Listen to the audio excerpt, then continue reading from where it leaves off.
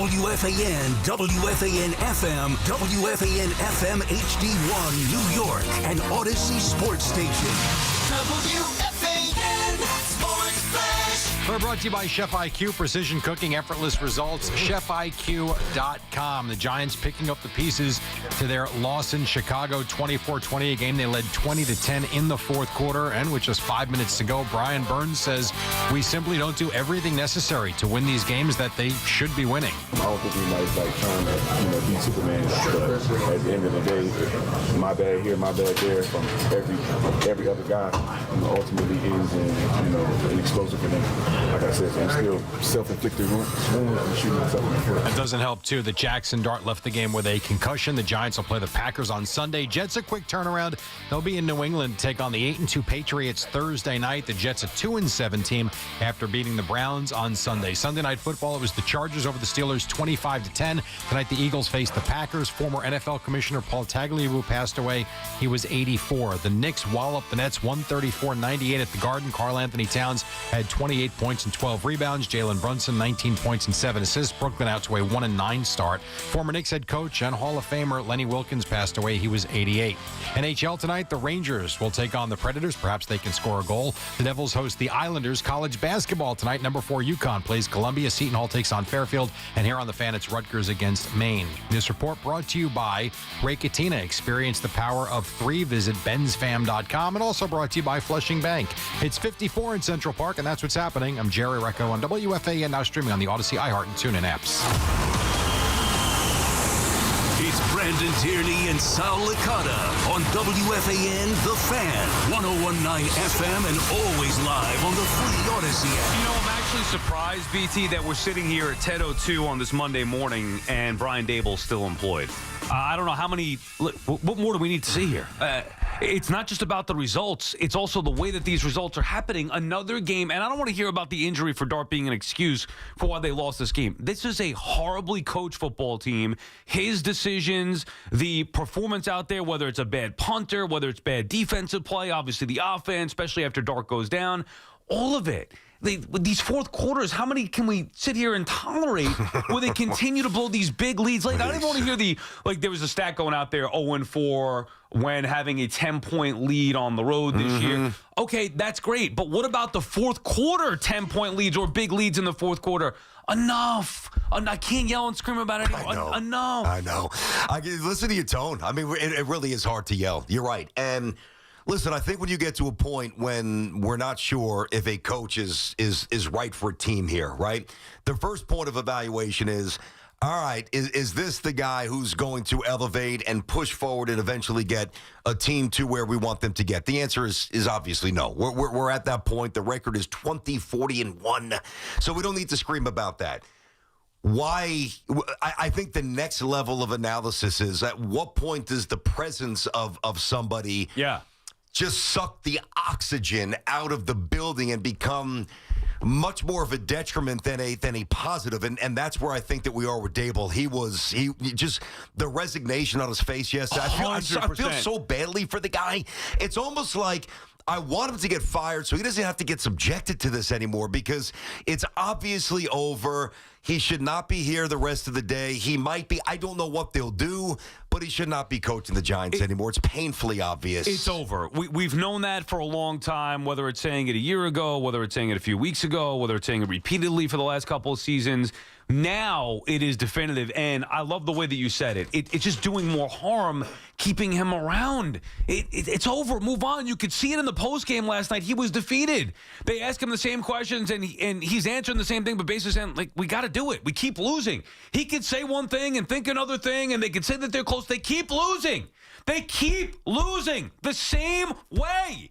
Those leads, and I know the NFL has changed. It's a totally different game now where these things happen all the time. It should not happen with the same team repeatedly. There's 4 games now that they have no excuse losing those games. I mean, I said this weeks ago, 2-6 can't turn into 2-7, which could quickly turn into 2-8. And now you're looking at the difficult part of the schedule. I'm like, why? Why are we keeping them around? It's over. Move on for the betterment of your franchise. Today, they should announce Daboll and Shane Bowen are fired, and that at least will start the fumigation process and make people feel better about the Giants. Yeah, there's a lot of football to go, which means there's a lot of press conferences and there's a lot of practices and there's a lot of film sessions. So, you've got to try to salvage whatever you can salvage here for the younger players and whatever core is going to be around for this team for a long time. I mean, the fourth quarter implosions, it's comical at this point. I mean, there's so many things that have gone wrong, but I got to tell you, we look at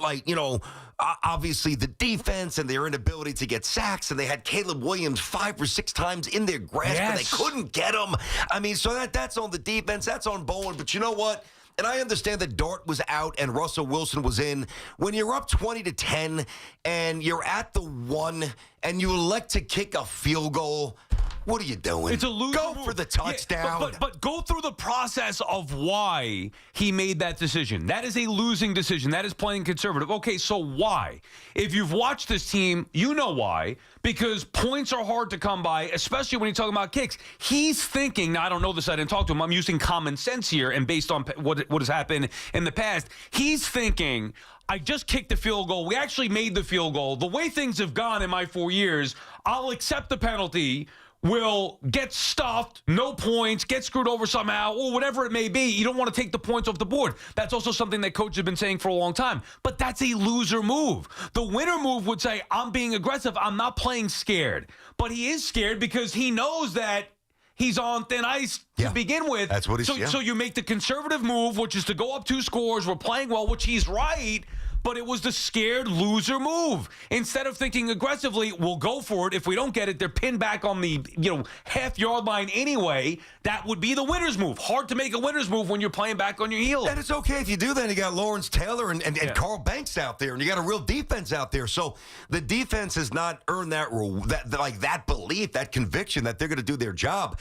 So that was just that was incredibly passive, in my opinion. And then you got a shanked punt. I mean, it's just ridiculous, dude. You watch these games. So, obviously, I'm at the Jets game. We'll do a little Jets later, right? So, I'm watching, and I know what's happening because you're getting some Giant highlights in the stadium. I'm looking on my phone. So, I knew what happened. And then the Jets game, I left about with 5 minutes to go in the fourth quarter of the Jet game, got in the car. I knew the Jets was a wrap. I put the Giants on the fan. I wanted to hear the end of that game.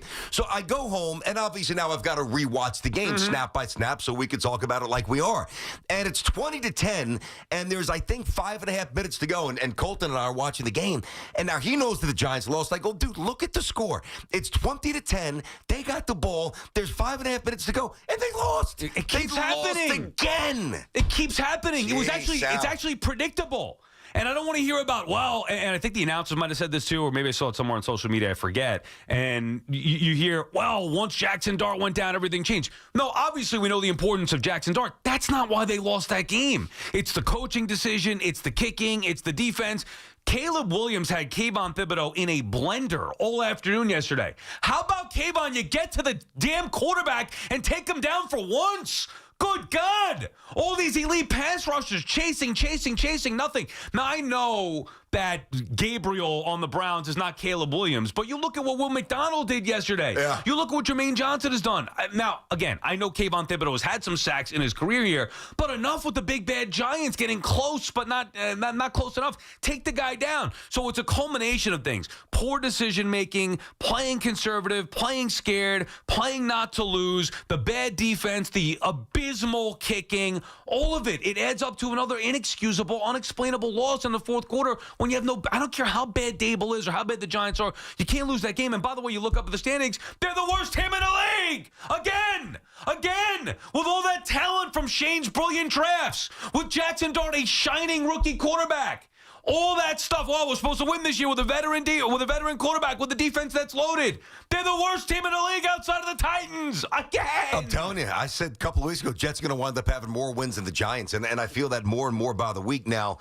I mean, you want to just look at this checklist of ineptitude. Obviously, we just referenced you're up 20-10 here from the 1. You kick a field goal, losing mentality for a losing franchise. Then you're up 20-10 with 6 minutes left, 3 and out. Then the defense. The penalties, by the way. Oh yeah, Ray McLeod with a stupid penalty. Giants going backwards. How many consecutive penalties? Then the defense gives up a touchdown. It's 2017. Then they shank a punt. Then the defense gives up another touchdown during this period. We already talked about this. turnovers, 4, 5, 6 potential sacks. Caleb Williams running wild. Listen, guys, it is a losing franchise. They have forgotten how to win. Their head coach is now playing afraid to try to go for it. And it's over. I feel badly saying it, but at this point, I just want Brian Daboll to get the heck out of here so we can walk out of here with a shred of dignity. It's just a speck of self-pride. It's the first step in cleaning up this mess. Yes, exactly. I know. No, we were talking about, I didn't think that they would do anything in season. I didn't think that we'd get to the point where they needed to do something in season. They have to. And if the reports about reacting to the Denver loss, which was, I still can't believe that they lost that game, true, about almost being fired when they got off the plane and cooler heads prevailed, okay, fair enough. Well, you're now weeks later. You're 4 weeks removed from that. And they got pounded by the Eagles. They played an awful game last week at home against the Niners. And now on the road in Chicago, they blow another game the way that they blew the Dallas game and the Denver game. It's over. We can't keep doing this week in, week out. Just end it, please, for everybody's sake. Daboll knows it. That was probably the best thing that we were talking about coming out of it. You could see it on his face in the post game. And it's coming through. He knows it's over, so what are we waiting for? Well, that's why I'm so disappointed. If you know that it's over, then that's why you got to try to stick it in from 1 yard out. Yeah, if you're going down, you got to go down swinging. So it is what it is. It's not fun. It's the reality of the situation. While you and I just said what we said, I would imagine just about every single Giant fan is with us. It doesn't matter. I mean, do they fire him today? Do you think that they do? Well, I don't. That is I don't. See, now, and we talked about this big picture last week with Shane and Daboll. I'm not sure. I don't have confidence that they're going to do the right thing. And as the minutes go by and Daboll is still employed, I don't think Daboll is going to survive, obviously. When that is, who the hell knows? But the right thing to do would be to do it today. It's not like giving us a pound of flesh. It's the right thing to do for the franchise, for the football team. It's got to change. The players are tired of answering the same damn questions. The head coach is up there as a lame duck. We all know what's going on. We could then forward it to, okay, now Shane's got to go at the end of the year or whatever. Who's taking over? Jaxson Dart. We'll get more into Jaxson Dart as we come up. But right now, for the betterment of the franchise, BT, the decision needs to be made. They have to let Daboll and Bowen go now. And that would be the right move. No, I don't have faith because I thought it would have happened already. So did I. We'll get these calls here, obviously. Giant fans, we're going to give you a chance to go to get into this here, obviously. But, I mean, there's a lot of teams that lose. There's not a lot of franchises that feel unhealthy to this extent and toxic now to this extent. It's time. I mean, it's time. BT and Sal on the Fan. Our friends at Town Fair Tire remind you that at Town Fair Tire, you always get the guaranteed lowest price on name brand tires from Connecticut to Maine.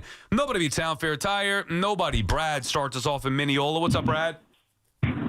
Gentlemen, do you understand that those 3 games, if you put them all together, the odds of us losing those games were 1 in 60,000? I saw that number. I did not. That's insane. I did.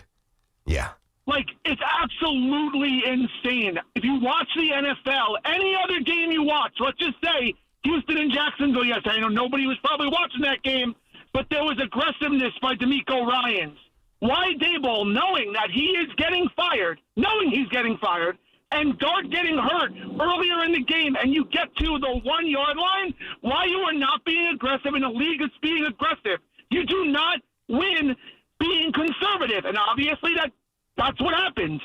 They lose 3 games they were supposed to win. By all rights, the Giants should be 5-4 right now, and you should be talking about them going to the playoffs because they do have talent. And it does suck that Jaxson Dart got hurt, and that was a horrible hit that he got hurt on. But here we are, same garbage again and again and again. Mara, get off your butt and fire Daboll.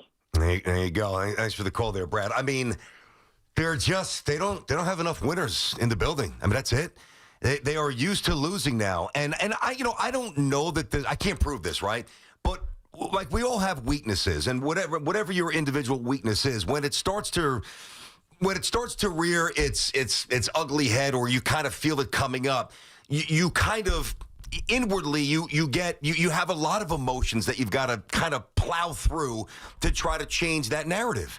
So I say that because when this team gets to the fourth quarter, they're not thinking about finishing the job. They're thinking about not collapsing. Right, how are we not going to blow this one? Yes. And that's why after the Denver one, you could understand where that to me was where I drew my line saying, I've seen enough. Not that I would have fired him right there, but deciding that they keep losing the same way, specifically that Cowboys game to the Denver game. And maybe Daboll's biggest mistake is being conservative. Me, being an old school football fan, I understand that thought process. However, you have to evolve with the way the league is now. And conservative just doesn't cut it anymore. That is, like, there's conservative and there's just flat out stupid. And that decision to forego accepting the penalty there and not pin them back. Like, what's the worst that could happen? The worst that could happen is the Bears are taking over on their 1 yard line. Mm-hmm. You still have a lead and they have to go the whole way. So you're thinking, well, no, we go up 2 scores, maybe trying to do some math. And that goes along with how they coach the end of the Cowboys game, how they coach the end of the Broncos game. And it's all added up to losses. By the way, if you factor in, I mean, you want to throw in the Saints, we've done this. It's now 4 games. But even if they go 3 of those 4 games that they win, it's a totally different story at 5-5, and I think that's where they probably should be. Not great, but not one of the worst teams in the league. 5-5, you're still in play. You can't be coughing up wins like this. Yeah, no, there's no way. Now, listen, the one thing, and I know nobody wants to really hear this, but this is what I find very interesting in the evaluation of Brian Daboll. Like, there are a lot of times when you're a bad team, and based on their record, not just this year, last couple of years, Giants obviously a bad team, right? But generally, bad teams come out, and they aren't ready to play. Like, you look up, they're down 13-3, couple of turnovers, short 3 and outs, and they're just, they don't present to their fans that they've got a chance to win. The Giants are the exact opposite. And this is, and again, I'm not changing my tune. I would have moved on from Daboll a week or 2 ago. But the Giants, ironically, are ready to play. They're ready to play these games. So that tells me that at least leading up to during the practice week and the preparation for these games, that they haven't completely checked out, because that they had. And if they have checked out, you wouldn't implode in the fourth quarter. You would implode in the first half, and you'd get your bell rung and doors blown off for 4 full quarters, not 1. It's very strange, man. This is just a weird group. Dom is calling from New Rochelle. What's up, Dom? What's up, boys? Everybody needs to go. This has become a losing mentality organization. It's sad to say, because New York Giants pride and everything, but like you just said, I mean, they play well for 3 quarters, and then the defense folds and collapsed. There's not enough ferociousness on that front 7. I've been saying that. I got to say, though, on going up 2010, at the time, I thought it was the right move, because you get points there, and knowing the Giants, but at the end of the day, you can't be conservative there, and not Dom. Once again. Yeah, not in 2025 you can't. That worked in the 80s, especially when you had Lawrence and some of these great teams and Parcells. You got to get points when you can get them. Now, I understand if you're from the 4, that's a little, you could spit across the goal line. Hey, come on. I think the majority of coaches in today's NFL would have easily accepted the penalty and gone for it. It changes the game. I understand what Dom is saying, and I understand the thought process of taking the points there. However, it is a loser move, and it's made by a guy who's trying not to lose as opposed to trying to win, and it left them open for something like the Bears' comeback to happen. If they go for the jugular there, odds are you're winning that game. You're winning the game. There are 2 things that are in your favor. 1, you could score a touchdown. 2, if you don't score, you're still up a touchdown, and they're pinned. Yeah, and the wind's swirling 20 miles an hour. See, it's a flawed mindset, because if you want to say, and again, you've got to go back to what you guys were thinking in real time, and I'm saying go for the touch. Like, it was a no-brainer. So there are certain situations, maybe, with the wins and with a 2-score lead, and in the fourth quarter, if your defense has earned that decision. If anything, you've got to work around what your defense has shown you now for the last couple of months, and you've got to be aggressive. I will say, to back Daboll in this case, and by the way, this is not just about that decision. It's about that they continue to blow games in ways that they shouldn't. In his defense, Russell Wilson's the quarterback, not Jaxson Dart. They don't have Scatterbo. They don't have Neighbors. They're up against it. So from an offensive standpoint, asking Russell Wilson to do something that, you're talking about a backup quarterback who struggled. Now, again, I still think the right play, even under those circumstances, would have been to go for it, because worst case, you pin them back. Who the hell knows what could happen? You get a turnover, a safety, whatever it may be. You get the ball back. Too much good can happen for you. The chance to get the touchdown and the chance that even if you don't, worst case is they're pinned back. So those, to me, just add up to you got to be more aggressive in that spot. However, when you start thinking it through and you start playing scared and worrying about it, you're thinking negatively. Well, what could go wrong? I already just kicked the field goal. Thank God we got that, because we've seen how we can't make a field goal when we need it. Also, what could go wrong? Probably not going to get it with Russell Wilson as the quarterback. We don't have any weapons. Can't run the football down there. I can see the negative thought process from Brian Daboll. There's no doubt. And that's why he shouldn't be coaching this team anymore. Once that starts to permeate his thought process, that starts to permeate the room, and they don't think that they can win because their coach indirectly is saying, I don't think enough of you guys, whether he's right or wrong based on the defensive implosions this entire year, and part of them is right, but they feel that. They're like, man, this guy didn't even believe in us to go for a touchdown here. So to me, scared money doesn't make money. There were 6 or 7 things that could go right. There was one thing that could go wrong. What do you think happened? And you could tell by the way he was quickly dismissing it on the sideline. I could feel his frustration. Be like, I don't even want to be tempted to think about it because we already got the 3 points on the board. Let's just go with a 10-point lead. Obviously, it did not work out. All right, when we come back, let's get into the Jaxson Dart aspect of things here. Daboll, the aggressiveness, Dart, his style of play. There's a lot there, obviously, with the significant injury that he suffered in yesterday's loss. BT and Sal on the Fan. It's the Nets and Raptors, 7:30 tomorrow night. The home of Brooklyn Nets basketball is The Fan, 101.9 FM, and always streaming on the Odyssey, TuneIn, and iHeartRadio app. The FanDuel Sportsbook app is your home for all your favorite NFL bets, from yards to touchdown to who will win. With FanDuel, any play can be the play of the game. Tonight, FanDuel's giving all customers a 30% profit boost token. That's right. You can get in on the action with a 30% profit boost token this Monday night. So make FanDuel your go-to app for any snap. Just visit FanDuel.com/GIO to bet on the game. That's FanDuel.com/GIO to get in on the action with a 30% profit boost token this Monday night. We just love the app around here. It's safe and secure. When you win, you get paid instantly. Play your game with FanDuel, an official sports betting partner of the NFL. FanDuel Sportsbook is also the official sportsbook of WFAN. 21 and over and physically present in New York. Opt-in required. Bonus issues, non-withdrawable profit boost tokens. Restrictions apply, including any token expiration and max wager amount. See terms at sportsbook.fanduel.com. For help with a gambling problem, call 877-8-HOPE-NY or text HOPE-NY 467-369. Experience the magic of the season during the Mercedes-Benz Holiday Love Celebration. Enjoy exclusive holiday offers at Mercedes-Benz of Edison, Mercedes-Benz of Union, and Ray Cattina of Freehold. 3 powerhouse locations, 1 legendary name, Ray Cattina. Discover the power of 3 at benzfam.com.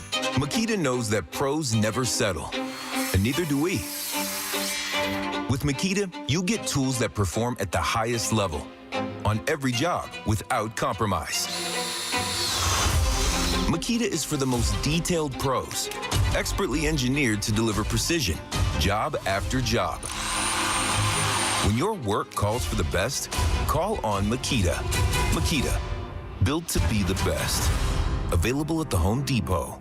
Hello, Crushers. It's your host, DJ Divine, telling you that Candy Crush music season is here. Tasty. Conquer levels to mix your own track and win sweet rewards. Divine.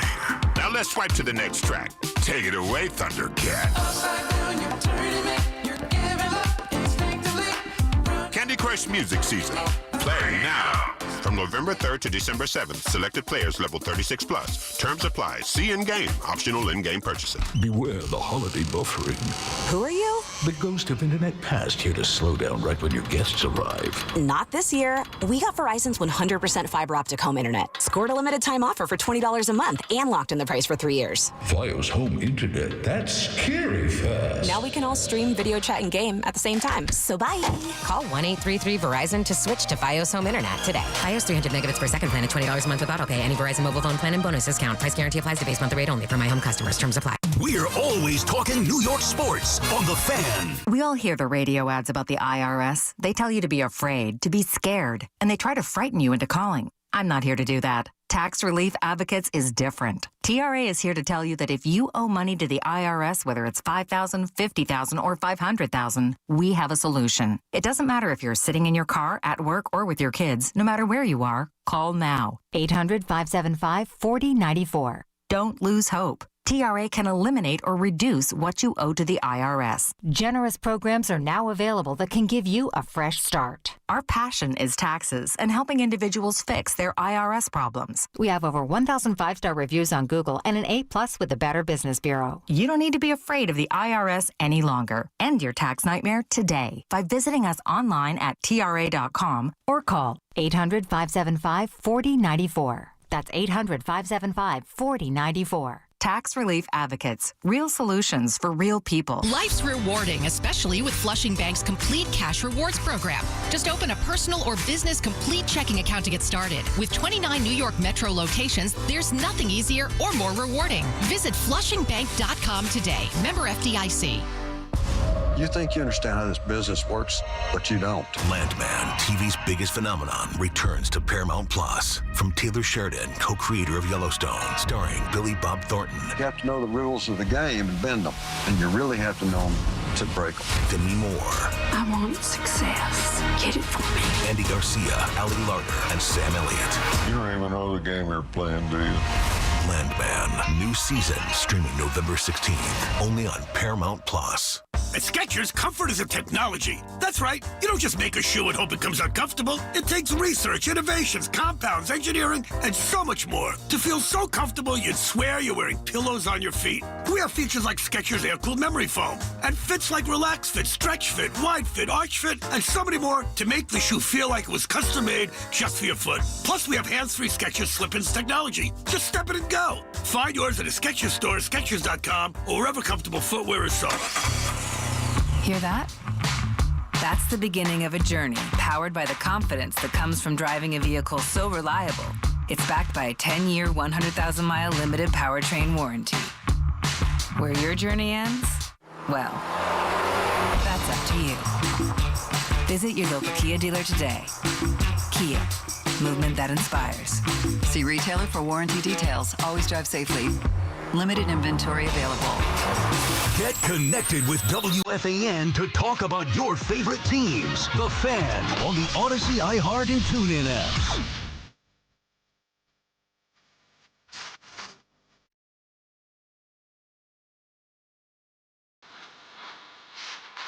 You think Daboll at this point is like, all right, just let's get it over with, please? No, I don't. I think he's... Now, I didn't project it yesterday at the press conference, but I think he's a fighter. I think he's a scrapper. I think when you get to this position, as a coach or that level, I think you've got such supreme faith in what you could do that you're probably immune to the reality of it. Even though a part of you knows it's probably over, I think he's waking up today, still fighting, still trying to, get out of this hellhole. I'm not so sure. I know that he knows it's over, and just knowing that you're a lame duck, that's just a weird situation to be in. Now, we don't need to dive too deep into this, and I do want to get to the Jaxson Dart thing, but we do have to say that Mr. Mara's health might be playing a factor in the timeline of these decisions here. So, because the first caller called up and says, Mr. Mara, get off your ass and fire. I'm like, let's just acknowledge that there is something significant going on with his health. We have to do the sports talk part of it. And from a sports talk perspective, if fans want the head coach fired, he deserves to be fired based off of their record. But I also don't want to be insensitive to the people who make those decisions and the current health of Mr. Mara. That's a big factor here. Well said. I mean, there's a lot of things that are complicated, and there's a lot of things that are that we aren't privy to, to the extent of whatever it might be. So yeah, I think that's the reality of making the situation more complex. And we all know what we would do, but it's not as maybe as black and white as some people would think. Okay, now for the Jaxson Dart aspect of it, this was as predictable as the Giants coughing up big fourth quarter leads, him eventually getting hurt. I'm not going to blame Brian Daboll on it. And the play that he actually got hurt on was not one where you're saying, well, it was just, Dart being foolish. I thought he was smart yesterday with the way that he was running the football. I don't know how Daboll didn't know which play he got hurt on. It was pretty obvious to me, and I went back and watched it multiple times. Oh, yeah. Because the timeline was weird. I was half paying attention to it in real time because I told you I was at that birthday party. Oh, here we go. So I see the fumble and I see the hit, but he's back in the game the next drive. And then all of a sudden they go to break to start the fourth quarter. Russell Wilson comes out or whatever the exact thing was. That's exactly what happened. And I'm like, well, wait a second. Yeah. What happened? Mm-hmm. And then when I went back and watched it over multiple times, then you could see clearly his head hits the ground. And you see he had the ball. When his head hit the ground, he lost control of the ball. So clearly that was the play that caused him to be concussed. No question. That is the biggest issue for certainly quarterbacks. But when you have the ball and you're getting hit by 2 or 3 guys and they've got your arms pinned, you can't stop the fall. And that's where a lot of the concussions happen, when that head hits the turf, especially a cold, unforgiving soil in Chicago. There's no doubt that's where it happened there. So there's 2 issues at play. Let's get to the style and the long term, and whether we blame Daboll for that. But just something else needs to be addressed a little bit more thoroughly here. How the hell was he back on the field? I know that you just referenced this here, but I'm not glossing over that. Well, whose fault is that? I mean, I know that there's the independent spotters, obviously. Now, they will see things that might not be very obvious to a coaching staff who are immersed in the game. I mean, you're not staring at every player. Is he woozy? Is he wobbly? Is he stumbling? You're doing your job. So that's why they've got the independent spotters, which I respect, and that's a good concussion protocol checkpoint. But that wasn't the case yesterday. He was down on the ground. He got up very slowly, clearly dazed. No question. 100%. You knew he had a concussion. And at the very least, to what extent, but you knew that his bell was rung and his head was spinning. So, turnover, Giants get a stop. Giants come back out for offense, and it's Russell Wilson. I don't know what happened in those 8-9 minutes of real time, but whatever it was, it's not good enough. I don't know what happened there. And watching back, knowing the result, as we both did, I'm looking to see if there were signs that Dart was obviously having an issue. When he came back in, you mean? When he threw a pass, and it was pretty good. He completed the pass, so I'm like, all right. Yeah, me too. And maybe that's what they were thinking. But then Daboll's explanation afterward didn't add up. It didn't add up. And I guess they said on the, where did I see it? That when they started to talk to him, I think maybe somebody realized that, and again, I don't want to color outside the boundaries here because we don't know a ton, but the way it was presented to an extent was they just didn't think he was fit to play anymore. Well, I'm sorry, but you've got to make that determination a little bit better, a little bit earlier. I mean, if you see the danger with concussions, right? Not everybody knows this, but the problem is, like, when you get one, I don't want to say that it's okay. It's the brain, and the brain, it's irreversible. It's like you rip up your knee. But when you get a second concussion before the first concussion heals, that's where the problems amplify. So I'm not even, necessarily pointing a finger at the Giants doctor or at Daboll or at the NFL spotter. What I am saying, really, I'm asking, I don't know how this young man was allowed back in the game. It was very clear as his head smashed against the turf. Well, that's my thing. With all the replay, how many times and how many ways they could see it, you're telling me that the spotter or nobody can see that when his head hit the ground, he blacked out and lost the football because of it? Yeah, he was very... You could see his... That's why he fumbled it. He recovered the ball. It popped up. He grabs it. He has it. He goes down to the ground. His head smashes into the turf. Yeah. He no longer possesses the football. And wasn't even trying. You could just see he was kind of laying there lifeless, for lack of a better term, at least for that moment. Yeah. Then was allowed to go back out there after that, which doesn't make any sense. Apparently, none of the guys in the locker room or in the huddle picked up on it either initially, so it's probably Dart who's in extreme pain, just like, no, I'm good, or maybe not even 100% there to even say any issue. We've heard of guys playing. Troy Aikman says he played an entire game with concussion. They said he didn't remember one. Okay. Didn't remember that game. So to me, this is on the spotter for not being like, you know what, he took a vicious hit there. It looked like he kind of, his arms he just everything gave out when he got off the football. Little limp, Yeah, little lifeless. Maybe let's check in, and then obviously they did whenever they got him out of the game. So that is a whole separate issue. It is from his style of play, but that can't happen in today's NFL. That's what I'm saying. Yeah, inexcusable. No, it really is. And it's not like it was the next play where it was like a no huddle offense, and he just jumped back in the huddle and he spat out a play, and they ran there was enough of a window to circle back. So somebody messed something up seriously, and eventually we need to know who and why. That's number one. Number two, this notion that the Giant, whether it's Daboll, the next coach, Dart himself, is going to reel in the way he plays is some of the dumbest stuff that I've ever heard. The reason why Jaxson Dart is a stud is because of his duality as a player, his quick twitch, his fast, A to B speed, and all the other things that he brings to the table. If you try to keep this buck in the stable, guess what? You got an average. You don't have Jaxson Dart, that's for sure. So I know it's part of the conversation, and it comes up all the time. These designed runs, he's got more designed runs than anybody in the NFL. They said that a few times on the broadcast, and I get it. I could see why people would react to that. Who did you think you were getting? Dan Marino out of Pitt, who had a rocket but couldn't move an inch? This is how Jaxson Dart's always played. But it's not sustainable. You can't rely on any quarterback in the NFL to run that much. Well, Lamar Jackson does. He's not Lamar Jackson, and Lamar Jackson throws the football a lot more now. Also, what I would say is the greatest gift a quarterback possesses is his ability to make plays with his legs on broken down pass plays. I've said that for years after watching Michael Vick every single play that he made in the NFL when he first started out. The broken down pass plays on third down are the biggest key. In today's NFL, there are a lot more design runs. Clearly, the Giants use the RPO. That is a recipe for disaster. You can't rely upon it. So why are they relying on it so much? A, because it works. B, because they really don't have anything else. Mm-hmm. So they're going to the well way too much on it. I understand what you're saying. This is his skill set, and you're not going to just turn him into a pocket passer who's not going to run the football at all. It's got to be curtailed in a significant way because he just can't play like that. He's going to get himself hurt. Look at, say, Schlittler or McClain, right? Like when those young players came up, it would have been unacceptably reckless and cavalier to have one of them throw 114 pitches in his first start. You had to get some checkpoints, okay? That's the baseball. That's like the baseball protective bubble for a young pitcher, right? For a young quarterback in the NFL, man, I just don't know what the checkpoint is. What you lose, 2 chapters of the playbook? I mean, I got to let him play the way he plays.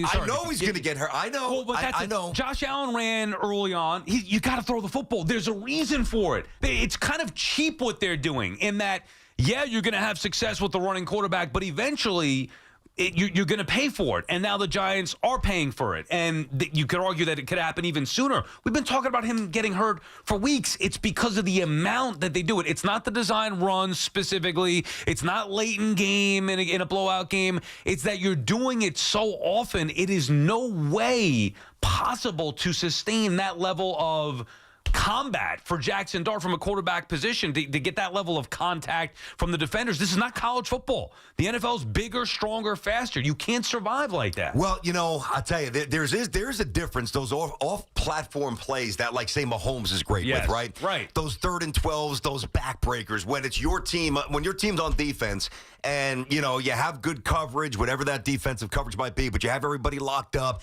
and you're like, we got a sack here. And then some, Mahomes or Allen or whomever scoots out of the pocket and he races 15 yards and tiptoes out of bounds, doesn't get hit. First down, chains move. It is so mentally, it's really one of the worst feelings as a football fan because you did everything right and then guy runs for 15 yards.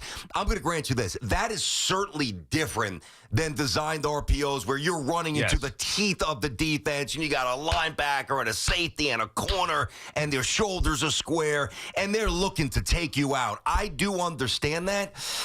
But it's also what he does best. And if they didn't want that kind of quarterback, they shouldn't have drafted him. But we don't even know if that's what he does best because we haven't seen him throw the football enough. Now, there are reasons for that. Without Malik Neighbors, without Cam Scatterbo, you're seeing it a lot more. A running quarterback, the RPO is kind of cheap for a crappy team. Well, we can't do anything else, and this is working, so let's do that. For me, a good running quarterback should be used as a bonus, not abused. And this is being abused. Going to the well with Jaxson Dart way too often. It's abusing him. It's a part of his skill set for sure. Just like Mahomes that you mentioned or Josh Allen, when they need to, they could break the back of a defense. Third down specifically, the RPOs, the way that the Giants have used it, and I'm not blaming Daboll, I'm just saying it's circumstance. It's abuse. It is not sustainable. That is a fact. You can keep doing it. You might be able to have some success with it. It is not sustainable. He's so good, too. He threw one. Was it Theo Johnson? If you were there, maybe you remember if I have the play wrong. No, it may have been Bellinger, actually. There was a throw in the end zone where Bellinger dropped it? Yes. Yeah. I mean, it was kind of stripped away. Yep. Good play by the Chicago Bears, obviously. But that ball was so perfectly placed, and Olsen was talking about how you want to throw it when the defender's helmet is kind of turned around. And, I mean, you're talking about such a tiny, teeny, weeny window with snow and 20-mile-per-hour gusts, and he's on the run, and he threw it through a keyhole. Like, the crazy thing about all this is that if they build up the roster around him and they keep him healthy, Jaxson Dart's going to be one of the best in my opinion, one of the best 6'7" quarterbacks in the NFL. It might not happen next year, but you give this kid some seasoning, a little more functional weight so he can absorb some hits, a lot more around him. I mean, he can throw, he can run, he's got moxie. The entire locker room loves him. He's afraid of nothing. Like, this kid is the real deal. And I get it. You and I see it a little differently with the RPOs, but I will admit this. The fragility of his long-term NFL existence, it's hanging by a thread. Every time he leaves the pocket, he's getting popped. Sports Talk on WFAN is presented by Paramount Plus. Can't count on much, but you can always count on Sundays with the NFL on CBS and Paramount Plus. Watch your local NFL game live every Sunday all season long. Visit ParamountPlus.com/NFL to get started today. All right, back to these phones here. 888-808-1019. Big Teen Sound on a football Monday. Hey, operating engineers, local 825 are the men and women who make our region move, whether it's roads or bridges or our favorite team stadium. They build and maintain the critical transportation, water, and energy infrastructure that we all rely on. So that's why their advocacy organization, which is called ELEC, the Engineers Labor Employer Cooperative, fight for those priorities every day.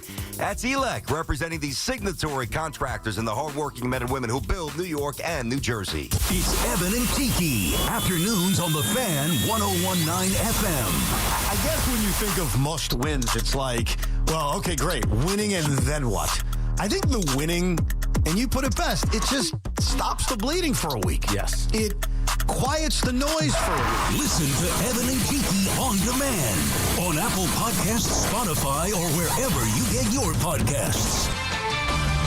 This is Boomer Esiason with an Odyssey Sports Minute. So the Eagles visit the Packers, whoever they are, tonight with Jordan Love under enormous pressure to atone for last week's shocking loss to the Panthers. The Eagles are coming off of a bye with kind of a new-look defense. GM Howie Roseman acquired cornerbacks Michael Carter and Jair Alexander, along with pass rusher Jalen Phillips. So I do like Philly in this game in a mild upset 27-23. I'm Boomer Esiason. Not available in all states. Must qualify for enrollment. Results may vary. Do you owe $10,000 or more in credit card debt? With credit card debt at all-time highs, Debt Relief Advocates is urgently notifying consumers of debt relief now being made available, designed to aid consumers with out-of-control credit card debt. Those who qualify and enroll for this relief program may only have to pay back a mere fraction of what they owe. This is not bankruptcy or a debt consolidation loan. This is a relief program that credit card companies would rather you not know about, as it could end your debt nightmare and save you lots of money. Consumers owing at least $10,000 in credit card debt can now take advantage of this debt relief as the cost of living skyrockets. For free information and to learn what debt reduction you may qualify for, simply go online and visit DRA.com or call 800-474-1811. 800-474-1811. That's 800-474-1811. Tune in to the BT and Sal Show weekdays from 10 to 2 on The Fan, presented by your Tri-State Cadillac dealers. Cadillac is the official luxury vehicle of the New York Mets. If you're 55 or older and into that whole saving money thing, T-Mobile has an exclusive phone and internet bundle just for you. Right now, get 2 unlimited phone lines plus 5G home internet for just $30 each per month with autopay, plus taxes and fees. And with 5G home internet, setup is easy with just one cord and no technician needed, which is great if you're also into that whole keeping it simple thing. Switch now and experience the best mobile network in the U.S. Visit your local store to start saving. T-Mobile, it's better over here. Based on analysis by Ookla of Speed Test Intelligence data Q4 2024 to Q1 2025. Ookla trademarks used under license. Unlimited on our network. Customers on voice plan may notice speeds lower than other customers and further reduction if using more than 50 gigs a month due to data prioritization. Video streams and SD on this plan. Home internet pricing after $20 a monthly bill credit plus $5 per line without autopay. Debit or bank account required. See 5G device coverage and access details at T-Mobile.com. I'm Colonel Callahan of the New Jersey State Police. If you're caught driving impaired, you'll face hefty fines, a suspended license, and maybe even jail time. Worse yet, you might cause a crash that could devastate someone's life. Be responsible. Don't drive impaired. We are all counting on you. Some people just know you can save money on car insurance by checking Allstate first. Like you know to check if they're going for it on 4th down before going to the concession stand. Yeah, give me 3 hot dogs, 2 jumbo Touchdown, baby! What? Hey, buddy, you want cheese with those? Yeah, checking first is smart. No. So check Allstate first and see what you could save. You're in good hands with Allstate. Potential savings vary, including based on how you buy, subject to terms, conditions, and availability. Allstate North American Insurance Company and affiliates, Northbrook, Illinois. Hey, it's Brian Daboll here. At the Home Depot, Makita tools are built for the pros who show up early, who don't do shortcuts, only precise cuts, who know the job's only done when it's done right. With tools built to last, job after job, year after year, performance that pays off. When the job calls for the best, call on Makita. Built to be the best. Available at the Home Depot. How pros get more done. New Jersey might be small, but there's a lot of wow packed into this little state. Cork-popping wows, time-to-dine wows, Pine Barren wows. Find your wow at visitnj.org. New Jersey, little state, lot of wow. Hey, football fans, picture this. You bet on your favorite player to score the first touchdown in the game, but his teammate scores instead. If this happens, BetMGM wants to give you another chance at the end zone. With BetMGM's second chance promotion, you'll get your stake back if your first touchdown scorer scores second instead. That's right. Bet on any pro football player to score the first touchdown of the game. If you're right, you win. If your player scores second, you get your stake back in cash. With BetMGM's second chance offer, you have a chance to keep the fun going after the first player crosses the goal line. BetMGM and GameSense remind you to play responsibly. See BetMGM.com for terms. 21 plus years of age or older to wager and physically present in New York and New Jersey only. Existing customer offer. Subject to eligibility requirements. Rewards paid back in unrestricted withdrawable funds. Gambling problem? For New York, call 877-8-HOPE-NY or text HOPE-NY. For New Jersey, call 1-800-GAMBLER. Get the scuttlebutt on your favorite team, the Fan, on the Odyssey, iHeart, and TuneIn apps. When I'm with you, baby, are you out of my head? Some calls in here at BT, 888-808-1019. Obviously talking some Giants, Big Blue after another big blown fourth quarter lead.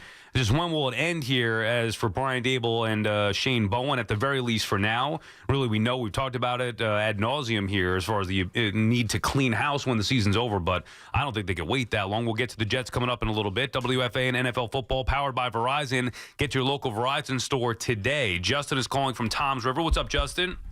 Hey, guys. Thank you, as always, for taking my phone call. You know, I agree with both you guys. You know, BT, you're right. You don't want to handcuff him because he's special at what he does. But at the same time, it's on the player. You know, Jaxson Dart's got to be smart. You know, on first and second down, if you're not going to get the first down, you got to protect yourself. You know, he's only like 6'2" and a little over 200 pounds. He's not Cam Newton. He's not Trevor Lawrence, one of these bigger guys. And he's not doing his team any service by him getting himself hurt. Yeah. So he's got to be smart, and he's got to protect himself. He's got to get out of bounds. He's got to get down, and he's got to learn how to protect himself when he's going down to the ground. Yeah, but just hold on, Just 1 sec, buddy. I think that there were other examples this year where I think what you're saying applies more than yesterday.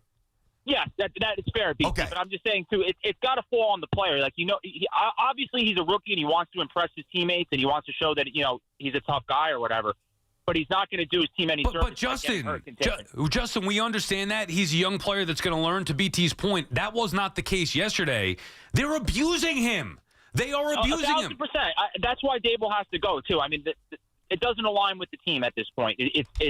By what they're doing is not in the long-term best interest of the team at this point. 1,000%. I don't know, and thank you for the call, Justin. think this is a situation where Daboll's abusing Dart because he's just doing whatever he can to save his ass. I don't think that's the case.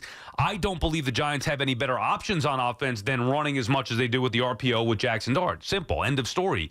The issue is that is not sustainable. That, to me, is a separate thing from why they need to fire Brian Daboll. I would move on from Daboll because of the results over the course of 4 years, because of the decision-making, all those different things. That, to me, is separate from the way that he has handled Jaxson Dart. I would probably agree with that. I think that was a fear of mine coming into the season. I'm like, well, if this is the last bullet that you get to fire, do you ride this young man into the ground trying to save your own behind?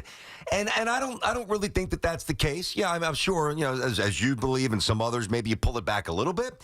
And Jaxson Dart's got to take ownership of kind of augmenting how he plays a little bit there. But I don't think it's been like reckless, like week after week after week, where I'm like, wow, Daboll is basically sacrificing the future of the Giants just to save his own behind. I mean, maybe others see it differently. I don't really know, but they are without a lot of weapons, and the problem is now they're without a lot of direction. And this is what I'm saying. There comes a point where the message is no longer received, and it's no longer believable. And that was a beaten up man yesterday at the podium. And I think for the overall health of the franchise, you have to move on. We would do it today. We'll see if they do. It doesn't even matter who you put in charge. It's over. And they have to know that. Let's prepare ourselves for this doozy. Abe is calling from Rockland. Abe? Hey, guys. What's doing today? Hey. What's happening, buddy? So I just want to clarify, I think, what's going on over here with the Giants, and hear me out and tell me if this has ever happened. I think that it's pretty clear that Daboll has skills in developing a quarterback. We know what he did with Josh Allen. We could see what he's doing with Dart. As a head coach, he doesn't have the talent. It's a certain separate skill to be a head coach.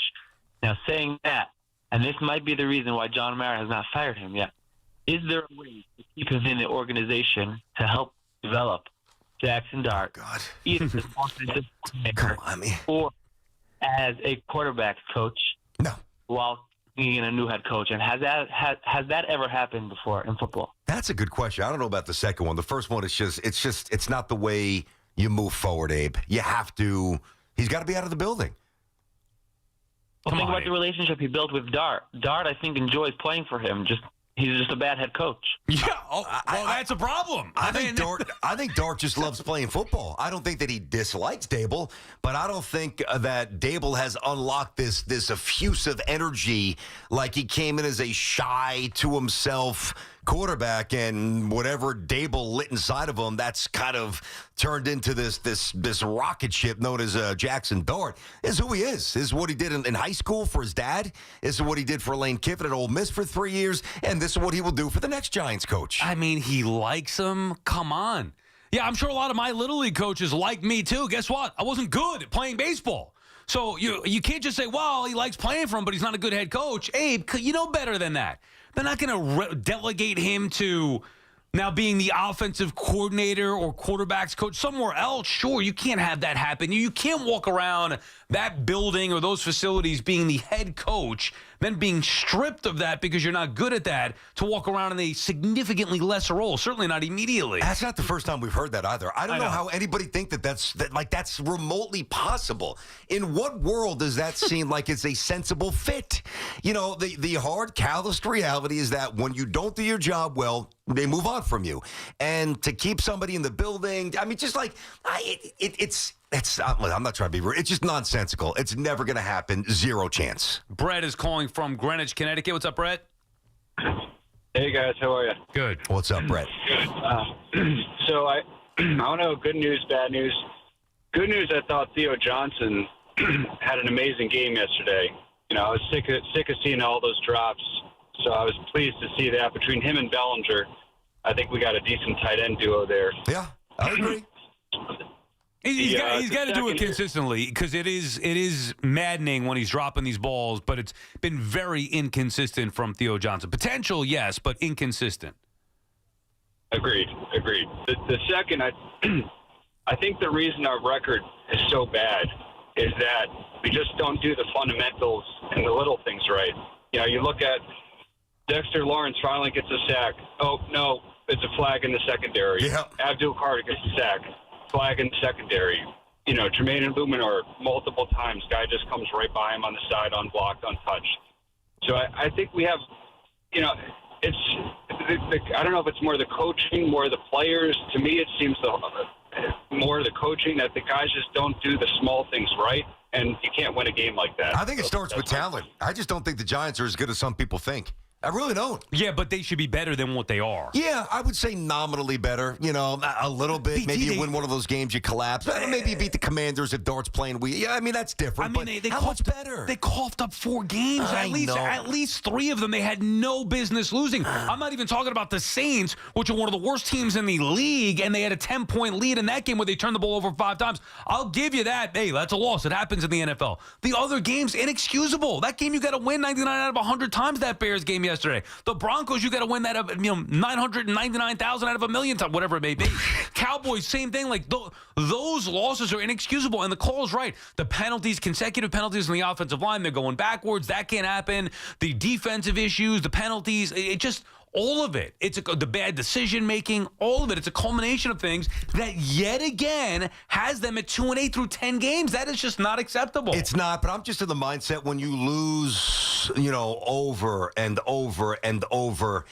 Even though they have some players that do have reputations and, making big bucks and supposed to be doing more on defense for sure. But I just think that you lose because there's so many deficiencies. There really are. Like, whether it's penalties or whether it's drops or whether it's fumbles or whether it's kicking, whether it's a punt now or a kick or whatever it might be. The defense have given up massive leads. I think the thing that's very frustrating, though, like if I told you coming into the year, hey, Giant fans, by the way, we're going to be here just about middle of November. Commander's going to be 3-7. Yeah, I know. You feel pretty good about yourself, right? Oh, yeah. Hey, guys, by the way, Dallas is going to be 3-5. Like, there was a window. Oh, yeah, the Niners, they've been besieged by injuries. Same with the Panthers are 5-5. They're in it, quote unquote. At least you would say, man, based on the circumstances that I just heard, the Giants should have a fairly meaningful season. Instead, they're picking top 3, top 4 again. I think you bring up a great point. It's why I was saying after the Chargers win or even the Eagles win, after they won those 2 out of 3 with Jaxson Dart taking over, you could look at it and make a legit case for the division. Now, the Eagles are a different story, but at the time, the Giants beat the Eagles once. Think about this. If the Giants would have won that Broncos game, played better against the Niners and Bears, and again, that's even with the Cowboys loss, with the Saints loss in there, but those are games that we expected them to compete and they should have won the Bronco game, should have won the Bear game, and they could have easily won the Niners game had they were playing the way that they played, prior. Now, again, I'm not just throwing wins. I know you could say, well, they could have lost this game and that game, but there was a path for, at the very least, they could have 4 wins, 2 more wins. That would have them in second place in the division, even if they were 4-6 right now. Yeah, I mean, if you even get to that 4-win threshold, now you're in the territory of the Vikings, who are 4-5, and the Panthers, as I said, 5-5. But still wouldn't have been good enough. But you see the point. It would have been good enough to be better than 2 of the teams in your division. Yeah, but now I hear you, just based on the sheer numbers, even though we're applying it loosely because they don't really deserve that. But I got you. When you cough up leads there, it's not ridiculous to say that they should have 1 or 2 more. But then I also kind of feel like, well, yeah, when they beat 2 good teams, which they did in the Eagles and the Chargers. Chargers, by the way, have now won 3 straight. Yep. They got 7 wins, so they're a little bit better than we thought maybe. But I think that's more like Giants got a little lucky. And I know that's almost unfair because when you win a game, you beat a good team, I don't like to just make the basis of that success about luck. That really is unfair. But when it's undone by so many myriad meltdowns, I almost have to look at it as nothing but luck, especially when it's year 3, 2-7, 2-7, 2-8. This is who they are. BT and Sal on the Fan. More your calls when we come back. The home of the NFL on Westwood One is WFAN. The Eagles fly into Titletown to take on the Packers. 8:15 tonight. Right down the middle and good. Monday Night Football is on the Fan, 101.9 FM, and always streaming on the iHeartRadio, TuneIn, and Odyssey app. We're counting down to Black Friday savings. It's the countdown to Black Friday at Nielsen Dodge. Hundreds of vehicles in stock with big savings off MSRP. Your countdown to the hottest deals is on now. Lease a new 2025 Jeep Grand Cherokee Limited 4x4, just $199 a month. Or lease a new 2025 Jeep Grand Cherokee L Altitude X 4x4, just $224 a month. We all know it's the biggest sale of the year, and Nielsen's going bigger than ever. You can count on 0 down payment, plus up to $1,500 overbook value for your trade, and the credit help you need. On Route 10 in East Hanover. Online at NielsenDodge.com. A proud member of the Nielsen Auto Group. The countdown is on. Don't miss out. At Nielsen, Friday's in the driver's seat. Black Friday sales event. With approval term 24 months to its signed Cherokee 5794, Cherokee L5819 at tax tag 498 dock and DMV fees. My man, Dr. Jay Shah, specializing in minimally invasive and non-surgical treatments for neck, back, and sciatica, migraines, and so much more, offers pain-relieving solutions. There are thousands of 5-star reviews who trust Samwell Pain for all their aches and pains. Visit SamwellPain.com. Bet365 is paying out before the final whistle. Check out Bet365's unrivaled.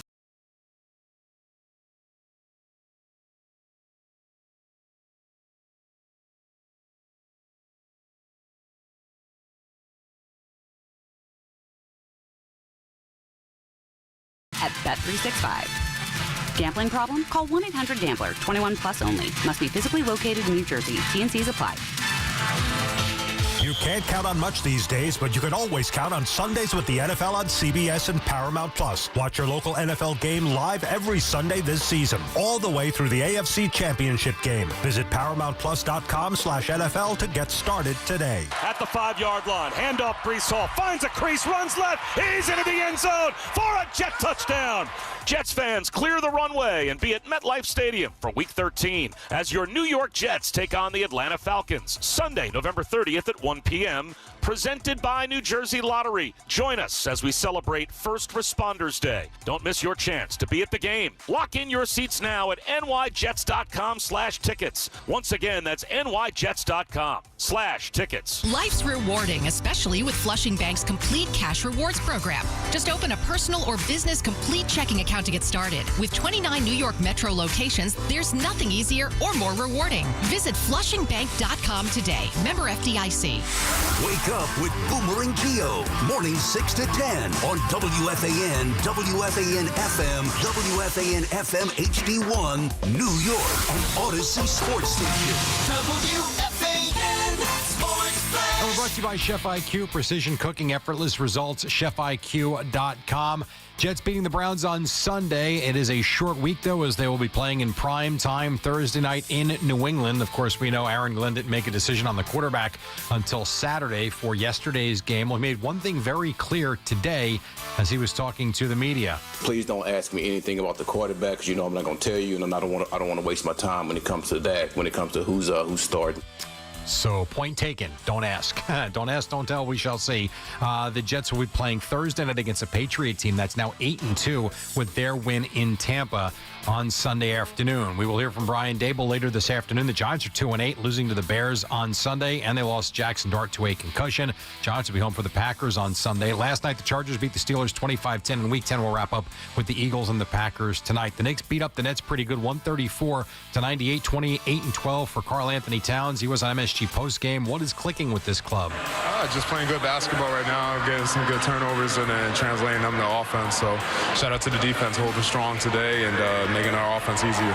OG Anunoby and Jalen Brunson at 19 apiece. NHL tonight, the Rangers take on the Predators. The Devils host the Islanders. College basketball, Rutgers takes on Maine. It's on the Fan at 6:30. Number 4 UConn plays Columbia, and Seton Hall takes on Fairfield. This report brought to you by the FanDuel Sportsbook at the Meadowlands Racetrack. Get all your parlays, money line, and prop wagers made at the Meadowlands Racetrack's FanDuel Sportsbook, the #1 sportsbook in North America. 21 plus to wager, and present New Jersey. Gambling problem, dial 1-800-GAMBLER. Also brought to you by Town Fair Tire. Nobody beats Town Fair Tire. Nobody. Current temperature brought to you by Flushing Bank. It's 52 in Central Park, and that's what's happening. I'm Jerry Recco on WFAN, now streaming our podcasts on Apple Podcasts, Spotify, or wherever you get your podcasts. Talk New York sports here. The Fan.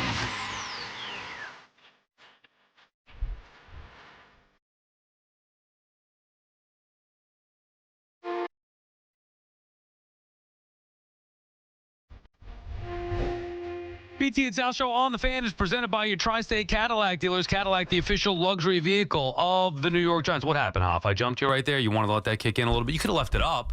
You guys, I see. No, we can't. Dove is very anal on how we do things, so it's fine. Well, I mean, we can't. I mean, do we got to do this on the anymore on radio? Generally, I could start talking. You could still keep it up a little bit, let it hit. No, because we don't have rights to play have a commercial read over that music. Oh my God!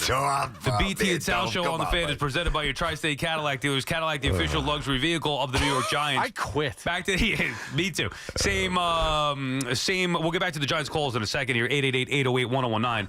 You know, the Jets get a win, BT. I know you were on hand to see it. They just do not, to me, it look like a competent, fun football team at all. And I don't think the way that they've won is sustainable the last couple of games. You got to start somewhere. I mean, you could play 100 games like they played yesterday and lose 99. You know, the kickoff return, the punt return, that obviously bails you out. The Cincinnati quarterback, Gabriel, is awful. I mean, his arm is it's wretchedly bad. So those lefties look weird throwing the football. They do. Tua throws like that heavy shot put. You know, even Boomer's throws are ugly. Nah, I'm just kidding. Boomer's actually like one of the lefties that actually looked like a real thrower of the ball. Right. Now, listen, of course, the Browns are a train wreck. The Bengals' defense is a train wreck before that when the Jets won 39-38. I understand where they are clearly, and the deeper discussion is the quarterback. But think about then they have to get one. Think about the week they just had. They just traded Gardner, who, by the way, got roasted on the 2-point conversion. He is so overrated. It's not even worth discussing. He got spun around like he was on skates. So he's gone. Quinnen's gone. But whether or not you wanted the Jets to do something like that or vehemently oppose what they did, either way, it was an incredibly, significant moment for the franchise based on what they got back, right? So you think about that. I think it would have been very easy for the guys on that team to say to themselves, oh, geez, they got rid of Gardner. Q's not here. We have one win. Where the hell are we going? Instead, what the Jets have pieced together, and I'm realistic, they'll probably get their doors blown off on Thursday. 10.5-point dogs against the Patriots up there. They're not going to win that game. But they beat the Bengals, so they get their first win. Then they go to the bye week, Sal, which means, based on how they played yesterday, they had a pretty week, a good week of buttoned-up practice, special teams, the attention to detail. I feel good about the Jets in the sense that at least they show me that they're playing for each other and they're playing for Glenn. Now, the quarterback's a different conversation. Well, I mean, the offense overall. The offense is it's awful. The offense stinks. They don't. It's unwatchable. Watching that game yesterday was actually torture for me. I couldn't wait till that game was over. That's how bad it was. Now, you want to get excited about the special team stuff? Sure. It's just not sustainable. The win against the Bengals, incredible. Also not sustainable. But the bigger picture thing here which is all I care about at this point. They shut up. Glenn needed to win a game. And then he needed to back that up and win another game. And now the idea of this team going winless or being a one-win team, the co-tight stuff, that's all gone. They're building something. It's year one. It's not about the results for me. It never was. But it would be hard to ignore the result if they were winless. I agree. Just had a win. Yeah. Maybe they find a way to win another game or two the rest of the way. I'm not so sure. Maybe they beat Miami. Maybe they don't. Who knows? Maybe they beat New Orleans. Maybe they don't. I don't see many wins on their schedule. I didn't think they would beat the Browns. I didn't think they'd beat the Bengals after when they played against the Panthers. So maybe this is it. It's awful football, but at least they're trying to build something here. And now they could do it without the losses mounting up to a point where media and everybody's saying one and done for Glenn. It's a rough watch. There's no doubt. I mean, Justin Fields would he throw 54 yards? I mean, it's absolutely ridiculous. But again, that's why when I push it forward to the bigger picture here, the evolution, the early steps of this team, I do see a team that's playing hard for the coach right now. Now, the other thing, too, and this is a small little thing. I don't even know if everybody picked up on it because it's fairly inconsequential to the big-ticket items here, but Quincy Williams was benched. Now, here's a guy who's playing really well for the Jets for the last couple of years, and he wasn't doing his job, and Aaron Glenn said, guess what? You're not starting anymore. And if you actually, and I'm trying to pick up on these little cues because I want to get a sense of what the team thinks about their coach and who's going to be here big picture, and I like the way Quincy handled it. He's like, all right, I don't like that, but I got to do this, and I got to get my job back, and that's how you create a culture. Like, if you're not doing your job, you're not playing. If we don't think that you're a big piece of the future and you're making a lot of money, we're trading you. So as I said, when these trades came down, the 2026 draft board, the 2027 draft board, and now any big trade that could come about in the NFL, the Jets will be centrally included in all of that, and that's a good starting point. One more thing, though, about the quarterback. Now, listen, I've danced this dance, and it's exhausting. I finally learned my lesson. Like, there's a thought that the only way the Jets will get that second Super Bowl trophy is that they go winless or they go 1-15 and they have the first overall pick and they draft the guy who's a 15-year Hall of Famer who throws, 437 touchdowns, and he's their version of Mahomes or Brady, Marino, whomever, right? Elway, right? And that I don't think that that's going to happen. I think that the way the Jets, because there's enough evidence around the NFL, whether it's Mahomes, whether it's maybe Jaxson Dart, some other, Lamar was barely drafted in round 1. Like, you don't have to be the first overall pick to be the guy. Now, I love Mendoza. You know that. I said that about 6-7 weeks ago. I really started watching him. I think Mendoza is absolutely the best college quarterback. But I'm not beholden anymore to a draft board or lose these games because everything we thought was going to happen never happens anymore. When they beat the Rams and we missed out on Trevor Lawrence, we were all pissed. I mean, I'm not saying I wouldn't take Trevor Lawrence, Thursday night against the Patriots because he's better than Justin Fields. But where is Trevor Lawrence taking you? He's taking you nowhere. That's why I've always been in that belief. That the losing to get a top pick doesn't guarantee anything. Also, when everybody else says, oh, this guy's the greatest, I'm not buying it. Same thing with Trevor Lawrence. I said it at the time. I'm not buying that he's the next Andrew Luck. And guess what? He wasn't the next Andrew Luck. You're right. There are many different ways to do it. But this is the infancy stages for the Jets to build this thing the right way. I'm not going to get caught up. Winning is better than losing. Playing football the way that they played. I thought defensively, that's the thing. Everybody wants to focus on the offense. Defensively, I thought they played well. Will McDonald doing what Will McDonald has done, Jermaine Johnson on the edge, that's encouraging. When you take, and there were some people out there who said this, oh, how are you going to replace Sauce Gardner? Oh, Sauce Gardner. Sauce Gardner sucks. Always was, always has been overrated. Maybe outside of his first year. He's overrated. How the Jets defense, now again, it's against the Browns. I'm not going to go nuts. They're 2-0 without Sauce. Correct.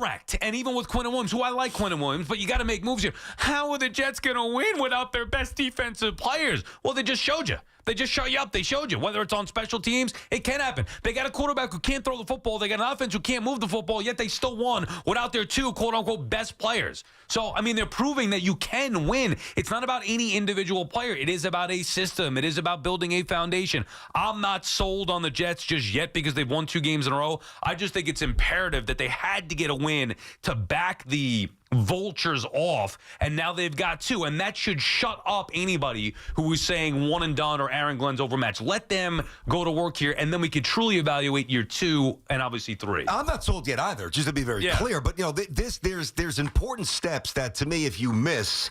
And if you don't get them early in somebody's tenure, like, first year, it doesn't have to be the first month. But if there's not signs in year 1, like, that really worries me. And think about the biggest shortcut to becoming a competitive team. Well, you cut down the penalties. They've done that. I mean, the Jets, we all know the last, I'm not saying that they have no penalties each week here, but, I mean, the last 6, 7, 8 years, they were like, top 3 in the NFL and penalties accrued. So that has kind of changed. And then another shortcut, special teams. Parcells was a big believer in this. Sean Payton, a big believer in this. John Harbaugh, a big believer in this. Aaron Glenn himself was a great special teams player for the New York Jets. So you get some penalty, you get the cut down of penalties, you get special team touchdowns and field position, good, better punter, and now you start making some defensive plays, 4 sacks for Will McDonald and the other stuff that you mentioned. Yeah. At least you can piece it together now. And now when Aaron, and this is really the biggest thing for them that you can't quite quantify, but boy, does it matter. It's not a stat. It's just the reality. When you look those 53 men in the eyes, right, and you're winless, no matter what you sound like, no matter what level of conviction you bring to the table, if they are not rewarded with a win, they become desensitized week by week by week by week if it doesn't work out. When you get 1, they feel good. When you get 1 and you have a bye week and you have a good week of practice and you get win number 2, they feel better. Just stacking bricks. The earliest stages, you're stacking bricks. BT and Sal on the fan. Let's get back to the calls here. BT, 888-808-1019. Jets and Giants on the board. Let's go to a Jets call here. Bill's on Long Island. What's up, Bill? Hey, guys. How you doing? Good. Quick points. Last week I called you and I talked about 4 points of indictment against Brian Daboll staying. And I lost the call because I got into a bad area. I didn't even hear your response. But one of the points I made was that Jaxson Dart's going to get hurt. And bing, Jaxson Dart get hurt. And they keep running him because he's trying to save his job. Could you picture Bill Parcells or Bill Cowher putting up with a quarterback not sliding and getting injured because he just keeps trying to But that's not why he got hurt. Two issues I have, Bill. Number 1, I thought you want to talk about Justin Fields. Number 2, that's not why he got hurt yesterday. Okay. But the thing is that he's running out there, right? And Daboll's got all these planned runs, and he keeps he's going to get hurt. And guys are hitting him like they Well, want he is hurt. No, big, strong guys. We know it. It's dangerous. It's what it is. What about Fields? Justin Fields, did you hear his after the game conference, his interview? No. He acted so calm, like, oh, I'm so glad the special teams stepped up. He wasn't pissed off about the fact that he only got 54 yards passing. He's a team guy. Wait. Yeah. So you're going to criticize him for being happy with a win? No. I'm talking about he seemed content that the special teams bailed his ass out. That's what it seemed like. I mean, that's an interesting interpretation. Thanks for the call there, Bill. Interesting. Justin Fields is not that good. I mean, Justin Fields, in all probability, will not be back next season. And if he is, he's not going to be the starter, at least not for much of the season. He is a limited thrower. He's an elite athlete. Jets don't have a lot of, especially when Garrett Wilson got hurt again with that knee, and that worries you. I mean, the Jets have a lot of work to do. But even if they had Keyshawn and Crabette, I still don't know that Justin Fields is going for 285 and 3 touchdowns. He's not that guy. But he's doing what they're asking him to do to try to win games. I agree. That's why I respect that. That's why he was brought in. Yeah. I'd much rather have him answer the way that he did yesterday than, no, you know what, we won, but I need to throw the ball for 300 yards. I mean, come on. Dude, I totally agree. Imagine your favorite baseball player going 3 for 4 with a 3-run bomb and a 2-run double, and your team, whether it's the Yanks or the Mets, and they lose, and he's out there feeling good and he's smiling. I got my hits, man. I don't know what happened to the rest of the team. I'm good. Well, I mean, that's the opposite of what Justin Fields projected. I think he only threw it 11 times. He had 54 yards, whatever the hell it was. And most of them came on that big play, obviously, by Brees. Yep, I think it was 40-something yards to Brees Hall there on the touchdown. So he really didn't do anything. And here he is. You know, he's projecting leadership and a calmness and a gratification that the team won the game. That's the kind of guy that you want in the locker room. What would you want the Jets? And that's why I was saying it was tough to watch yesterday. What do you want him to do? Throw the ball 35 times? No, it's open. They did what they needed to do to win the game. They scored a bunch of points. I just saw another hit there on replay watching. Jaxson Dart got hit in the face mask there. But was that when his helmet came off? Yeah. Anyway, they scored a bunch of points on special teams. They didn't have to throw the now. Obviously, they couldn't throw the football, but they didn't have to try and win. You take the wins any way you can get them if you're the Jets. They're building this thing out. There's not to rip on Justin Fields. What'd you think he was going to be? This is what he's been for the most part. He'll run a little bit. He'll throw. He's made some play. Look, week 1 he threw a bunch of times. Beautiful 46-yard touchdown. Remember that to Garrett? That's beautiful. Bengals game, he looked pretty good. Yep. So there are moments for Justin Fields. It's going to be dictated by what you need each week to win. They had the lead with special teams against the Browns, and they regained the lead. Brees Hall was good.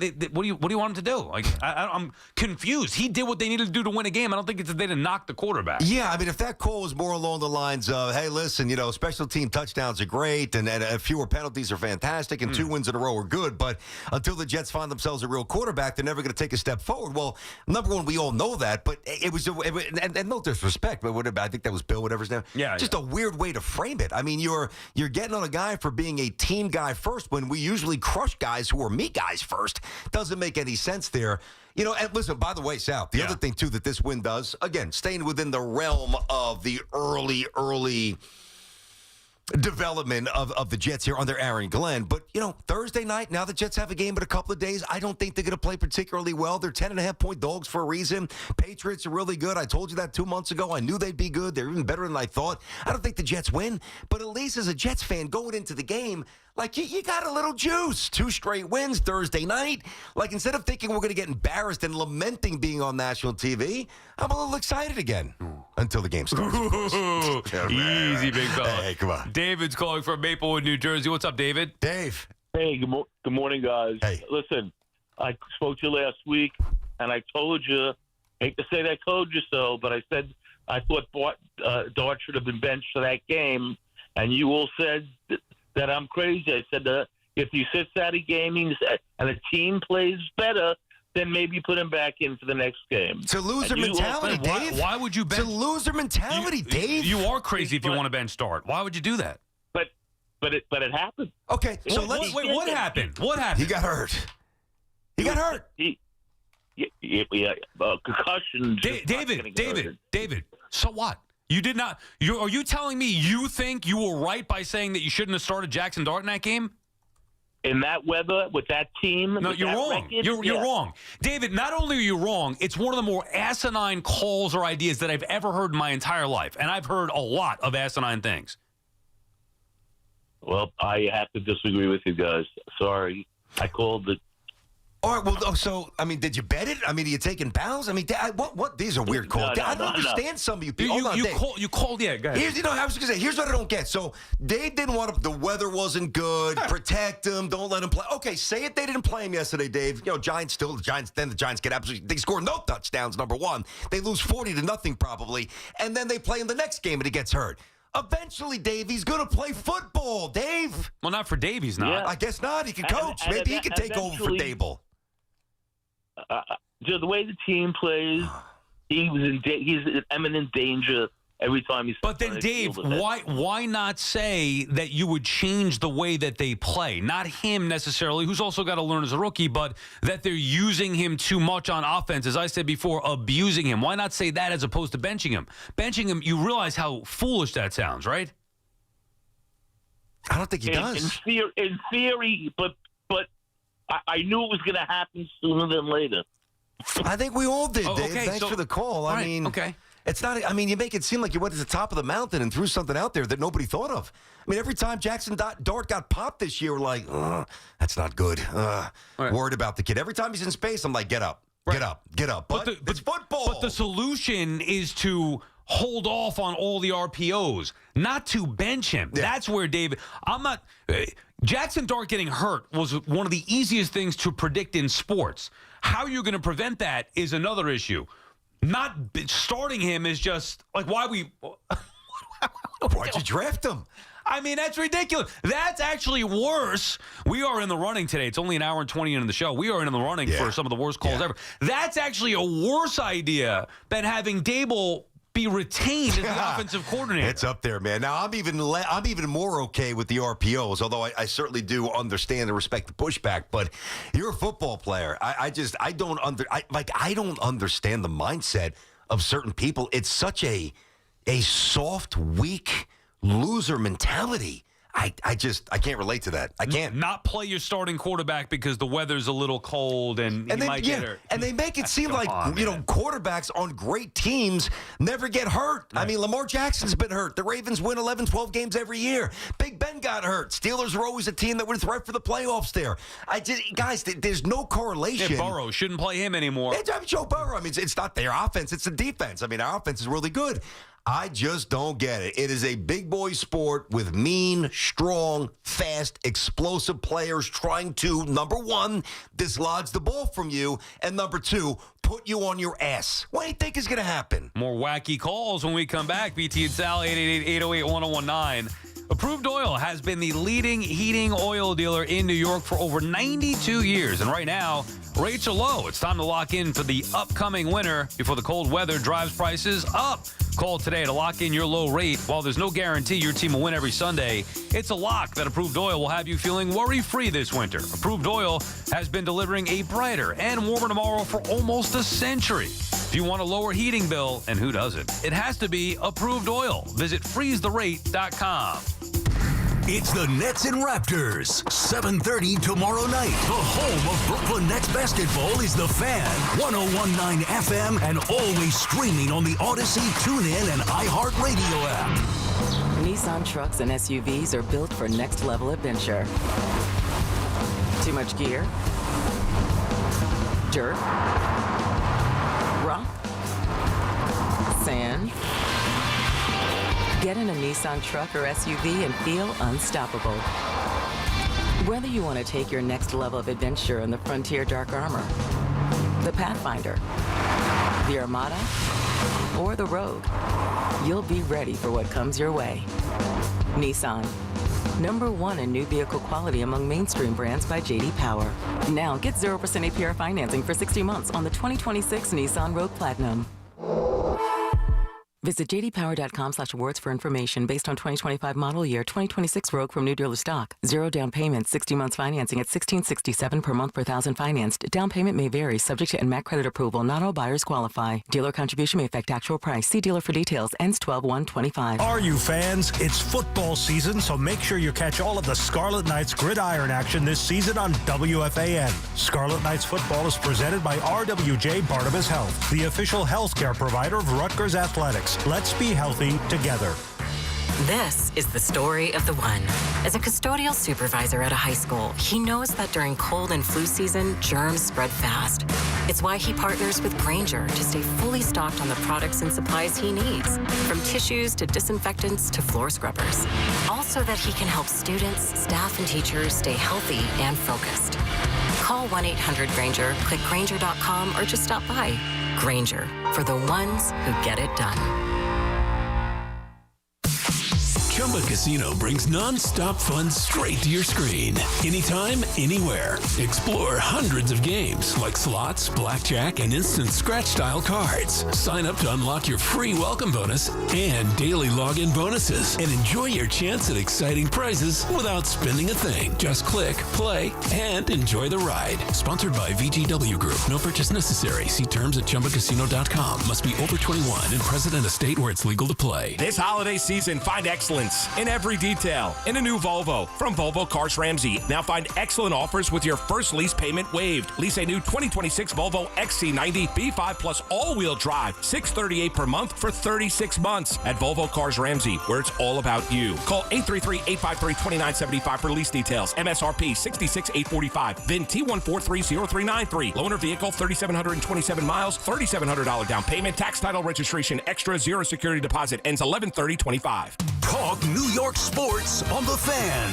The FanDuel Sportsbook app is your home for all your favorite NFL bets, from yards to touchdown to who will win. With FanDuel, any play can be the play of the game. Tonight, FanDuel's giving all customers a 30% profit boost token. That's right. You can get in on the action with a 30% profit boost token this Monday night. So make FanDuel your go-to app for any snap. Just visit FanDuel.com/GIO to bet on the game. That's FanDuel.com/GIO to get in on the action with a 30% profit boost token this Monday night. We just love the app around here. It's safe and secure. When you win, you get paid instantly. Play your game with FanDuel, an official sports betting partner of the NFL. FanDuel Sportsbook is also the official sportsbook of WFAN. 21 and over and physically present in New York. Opt-in required. Bonus issues, non-withdrawable profit boost tokens. Restrictions apply, including any token expiration and max wager amount. See terms at sportsbook.fanduel.com. For help with a gambling problem, call 877-8-HOPE-NY or text HOPE-NY 467-369. Clouds give way to sun, but maybe a shower. High 55. Weather brought to you by Robert Half. Our recruiters' expertise and award-winning AI will find you the skilled candidates you want. At Robert Half, we know talent. Visit roberthalf.com/talent today. Want the best deal on Bridgestone winter tires? Get to Town Fair Tire and get Bridgestone tires at the guaranteed lowest price. Plus, you get more free services than anywhere else. When you combine Town Fair's guaranteed lowest price with the most free services, you get the guaranteed best deals anywhere on your Bridgestone winter tires. Because nobody beats a Town Fair Tire deal. And you know we mean nobody. Name brands at discount prices. Town Fair Tire. 250 years ago, a promise was made to connect families and friends near and far. And during the holidays, that promise is more important than ever. That's why USPS is building a better network to meet your needs, with timely deliveries, easy and affordable ways to ship, and everything you need to make your season full of holiday cheer. Our purpose is delivering your peace of mind, knowing your love will arrive, bringing joy to all. The United States Postal Service. Learn more at USPS.com/holidays. Hear that? That's the beginning of a journey powered by the confidence that comes from driving a vehicle so reliable. It's backed by a 10-year, 100,000-mile limited powertrain warranty. Where your journey ends? Well, that's up to you. Visit your local Kia dealer today. Kia, movement that inspires. See retailer for warranty details. Always drive safely. Limited inventory available. Get connected with WFAN to talk about your favorite teams. The Fan on the Odyssey, iHeart, and TuneIn apps.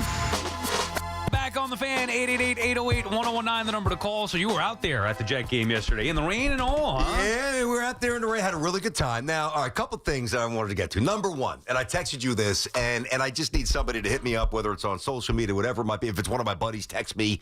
So I pull up to pay for parking. And listen, you go to a game, you know it's going to be an expensive day. And the woman goes, and almost like she was not afraid, but like really reluctant and embarrassed is the word I'm looking. Embarrassed to ask me.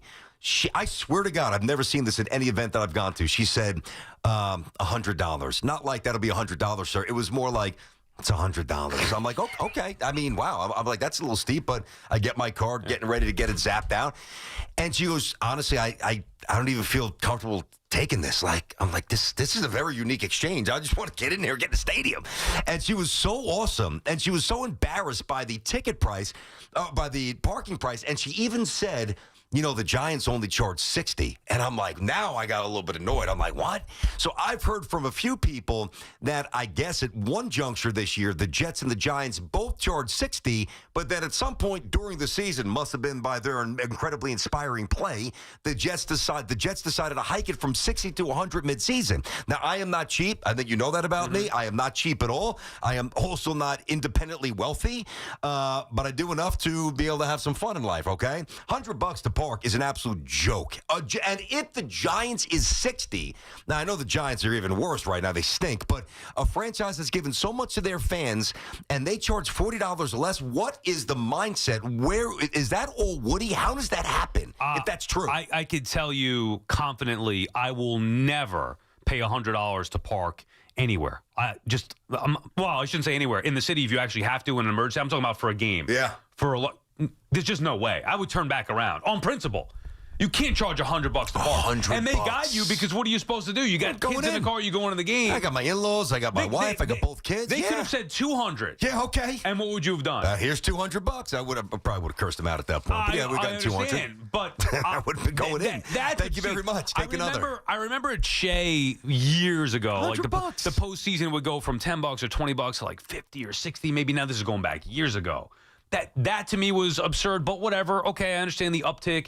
The Jets charging the Jets $100. The Jets. I know. It's really. I wish somebody would have paid me $100 yesterday to not have to watch the Jet game. I would have taken, or I would have paid somebody $100 to not have to watch the Jet. Please, here you go. I'll give you $100. Make me not have to watch this god awful, miserable excuse of a football game. Please, here's $100. Take it. The fact that you actually had to pay $100. I know. It really was amazing. So, okay, but again, you got to, sure. Okay, I want to come and I have to, and here's $100. Keep it moving. That's one thing. The other thing, too, and this is going to be, I think, a pretty unpopular opinion. Every time MetLife Stadium comes up, we all bag on it. Like, anytime MetLife, we just rail on it. It's absolutely gross, and it looks so much worse than all these other new stadiums, and it's lifeless, it's dull, it's bland, it's boring, it's benign, whatever other word you want to use. I guess it's hit me before, but it hit me yesterday more so. I don't have a problem. I might even say I kind of actually like MetLife once I'm inside of MetLife. Like, the greatest deterrent about MetLife is the way it looks visually from Route 3. Yeah. It's gross. But, like, when you're in there and, we were in Section 216, good seats, and we had the Corona Club, used the bathroom. We had to pay for the food, but all sorts of good culinary options. Like, the seats were great. They were comfortable. I don't know if I want to start the club, MetLife gets a bad rap here, but, like, once you're in MetLife, it's honestly not nearly as bad as we make it out to be. I know, but are you comparing it to some of the top stadiums? Well, no, the top ones. Now, listen, so I've been... Or the newer stadiums. Like, MetLife is it's New York. It's two teams housing the one stadium. Yep. It should be the highest end. I've never been in the suites or anything like that. The food... They're nice. No, the food was really good. $30, though, for a prime rib sandwich. All right, the food in the regular concession areas... Oh, I mean, that's just basic stuff. Dogs and chicken tenders. But it's not like that at the higher-end facilities for football, too? See, I think about this. Like, baseball stadiums, to me, you almost create things. I remember years ago, the Tigers put a Ferris wheel in left field, and, the Mets have this. I don't think the Yankees have, but the Mets have, like, where you can hit wiffle balls, like, for the kids. Like, those are great things because it's a different... Yeah, you go to watch the Yanks and the Mets, but you also want to walk around, and so you got to have the Shake Shack and the different food, some sushi and all the other things. You go to a football game, you're not getting away from it. You're not walking around. You're sitting there. You have to go to the bathroom. You want to get a beer. You want to get a hot dog. Like, you're going to do it, but I don't really care about the amenities for football like I do for baseball or even the Garden or say UBS or Barclays for the Nets, whatever or a concert. It's just I'm just saying, like, when you get in there, especially the game started at 1, but it was overcast and the sun wasn't really out, obviously. You get the Mangold T-shirts, by the way. Thank you. I got that, and one more thought on that to say. But like when they start to show the green coloring, like the neon lit green stuff, and it's not sunny out, and you can see it pop a little bit. It's really not as bad as inside. So maybe as I make it out to be, that was the other observation. And then I think the Knicks did. The Jets did a tremendous job with the Nick Mangold tribute. It's just, if you guys are watching us on YouTube now, they as soon as you walked in the stadium, everybody got a white, and it's actually a really good T-shirt. It's not that cheap T-shirt with the silhouette of Nick with the backwards cap and the sunglasses and the long flowing locks. I mean, look at this guy, man. Absolute best. Backwards hat 74. And they unfurled in the back end zone. I mean, it was massive, this whole Nick Mangold banner, and it was just very touching, and his wife was there, and his 4 kids. Very sad. I thought the Jets did an awesome job, though. They did. BT and Sal on the fan. Let's get back to the phones here, 888-808-1019. Steve is in East Meadow. What's up, Steve? Hey, how are you? I hope you're all well. You too. And I was listening to you guys Friday, and Sal, you were talking about, I got to go to a birthday party. Don't they understand I got to work? And I started laughing because 3 weeks ago, I turned to my friend, we're driving in my car, and I said, I could never in a million years do what these guys do. You guys are on the job 24/7, basketball, baseball, football. You got to know what's going on in the whole game. True. So it's like being a doctor. So anyway, minus the money. Yeah, exactly. Being on call. Going on from that, I will say, go ahead, Steve. I'm sorry. Go ahead, finish up. I don't know if you guys have ever done a mock draft where you guys go in pretend you're the GM of the Jets and the Giants and keep it as a record and see how you do. Do you understand what I'm saying? Because everybody goes back and criticizes or applauds, but see how you guys do. Well, how would but based on what? Because if we said, for example, if I said, well, I would have never drafted Saquon Barkley, a number 2 overall, how do I know what the record would have been? I'm not sure I'm understanding how you would judge that record. Well, okay, now I understand what you're saying.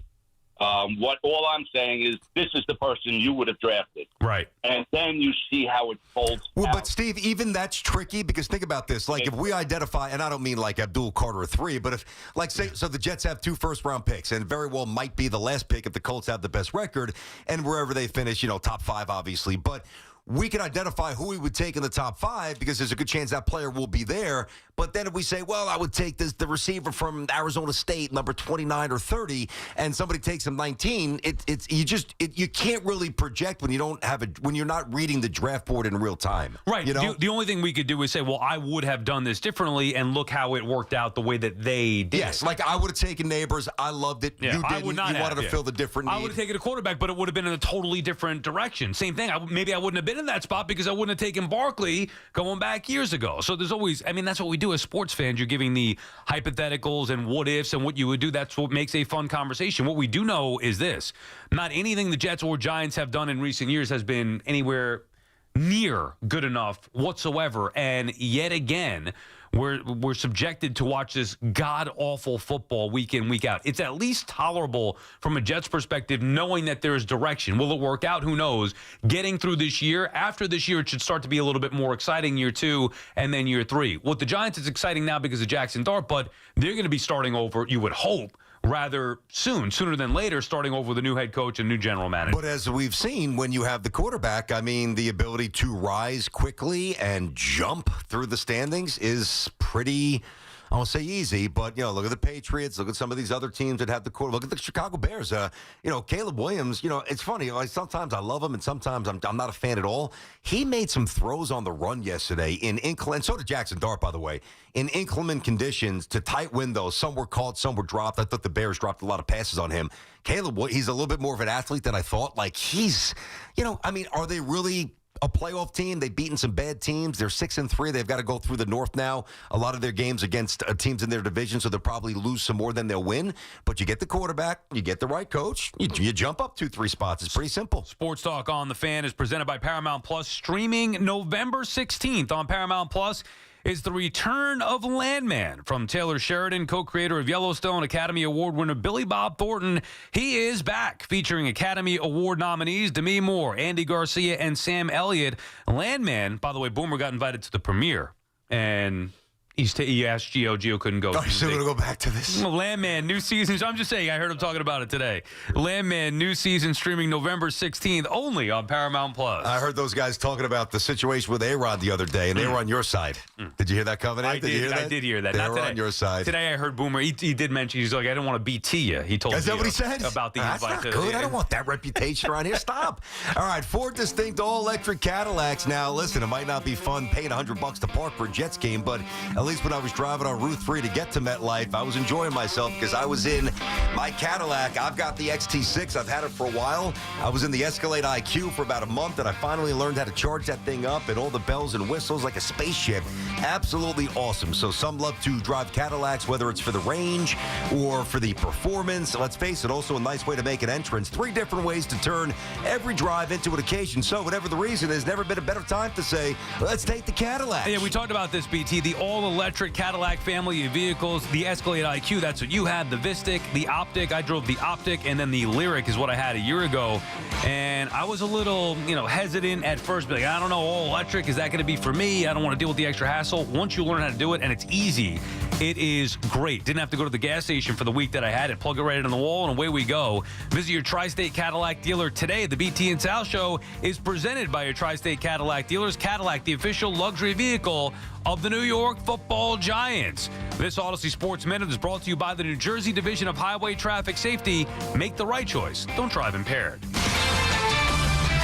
This is Maggie Gray with an Odyssey Sports Minute. USC tried to get sneaky on Friday night, and guess what? It worked. Backup quarterback Sam Heward disguised himself as the punter, wearing the same number 80 jersey, and threw for a first down on a fake punt. The Big Ten later said it broke the quote-unquote unfair tactics rule. The Trojans have already matched last season's win total and could be back in the college football playoff picture in no time. I'm Maggie Gray. This is an important notice to all U.S. taxpayers. The IRS is giving away billions of dollars in tax savings through a federal program called the Fresh Start Initiative to aid delinquent taxpayers. This initiative was established for anyone facing financial hardship and unable to pay their back taxes. Qualifying and enrolling in this program will stop all collections, settle your delinquent tax problem, and even reduce what you owe by thousands of dollars. Call the hotline at People's Tax Relief to see if you qualify and get this free information by dialing 800-922-1284. If you have unfiled tax returns or cannot afford to pay your personal or business back taxes, you can now get the help you need. One simple phone call can resolve your tax problem and save you thousands of dollars. To see if you qualify and to get this important free information, call 800-922-1284. 800-922-1284. 800-922-1284. Must qualify for enrollment. Results vary. Consult with your tax professional prior to enrollment. DreamWorks Water Park at American Dream. Just minutes from Manhattan. Over 40 rides, record-breaking slides, and the world's largest indoor wave pool. Tickets start at $59. Book your visit today at AmericanDream.com. Sunday no longer a fun day? We've got specialists for that. Walking the dog, unleash, knee pain. We've got specialists for that. With 45 Castle Connolly top doctors, Orland & Cohen specialists are considered among the best in the nation by their peers, which can mean a better outcome for you. From Staten Island to Southampton, our network is open 7 days a week, so you can feel better, faster. Visit OrlandCohen.com. Hey everyone, this is Chris Hodge from TakingVegas.com, and each and every day you can text the word WIN to the number 545454. Again, text the word WIN to the number 545454 and get our best bet of the night every single night for free. You can also visit TakingVegas.com. 10 great handicappers there, but tonight we have a free best bet. It's yours. Text the word WIN to the number 545454. Come visit the engagement experts at London Jewelers at any one of their 6 locations. If you've been diagnosed with moderate to severe plaque psoriasis, this is what it sounds like to be a million miles away. Imagine being a million miles away. Trim Tremfya guselkumab, taken by injection, is a prescription medicine for adults with moderate to severe plaque psoriasis who may benefit from taking injections or pills or phototherapy. With Tremfya, clearer skin is possible. In clinical trials, at least 70% of patients saw at least 90% clearer skin at 16 weeks. Results may vary. Tremfya is also indicated for adults with active psoriatic arthritis. Serious allergic reactions and increased risk of infections and liver problems may occur. Before treatment, your doctor should check you for infections and tuberculosis. Tell your doctor if you have an infection, flu-like symptoms, or if you need a vaccine. Ask your doctor about Tremfya. Call 1-800-526-7736 or visit Tremfya.com. Ray Cattina Lexus of Freehold and Ray Cattina Lexus of Monmouth. One legendary name, two exceptional destinations. Hey, New Yorkers, fast, reliable internet can be yours when you switch to Fios. For a limited time, combine Fios home internet and one line of mobile for just $69.99 a month. Get unlimited welcome for $50 a month with autopay plus taxes and fees when you bring your phone. And add Fios 300 megabytes per second for $19.99 a month with autopay, mobile plus discount, and bonus discount.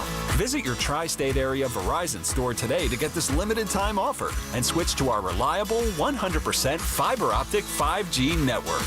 Fios, for eligible new Fios internet and mobile customers. Both the $15 monthly discounts for Fios and Bring Your Phone applied over 36 months. Mobile and home discount enrollment required. $99 Fios setup charge applies. For unlimited welcome, unlimited 5G and 4G LTE may be temporarily slower than other traffic in times of congestion. Domestic data roaming at 2G speeds.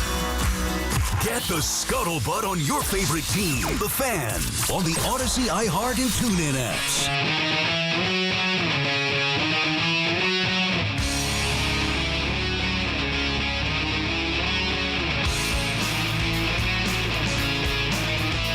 Back on the Fan, 888-808-1019, the number to call. You know, I had that event with Hoff Friday night, so seeing a lot, too much of Hoff. Usually when we leave here Friday at 2, it's like I don't want to see anybody from the show. See you guys Monday.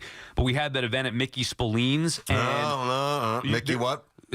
Did I get it? Not Spillane's. Spillane's. Okay, I thought I got it right this time. Mickey Spillane's. Hard A. Spillane's. Okay, whatever the hell the place is. So we go out there, and there were, you know, obviously a bunch of fans and listeners of the show. So they were all saying, "Hi, love you guys, love the show."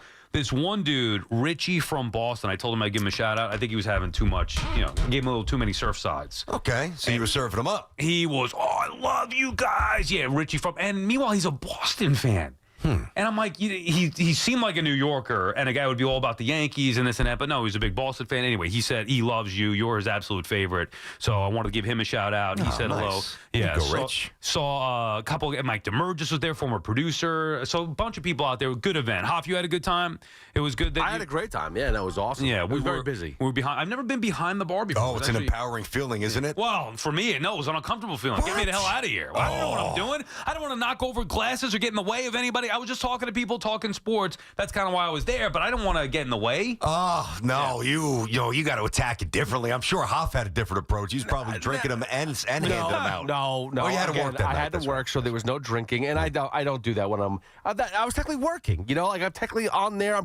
I gave away a ton of drinks. I don't think I actually collected a single dollar.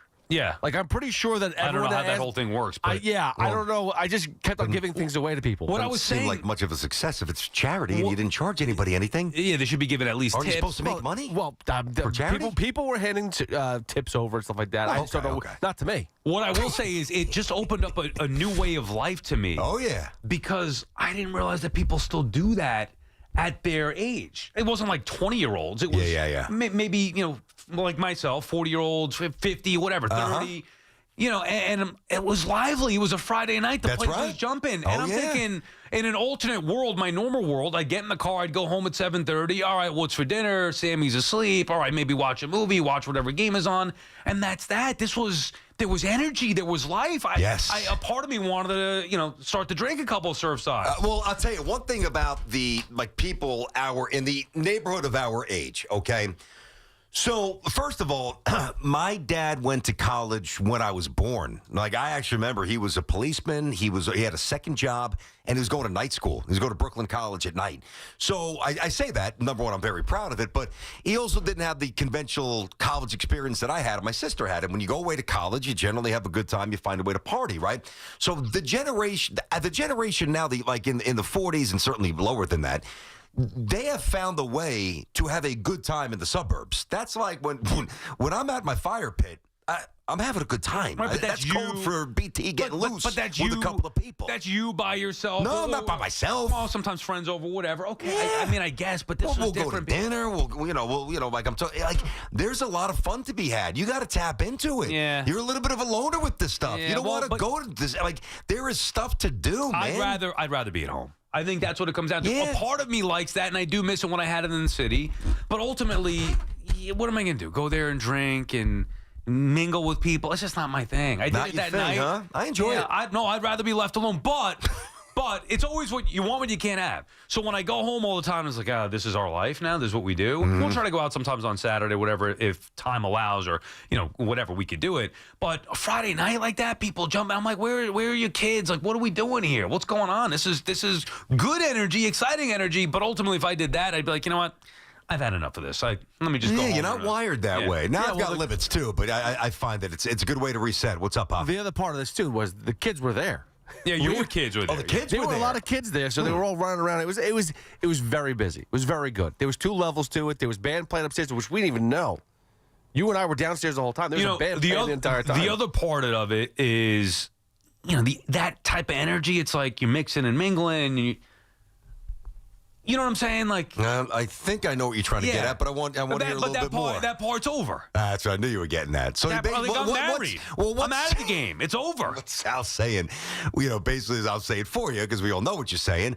If there's no chance to hook up, then why the hell are you going to waste your time? That's basically what he's telling us right now. No, That's basically what you're saying. I mean, you just said you're married, you're out of the game, it's over. The majority of times in my life that I went out to bars or places like that were to meet women. Yes. Most of the time. I'm with you. As I got older, then it was like sometimes go hang out with my friends. But so you're in that spot again. Like, what do I need to do here? I already got a wife. I don't want another one. Like I'm good to go. You're good with one. Yeah. You know what I mean? And then you go there and you're mixing and mingling, having. I don't know. It's just sadly, I think that's it for me. My time is over. I made my decision. I'm at where I'm at, and you left the prime. You are now on the back end of your career, of your social career. Now it's evolved to having friends over or going out to eat at restaurants, like the bar type energy. But listen, and you and I are very different in this regard. And I've told you, I remember telling Gio years ago, like, you got to coach your daughter once. She's young. No, I don't want any more friends, man. Yeah, I know. I feel because I'm older than you guys, and I've got kids who are a little bit older than yours at this point, like to pass on whatever wisdom that I have learned, okay? And I think, now, if you're not wired this way, then you don't need it. But I've always been wired this way, whether it's being on a team or just enjoying having some buddies and going out. Like, I do enjoy that. Like, to me, to have a couple of guys in town that I could get together with and not get judged and have a couple of pops and do whatever we're doing by the fire pit, talk about whatever we're talking about, kids, sports, school, family, with no judgment, like, that's important. Now, you don't want that. Like, I actually, now, I'm not going to go out there and just, spill things to anybody. Like, you got to be in my tight circle. But to me, to have that, even at this age, to do it in my early 50s, I feel like I'm in my 30s. And I'm more like, nah, just leave me Still alone. hang. And then I think about it, you know what? Maybe I'll have people over. And then when I do have people over, it's like, when are they leaving? I want to just be left alone. And then I'm alone, and then it's like, you know what? We can invite some people. I can never be happy is the bottom line. BT Sal on the Fan, 888-808-1019, the number to call. Sean is calling from Knoxville, Tennessee. What's up, Sean? Sean? Okay. Rocky is calling from Yonkers. What's up, Rocky? Hey, guys. Thanks for taking my call. What's up, Rock? Hey, I just want to talk about the Jets' future plans. But before I get into that, I want to ask you guys, were the Browns in the season of giving yesterday with those 2 late game penalties? I mean, you like that the Jets could run out the clock, but the way that they did it, those are just 2 of the more pathetic penalties that you will ever see. Yep. I mean, a 3rd and 16 on the Justin Fields run, and then the neutral zone infraction on 4th and 4. 4th and 4. You know they weren't going to run a play. Mm-hmm. Like, those were backbreaking. But you know what? Hey, a win is a win. We'll take it. Yeah, I agree with you. Is that it? But I think it's something on Brees. Guys. Anything on Brees? Anything on Brees? Yeah. Good. Yeah, on Brees. Obviously, he's had his last 2 games. He was phenomenal. Jets didn't trade him, unlike Sauce and Quinnen Williams. My question to you guys is, Do you feel like Breece Hall is part of the long-term solution for the Jets? I didn't. Even though he wasn't drafted by this regime? Mm-hmm. I didn't feel that way. Thanks for the call there, Rocky. I didn't feel that way, but now I do. And I said the other day, once he was not traded during the trade, right at the trade deadline, I think whether it's, before this season expires or early in the offseason, you're going to hear of an extension, a multi-year extension. I don't think they'll tag him. I think you'll get a multi-year extension for Breece Hall. I think he'll be a part of the puzzle. Now, again, he's not Saquon, whatever, but he is an explosive, dynamic player. Jets have too few of those, and, based on the resetting of the finances, you can afford him. So I think he's sticking around. Yeah, I'm not sold on him. I mean, I'm not going to change my opinion because he had one big play in the game. They still don't run the football consistently enough. He's, to me, too much of a whiner. Just go, listen, do what they tell you. You're a player. Stop with the social media garbage. He hasn't been productive enough to deal with that nonsense. Now, maybe Aaron Glenn speaks highly of him, so maybe he does love him. Maybe they want him to be part of the future. I'm not looking to kick him out. I'm just saying that I'm not sold. Breece Hall was supposed to be better than what he's been. And you see it in flashes, and to me, instead of saying oh, yeah, I love that, I say, well, why isn't that happening more often or more consistently? That's my issue with him. And you're telling me you couldn't find a running back to do it better, more consistently than Breece Hall? You probably could. I was surprised they didn't trade him. Also happy that they didn't give in to a demand that they didn't want to do, but that doesn't mean that he's a part of the future. That last part's important, and it was only about a round difference. I mean, the Jets wanted a third. They were offered a 4 from Kansas City. I think that's a very under-the-radar strong move there by Muji, because he's creating now a tone throughout the NFL. You both of the trades you made. We know you have to pick the right guy. Everybody knows that. But with this boatload of draft capital now, I believe, at least based on that evaluation, they won both of those trades. Now, to ultimately win, they've got to get the quarterback, whatever, build out the roster. But I believe that they won both of those trades. And because the Jets will be open for business this offseason with agents, with $130 million in free agent money, that you have to establish how you're going to do business. And if teams think that they can punk you and say, well, we know that the Jets want a third, but the Jets are idiots, we'll give them a fourth and they'll crack because they're not going to keep Breece Hall around. And they never acquiesce and give you what you want. Well, then you've got to hold the line and say, no, you know what? You're not giving us a third. We're not giving him you. Or we're not giving you him, pardon me. And by doing that, now there's signals being sent, small little teeny signals, but it's got to start somewhere that the Jets actually know how to do business. It's a good starting point. That, to me, is more encouraging than anything Breece Hall did yesterday. BT and Sal on the Fan, WFAN NFL football, powered by Verizon.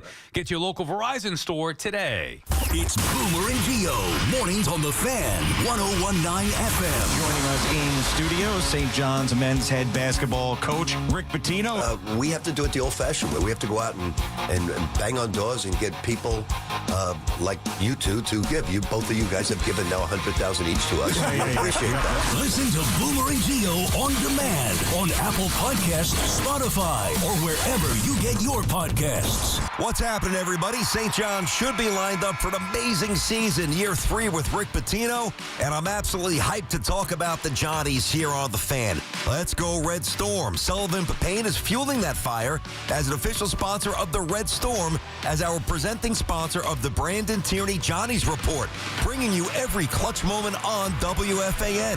One of New York's top personal injury firms and general counsel to the New York City Firefighters Union, Sullivan Papain is New York's team fighting for New Yorkers and our city's bravest with the same heart as the Johnnies, led by Coach Rick Pitino. Talk about winning teams on the court and in the courtroom. Listen up on WFAN with Sullivan Papain and check out triallaw1.com. That's triallaw1.com. New York strong, from the court to the community. Remember the name, Sullivan Papain. That's triallaw1.com, triallaw1.com. And remember the name, Sullivan Papain. Fun is in the driver's seat at Nielsen Dodge. Get a great deal on the new Jeep, Chrysler, Dodge, or Ram you really want, with 0 down payment available, plus the credit help you need. Shop online at nielsendodge.com. Black Friday sales event. Hi, I'm Nick. And I'm Adam. We started Legacy Box so that family memories would be safe and could always be enjoyed together. And starting now, we're offering listeners early access to our best deal of the year during our $9 tape sale. 1 million families and counting have trusted Legacy Box to convert their aging media because Legacy Box is safe, simple, and affordable. From fading over time to risks like fire and water damage, your videotapes, film reels, and photos aren't protected unless they're on a digital format. With the holidays approaching, Don't wait. Simply fill your legacy box. We'll take care of the rest. It's the most meaningful thing you can do this holiday season, and the perfect time during our best sale of the year. Visit legacybox.com/value to get early access to our Black Friday sale and digitize your memories for only $9 a tape. Visit legacybox.com/value. legacybox.com/value. Looking for the best value on new tires? Get to Town Fair Tire. We honor every valid manufacturer's and competitor rebates and give you the guaranteed lowest price. Nobody beats Town Fair Tire. Nobody. Town Fair Tire. This is the story of the one. As a custodial supervisor at a high school, he knows that during cold and flu season, germs spread fast. It's why he partners with Grainger to stay fully stocked on the products and supplies he needs, from tissues to disinfectants to floor scrubbers. Also that he can help students, staff, and teachers stay healthy and focused.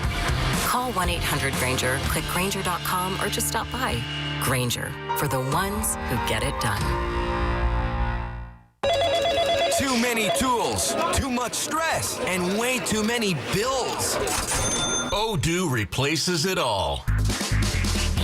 One connected platform for every part of your business, so you can work faster, smarter, and for less. Odoo, the only software you'll ever need. Try it free today at odoo.com. That's ODOO.com. Football Mondays on the Fan are sponsored by Oxford Health Plans from United Healthcare. Time to pick a health plan for your business. Visit uhc.com/Oxford today. We all hear the radio ads about the IRS. They tell you to be afraid, to be scared, and they try to frighten you into calling. I'm not here to do that. Tax Relief Advocates is different. TRA is here to tell you that if you owe money to the IRS, whether it's $5,000, $50,000, or $500,000, we have a solution. It doesn't matter if you're sitting in your car, at work, or with your kids. No matter where you are, call now. 800-575-4094. Don't lose hope. TRA can eliminate or reduce what you owe to the IRS. Generous programs are now available that can give you a fresh start. Our passion is taxes and helping individuals fix their IRS problems. We have over 1,000 five-star reviews on Google and an A+ with the Better Business Bureau. You don't need to be afraid of the IRS any longer. End your tax nightmare today by visiting us online at TRA.com or call 800-575-4094. That's 800-575-4094. Tax Relief Advocates. Real solutions for real people. We're your official station to talk Yankees and Mets. WFAN, WFAN FM, WFAN FM HD1 New York, and Odyssey Sports Station. WFAN Sports Flash. Good afternoon at 12 o'clock. I'm Chris Lopresti. This Sports Flash is sponsored by Chef IQ. Precision cooking, effortless results, chefiq.com. Also sponsored by Bet365. When it comes to sports books, Bet365 has it all. Download the app today and see why it's never ordinary at Bet365. Gambling problem? Call 1-800-GAMBLER. 21 plus only. Must be located in New York. All quiet in East Rutherford so far today in the wake of the Giants blowing a fourth lead of 10 or more points on the road this season. They are 2-8 ahead of a home game against the Packers, who host the Eagles tonight to wrap up NFL Week 10. Meantime, the Jets, winners of consecutive games for the first time in nearly 14 months, already on to Week 11. Quick turnaround, getting ready to visit the first-place Patriots Thursday night. Aaron Glenn, at the end of his opening remarks to the media this morning, preempted any Justin Fields, Tyrod Taylor queries. Other than that, I would say this: please don't ask me anything about the quarterback, because you know I'm not going to tell you, and I don't want to waste my time when it comes to that. When it comes to who's starting. So, any other questions? 0 catches for Garrett Wilson yesterday. He was going for further imaging on his banged-up knee today. On the ice tonight, the Devils hosting the Islanders. New Jersey puts their 7-0 home record on the line. And the Rangers welcome Nashville to the Garden, and I say welcome because the Blue Sharks are 0-6-1 in their own building, shut out in 5 of those 7 games. They do get Vincent Trocheck back from injury, and top prospect Gabe Perreault is up from Hartford to make his season debut. Fan weather sponsored by Approved Oil. Visit freeztherate.com.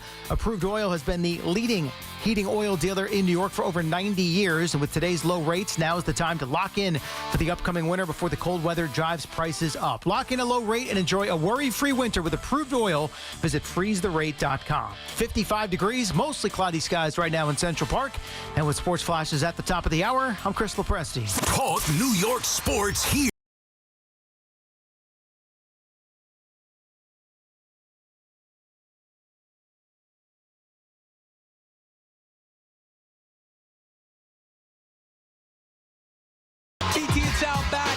fan, we are down with the king topic of the day, and exactly 2 hours ago, I started by saying, I can't believe it's 10:03 or 10:02, and the Giants still haven't fired Brian Daboll. Well, here we are, BT, afternoon now, 12:02 on the fan, and Brian Daboll still employed by the Giants. I'm not sure. And this is not a witch hunt to try to get this guy fired. Obviously, we've gone over it a million times over. We don't need to repeat it again. Based on their record in 4 years, based on the losses they continue to have happen yesterday, inexplicable yet predictable. I actually believed off of the report and the speculation last week about the Denver game, how they were going to fire him off the plane. I actually believed last night that they were going to fire Brian Daboll at some point, probably in the 9 a.m. hour today. I'm shocked that it has not happened yet. I'm surprised as well. You know, you almost have to wonder if maybe the Giants are just being stubborn now, because when a report gets out, like intentionally stubborn and not caving into those reports, like assuming the Denver report was true, well, it's only gotten worse since then. So why, if you were about to fire him after that Broncos implosion, why would you not do it multiple other times since, when you've had ample reason to do it? And maybe, you know, I don't know if this applies to them, but we've seen with some organizations in the past where they want to be in control of the story. They want to be in control of the narrative, not reacting to so-and-so breaking this story or reporting that. And if that's the case, I still think it's counterproductive, because he is 20-40-1. And yesterday was the first time that he really sounded like a beaten man who knows that he's not going to be back. And once that happens, you know, you've got to, lack of a better way to say it, put him out of his misery, because it's still about the building and the greater good and the roster. And, you know, the fact that he's still dangling by a thread, it's unfortunate and it's surprising. You brought that point up earlier, and I think it was a good one. Him being around is just not... It's not him in isolation that's the problem, but it's not any good continuing the same thing the rest of the way. It's not good for anybody, not good for the organization, for the young quarterback. If he's healthy enough to play, who knows? Well, it's a whole nother layer to this thing, but definitively they should... I don't want to speak for everybody. I want to fire Shane and Daboll ASAP. I said that a week ago. Definitively now you got to move on from Daboll, deal with Shane after the year, but Bowen should also go with Daboll whenever you make that decision. Daboll is scheduled to speak to the media at 1:25 today, so I'm assuming if we don't hear anything from now to when he speaks, he's going to be here at least another week. Maybe that means he's going to play out the string or coach out the string. Mercy. I give up. I know there's stuff going on with the health of Mr. Mara. I don't know how any functioning organization in year 4 would tolerate this type of losing consistently. If this were year 1 or 2 or even 3, you could say, all right, play out the string. What's going on here? What are we doing? Or are they? I don't know. I really wish I had an answer for you. I'm as confused with this as any, you know, recent New York storyline. I mean, maybe even not that recent. I'm genuinely confused. I don't know. By the way, BT, I really don't know. If the report was accurate about them wanting to fire him after Denver, then what are we waiting for? Maybe then that report is not. Again, I don't know. I wasn't reporting it. I'm not trying to, you know, whether it's Sean or whoever else. But if that report is accurate, how the hell could he still be employed right now? Well, that's what I bring up. Maybe, you know, when that happens and something gets out and a franchise doesn't want it to get out, you know, sometimes the way they kind of regroup and regain control of their story is by doing something that they were going to do based on the report and now not doing it just to show everybody else. Yeah, but this is you're not controlling us, we are. This is weeks later. Oh, I know. I'm not saying I agree with it. I mean, are they possibly waiting? So I do agree with this. If we hear from him at 1:30? 1:25. All right, if he speaks today, then you'd have to think that he's going to coach against Green Bay. I mean, that makes no sense to fire him tomorrow. And then it's on to Detroit, in Detroit, and then it's up to New England. I mean, you're going to be 0-3. You're going to come back in a body bag. Are they possibly just trying to get to the bye week and then make the changes where it's a little more for a clerical point of view? I don't know. Come on. I mean, it happens all the time. You fire a head coach, you go with the coordinator, with Kafka. Really, what's the difference? You can't win anyway. What's the worst that could happen? What we saw, maybe the worst in-season head coaching change ever was what we saw a year ago with Robert Saleh to Jeff Ulbrich. And it can't be that bad because at that point, the season wasn't over technically for the Jets. They were still very much in play. No, they made trades. And it went as bad as it possibly could with Ulbrich, who was overmatched. Even if Kafka's overmatched, what's going to happen? They're 2-8. The season is over. It's over. The damage is done. What are you waiting for? It's going to be the same thing for the next 3 weeks of Brian Daboll. Oh, I am a big proponent. You got to get a jump start on this head coaching cycle. You have to. You know, so if this thing drags on to the end of the year, I mean, it's unacceptable by the Giants. Even the people who were trying to hold on to the idea of keeping Dart and Daboll together, even now, those people are coming around to, you know what, it's just got. There is no more. There hasn't really been a good defense for a while. But after it keeps happening again, a loss like yesterday with a 10-point lead in the fourth quarter, do we care about winning here?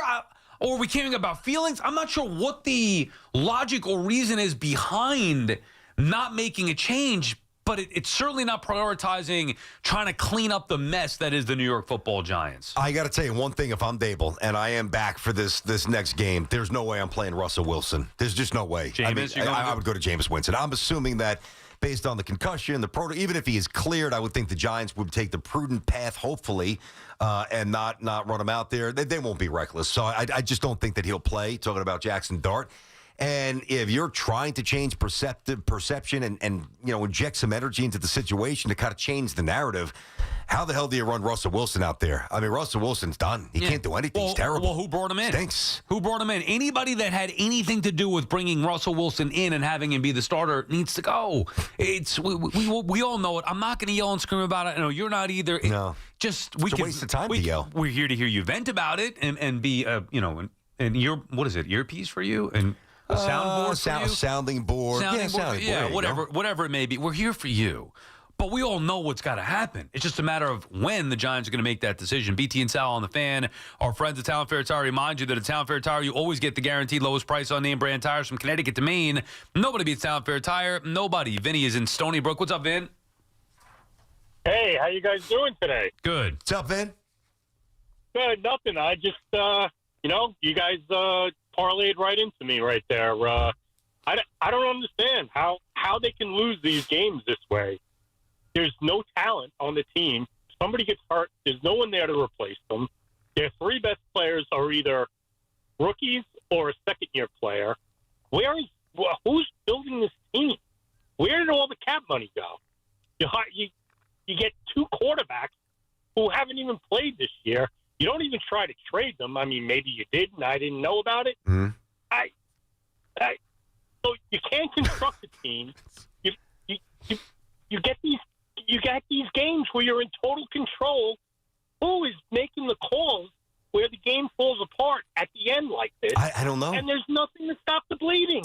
Vinny, that's what makes this.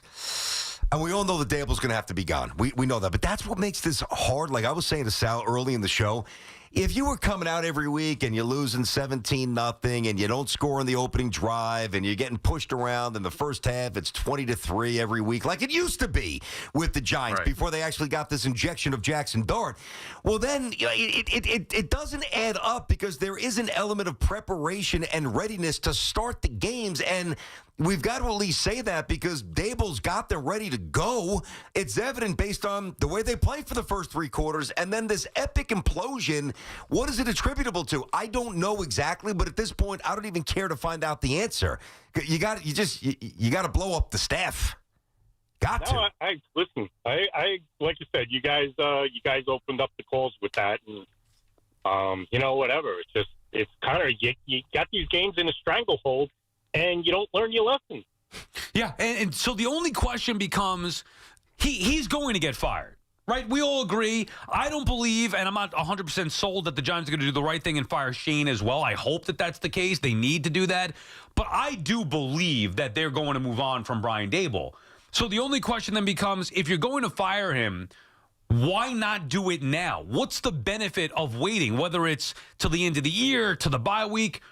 I need to know why they think that this is healthy for the organization. That's the only reason, Dart. But he might not even be healthy moving forward. And even if he is it best to have Daboll still if he's going anyway, how is that good to Dart? Wouldn't it be better off just saying, hey, we're moving on? Either way, you're moving on, so just do it now. Rip the Band-Aid off. Yeah. I mean, I would too. I'm with you. I'm less worried about Joe Shane now. Like, to me, if you fire Joe Shane today with Daboll, no difference. To me, Shane's he should be gone at the end of the year as well. As long as they do it, that's my. Yeah.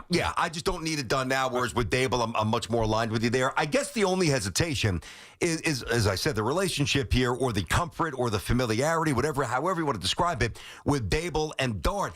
And while we don't think it could get a whole lot worse, it could. It like Mike Kafka, and I don't know if this is true, but like if he's the guy who gets elevated, he could be so overwhelmed that now the next 2 months of practice are disorganized and sloppy, and now whatever you can build on for year 2 for Dart becomes very stagnant, and they're trying to proactively guard against that. That's the only thing I could come up with. Fair enough, and if that's the case, then you want him to coach the rest of the way, and because of Jaxson Dart, that makes sense, fine. I would vehemently disagree with that, but at least that's something, because I know that he's going anyway.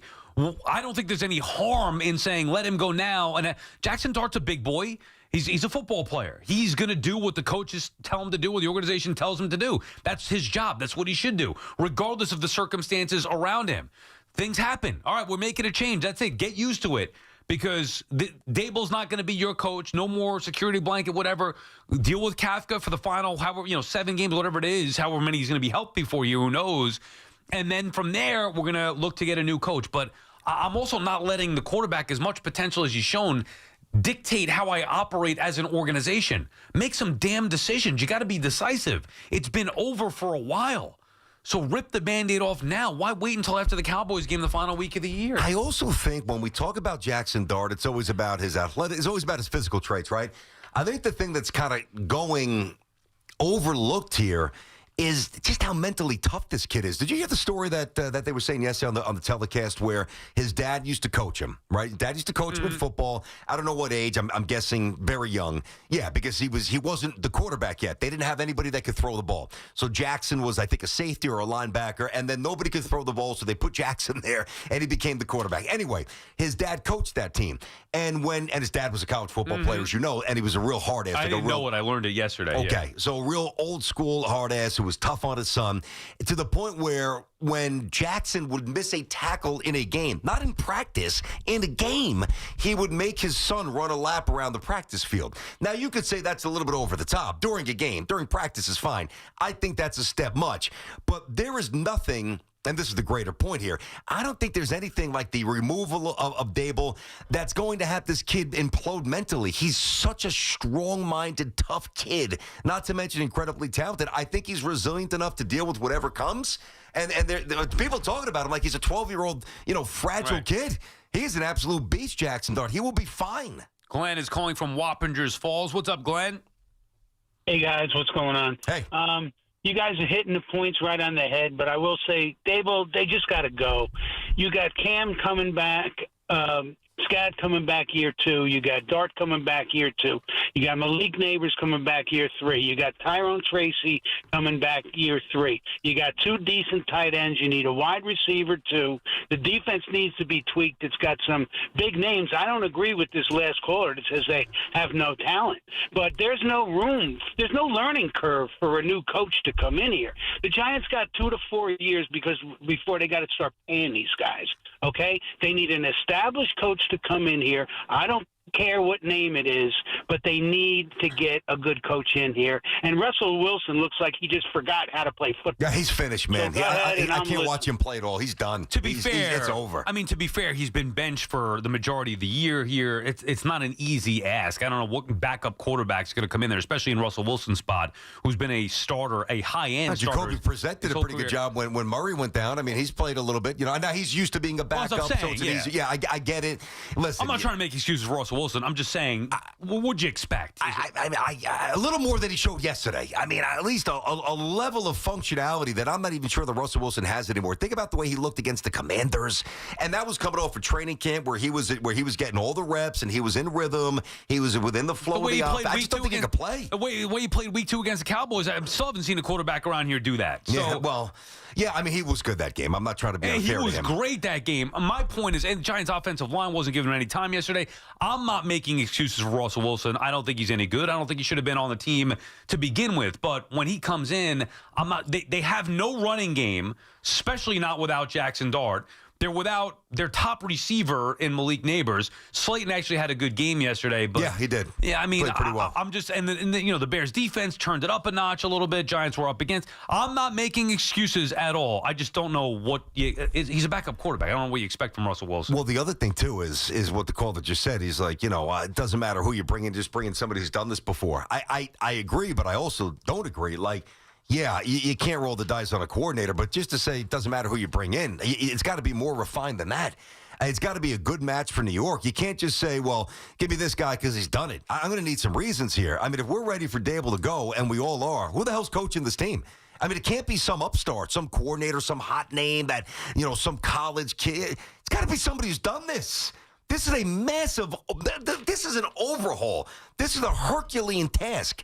And to me, if it's not McCarthy or a Belichick, and I don't know that I would go Belichick, but if it's not somebody like that, then it has to be somebody like that this time. Pat is calling from Branchburg, New Jersey. What's up, Pat?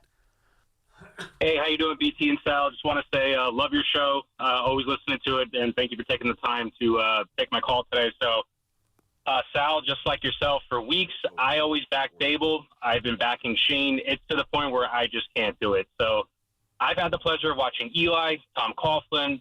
Our whole entire brand and imaging has gone down the toilet. I didn't want Bill, but I'm at the point now where I've let it marinate and sit in. I think this team needs a complete overhaul, like what BT is saying. We need Bill, someone who's a no-nonsense guy, someone who at least can bring the defense to respectability, top 10, top 5 unit. Special teams, same thing. Every week, it's the same problem. And I know you guys didn't, maybe you brought it up today, and if you did, sorry I'm bringing this up. First play of the game yesterday, what happens? Jamie Gilligan. I know his 30-mile-per-hour wins. Yeah. The ball goes out of bounds. Gets placed at the 40-yard line. Get it. Every week, it's something with either the kicker, special teams, defense. I don't know. I don't have the answer for you. I would get an offensive coordinator that can develop Dart, can make the offense look respectable, but we need a complete overhaul. Well, and lastly, you do. before I let you, and just last point before I just want to hear you guys' response here. Pat. And I have nothing I have no sources to back this up. This is just a gut feeling. I think if Bill gets another chance in the NFL, he realizes this is his silver lining moment. It's the last chance for him.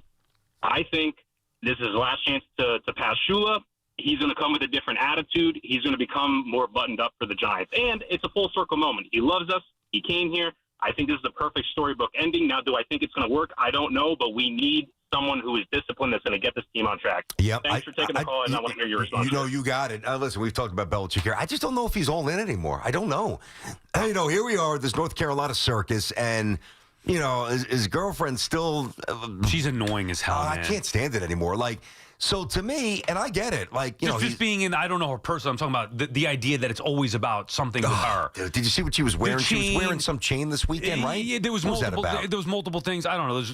I didn't see her outfit, but apparently somebody was saying something about her, and then she made a chain out of it. I forget I don't even care enough, other than she's getting attention with the headlines and then responding to them, creating more headlines. I just would want no part of that. But I do want Belichick. I would take him. Okay, I mean, listen, when you're 70-something and you're a man and, you're with somebody who's 20-something, I get it. I mean, we all understand the appeal. But why can't you just keep that personal? Well, that's where I'm going. I can understand how you can be under a spell and feel invigorated and young again and alive again. I think we could all relate to that on some level, right, as men.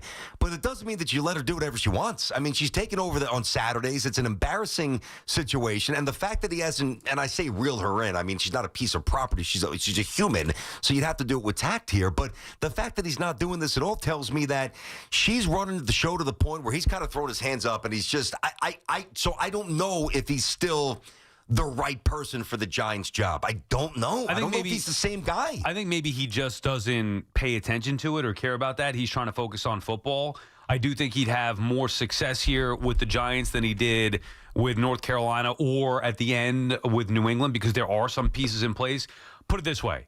I trust him to turn a program around more than I would the majority of people that are going to be available. I need to see the entire list, and then I would make a more firm decision, but hard-pressed for me to find somebody that's going to be better than Bill Belichick at raising the floor for this team. Maybe there's a ceiling at this point in his career. I'd rather have Belichick than Mike McCarthy. That's a popular name that's thrown. If I'm going to go that avenue, give me Belichick over McCarthy. I know where McCarthy could raise it to. I think Belichick could his ceiling to me is still higher than McCarthy at this particular point. I don't know. Of course, I want to say it is because he's Bill Belichick, one of the greatest in any sport ever. But, what McCarthy did without Dak when Dak was hurt, like he showed the ability to work around a quarterback injury to a franchise guy. I think, I know he's a lot younger. I don't know. Listen, I also have a fair amount of confidence that if Bill's coaching these Giants, these fourth quarter implosions defensively aren't happening. I do think that he would button that up, but who's he bringing in as his OC? Like the guys that he's had success with are at other jobs and no longer available. And Charlie Weiss? Oh, Charlie Weiss. Okay. I mean, can he still build the staff? Tiki always talks about the ability to build the staff, and I'm not so sure that Bill still has that. Yeah, I mean, I know that what they do have is not working.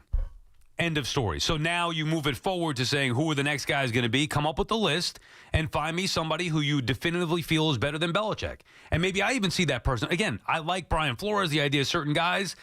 I don't know if there's a name out there that I would feel better about immediately turning this team around than Bill Belichick. BT and Sal on the Fan, 888-808-1019, the number to call. Yep, back to these calls. Get back to the Jets as well. Hey, Total Orthopedics, Long Island's premier orthopedic practice, whether it's a sports-related injury or something a little more complex, Total Ortho has you covered with spots throughout Long Island, Queens, and now West Orange, New Jersey. Don't struggle with pain or injuries. Get fast expert care from the leading orthopedic doctors, including the #1 spine doctor on Long Island. So, visit TotalOrthoSportsMed.com and schedule an appointment today. Total Orthopedics and Sports Medicine, the experts are getting you back to being you. The home of the NFL on Westwood One is WFAN.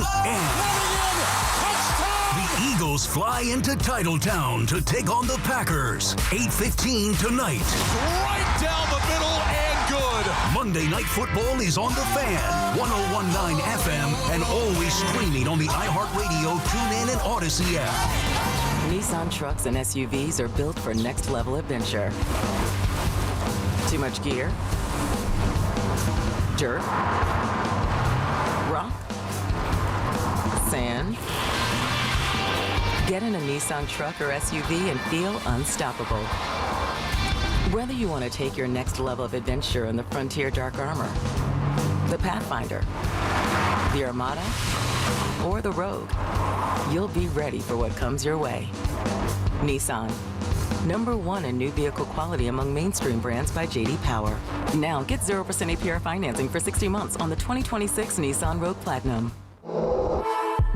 Visit jdpower.com/awards for information based on 2025 model year 2026 Rogue from new dealer stock. 0 down payment, 60 months financing at $1,667 per month per thousand financed. Down payment may vary, subject to NMAC credit approval. Not all buyers qualify. Dealer contribution may affect actual price. See dealer for details. Ends 12/1/25. I'm New Jersey Attorney General Matt Platkin. Every year, too many lives are lost in alcohol or drug-related crashes. These are preventable tragedies, and it's time to take a stand. Let's make New Jersey's roads safer for everyone. We are all counting on you. It's about time delivery worked on your schedule. Same day, next day, or scheduled in advance. However you plan it, the Home Depot delivers the whole job. From drywall to doors, plumbing to paint, we'll get it there when you need it. Because on the job site, timing is everything. You order, we deliver. It's that easy. The Home Depot Pro. It's about time. Another app for inventory, one for CRM. Oh, don't forget accounting. Wait, which login was that?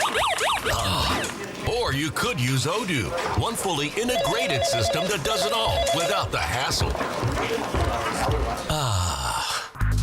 Ditch the app overload. Get everything your business needs on one platform. Try Odoo free today at odoo.com. That's ODOO.com. Roto-Rooter. Plumbing problem? No match for a little DIY duct tape. Shoot, hold on. Nope. There we go. No match for a little... dang it, wait. Duct tape and a wrench. Leaks are no match for duct tape and a wrench. And a bucket and a towel, more duct tape, a hammer, this random tool I found in the basement, another bucket, more tape, a little more tape. Perfect.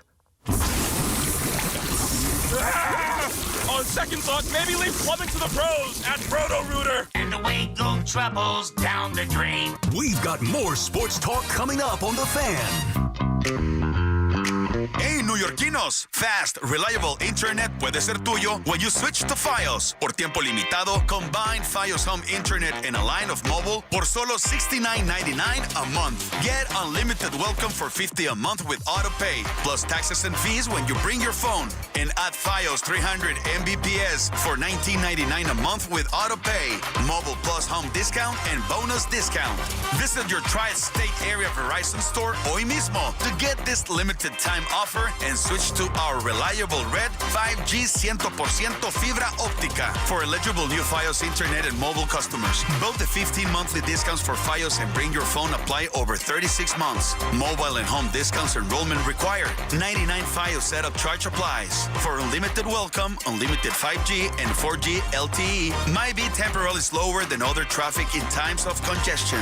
Domestic data roaming at 2G speeds. You can't count on much these days, but you can always count on Sundays with the NFL on CBS and Paramount Plus. Watch your local NFL game live every Sunday this season, all the way through the AFC Championship game. Visit ParamountPlus.com/NFL to get started today. This is the story of the one. As a maintenance supervisor at a manufacturing facility, he knows keeping the line up and running is a top priority.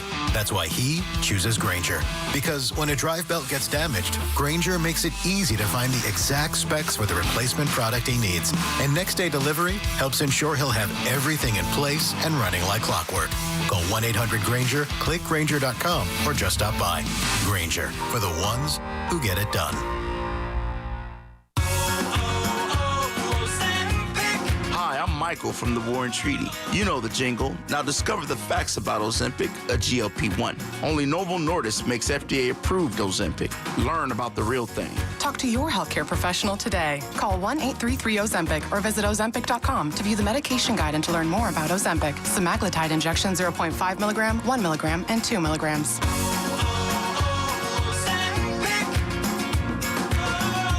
1-877 Cards for Kids. KARS Cards for Kids. Ready to get rid of that old car? Donate it to Cars for Kids. Call 1-877-CARS-FOR-KIDS to reach a friendly live agent. Donation's super easy, and your car can be picked up as soon as tomorrow. Call us now, 1-877-CARS-FOR-KIDS. 1-877-CARS-FOR-KIDS. Donate your car today. Did you know you can donate real estate too? Get connected with WFAN to talk about your favorite teams. The Fan on the Odyssey iHeart and noon. Brian Daboll scheduled to speak to the media in about an hour from now, so I guess it's not going to happen today, which would make me think it's probably not going to happen until at the earliest the bye week, as you mentioned that before, BT. And if not then I would expect it to be the end of the season. There is, I guess, some thought. We were just talking to Big Hurls about this, and I see Marash tweeting about it. There is some thought that people are connecting Dart's injury to Brian Daboll, which is just not right. The offense clearly is going to be run through Jaxson Dart. It's all they have. I do think it is abuse, but it is not abuse by Brian Daboll. It's just the circumstances, and that's how Dart plays. For me, he deserves to be fired based off of everything else. Forget about the fact that his quarterback got hurt. It's everything else. Pick a reason, any reason. Just pick a reason. There's a million other reasons. For me personally, has nothing to do with Dart getting hurt yesterday, why I would want to fire Daboll now. That really doesn't even calculate for me. I'm much more okay with it than you are. Yeah. So, I mean, listen, you got to let him do what he does. That's a skill set, and that's why you drafted him, and let him play football. He's a football player. You know, I went and I looked at Daniel Jones's rushes in 2022. And right now, Dart's got, I want to say 57, so you round that up to 60, let's double it. He's played 9 games. Get it up to about 120. And Jones was right around the same number. So is it really reckless or too much? Now, Daniel Jones ran a lot. He had, 7 or 8 rushing touchdowns that year, only 15 throwing.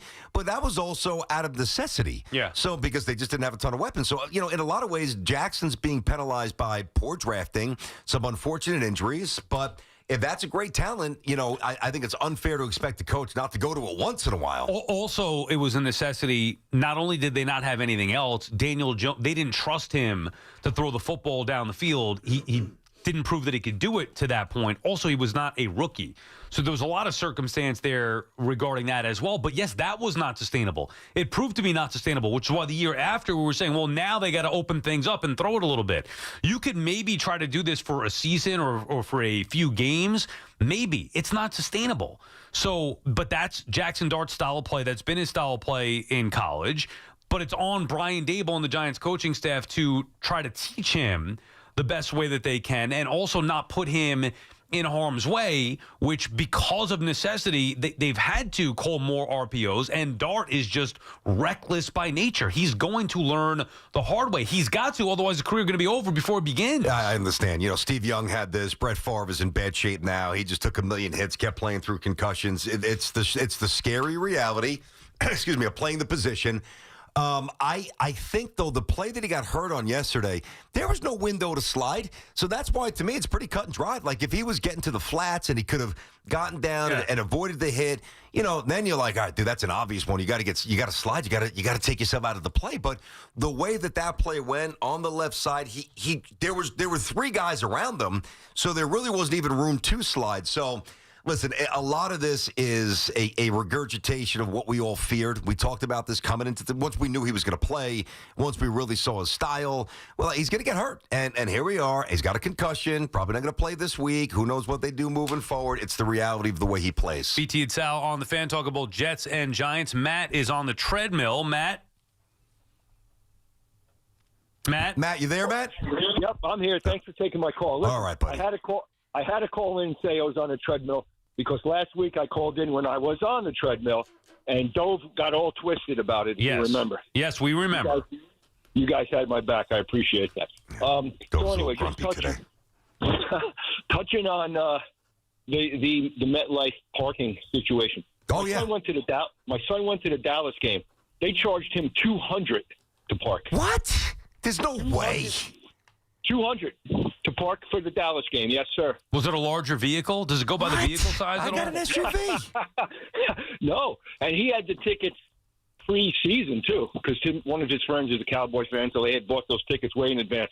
He pulls up and they said $200. What was it like? One of these specialized lots? I mean, I don't need to get into the weeds of parking. Either way, $200 is unacceptable, and $100 is ridiculously unacceptable. So I don't know. $200. There's no way he was charged. I don't want to call you a liar. I'm not doing that. But unless he got hustled on some side street, he's not paying $200 at MetLife to park. Well, I'm telling you, he went to the game and he was charged $200 to park. Jeez. I mean, that's insane. And the thing too, I'm telling you, I turned back. By the way, going to these games, and I know you went yesterday, took the family, nice surprise, all that stuff. The idea of going to a football game, and I went to two last year. I went to two Thursday night games, Giants Cowboys and the Patriots and Jets week 3. I forget what week it was with the Giants Cowboys. And it was fine once you're there, to your point. The thought of going to a football game on a Sunday afternoon when you can watch any game from the comfort of your couch, order whatever food you want, and not pay $100 in parking, the experience of going to a game, to me, is just not worth it. Dude, I surprised everybody at dinner on Friday night, right? Because it's my in-laws' anniversary. They were in from Dallas. My father-in-law's from Ohio. I told you, big Browns fan growing up. Really not the Browns anymore, but like the symbolism was there. And I'm like, let me see what I can do. So I wound up getting the 6 tickets. And it sounded good. And then, of course, Saturday night, I'm saying to myself, I'm like, oh, my God, it's going to be a long day. Yeah. And it wound up being an awesome day. Like, I really, really had a lot of fun. More importantly, they did. It was great, even with the rain. But the Jets played pretty well. There's probably 30,000 empty seats, so it was a little bit easier getting in and out. But, for me, I'm sitting there saying, all right, the end of the third quarter, all right, early fourth quarter, all right, we got to get moving. I got to get the podcast, the instant reaction. Then I've got to get home. And after I do that, I've got to watch the Giants game. I know the Giants score, but I've got to sit there and be able to talk about this. Like, you talked about going to a party. Yeah. These are the things. I'm not looking for pity points, but it is a lot of different impediments, if you will. It's not as enjoyable as it used to be. I used to love going. I'd be there at 9 a.m., dude, throwing the football, banging them back. I mean, there all day. Come out, stay till the final guns at 0, go back to the car, put the 425 game on, fire that's the right way to do That's it. the only way to do it. But $100 for parking? I know. Come on, man. Especially for the teams the way that they are. Now, this was the Jets. You said you heard that it was 100 for the Jets. You experienced that firsthand. Sure. And 60 for the Giants. Yeah, the woman who was taking the money. Yeah, she's a MetLife employee. She actually felt bad. $60 is fine. She had to charge me 100. I'm like, it's all right. You're incredibly sweet. It's awesome. It's not your fault. It's Woody's or whoever set this up. And she's the one who divulged. She's like, yeah, the Giants are only 60. And then when I heard that, that's when I got a little bit annoyed. But like a sucker, here we go. Thank you. May I have another? I'm going to pay. Well, at that point, where am I going? You have no choice. I mean, I tell the kids, like my father one time when we pulled up to, this is a true story. We pulled up to Taco Bell. They used to have a special. Now, this is going back at least 30 years probably. They used to have a special with Fiesta tacos. Like they're running a special. You see it on the commercial. Fiesta tacos were like 69 cents, whatever it was, like really cheap. And we would go and just load up on them. Mm-hmm. Like he'd get however many for the whole family. We loved it. Taco Bell, whatever, Fiesta tacos. And we went to the drive-thru. My sister and I were in the back seat. My mom was in the passenger side. And my dad goes, I want to order however many Fiesta tacos. And like, oh, sorry, sir, we're not running that special anymore. He turned with an incredulous look to everybody in the car and was like, okay, thanks. And drove off. Yeah. I mean, maybe he couldn't. I had no idea what's going on. Back then, I'm not worried about it. But maybe he couldn't afford that. Whatever it was. But yeah, that's what I would have done. If I pulled up and was like, $100 to park to see the Jets and Cleveland Browns?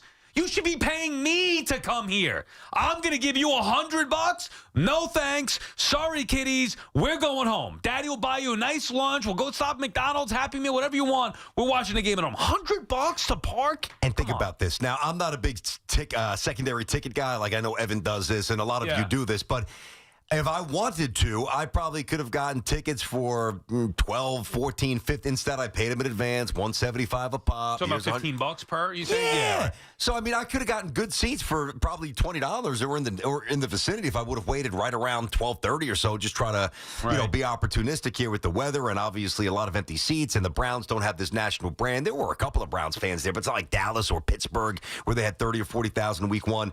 But I do admit it. I'd rather have everything lined up and be, not be inconvenienced, okay, than go through hoops to save a few bucks. Now, that's on me. I mean, I'm an idiot for doing that. Like, I wish I had that capacity to wait and pounce on a deal. I don't. But, for $100, my recourse was not going to be, oh, I'm sorry, guys, we're going to go home and we'll get a roast beef sandwich instead. We're not going to the game. How am I going to look back at the kids and say, sorry, guys, sorry, Granny and Papa, my dad did it. But come on, you've been to Taco Bell a million times, I would imagine. A little different when you're staring at a stadium and you're wearing Jets jackets and Jets hoodies.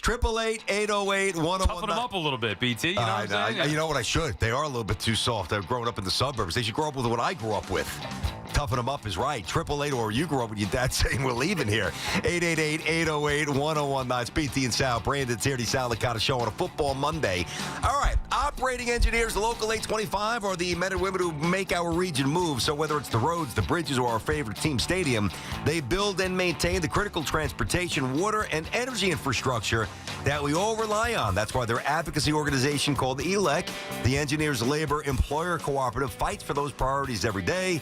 That's ELEC, representing these signatory contractors and the hardworking men and women who build New York and New Jersey. It's Boomer and Gio, mornings on the Fan, 101.9 FM. Joining us in studio, St. John's men's head basketball coach Rick Pitino. They played just as hard as any team I've ever coached. It's just you got to handle them differently today. They're professionals. You got to treat them like pros, but you also have to be teachers. I teach the exact same way I did 40, 50 years ago. Listen to Boomer and Gio on demand on Apple Podcasts, Spotify, or wherever you get your podcasts.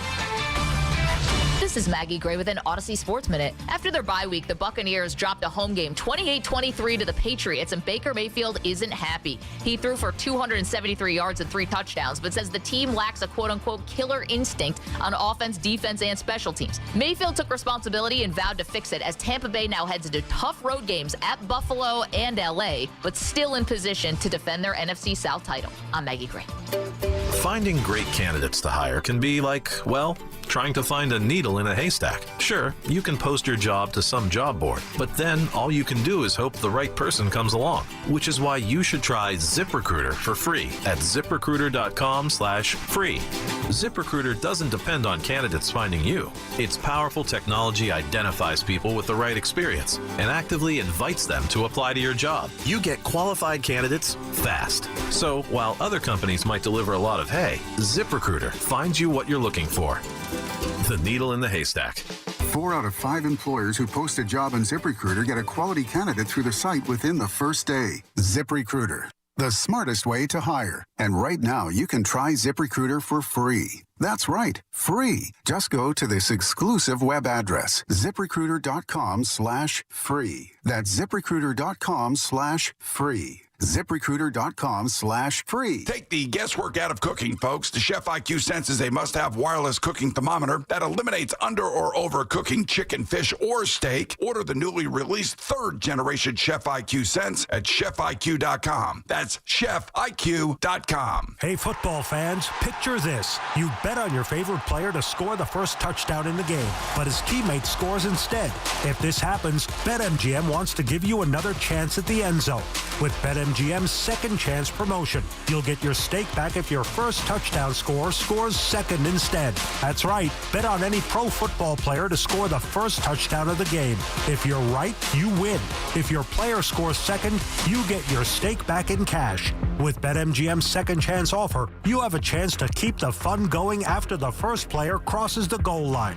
BetMGM and GameSense remind you to play responsibly. See BetMGM.com for terms. 21 plus years of age or older to wager and physically present in New York and New Jersey only.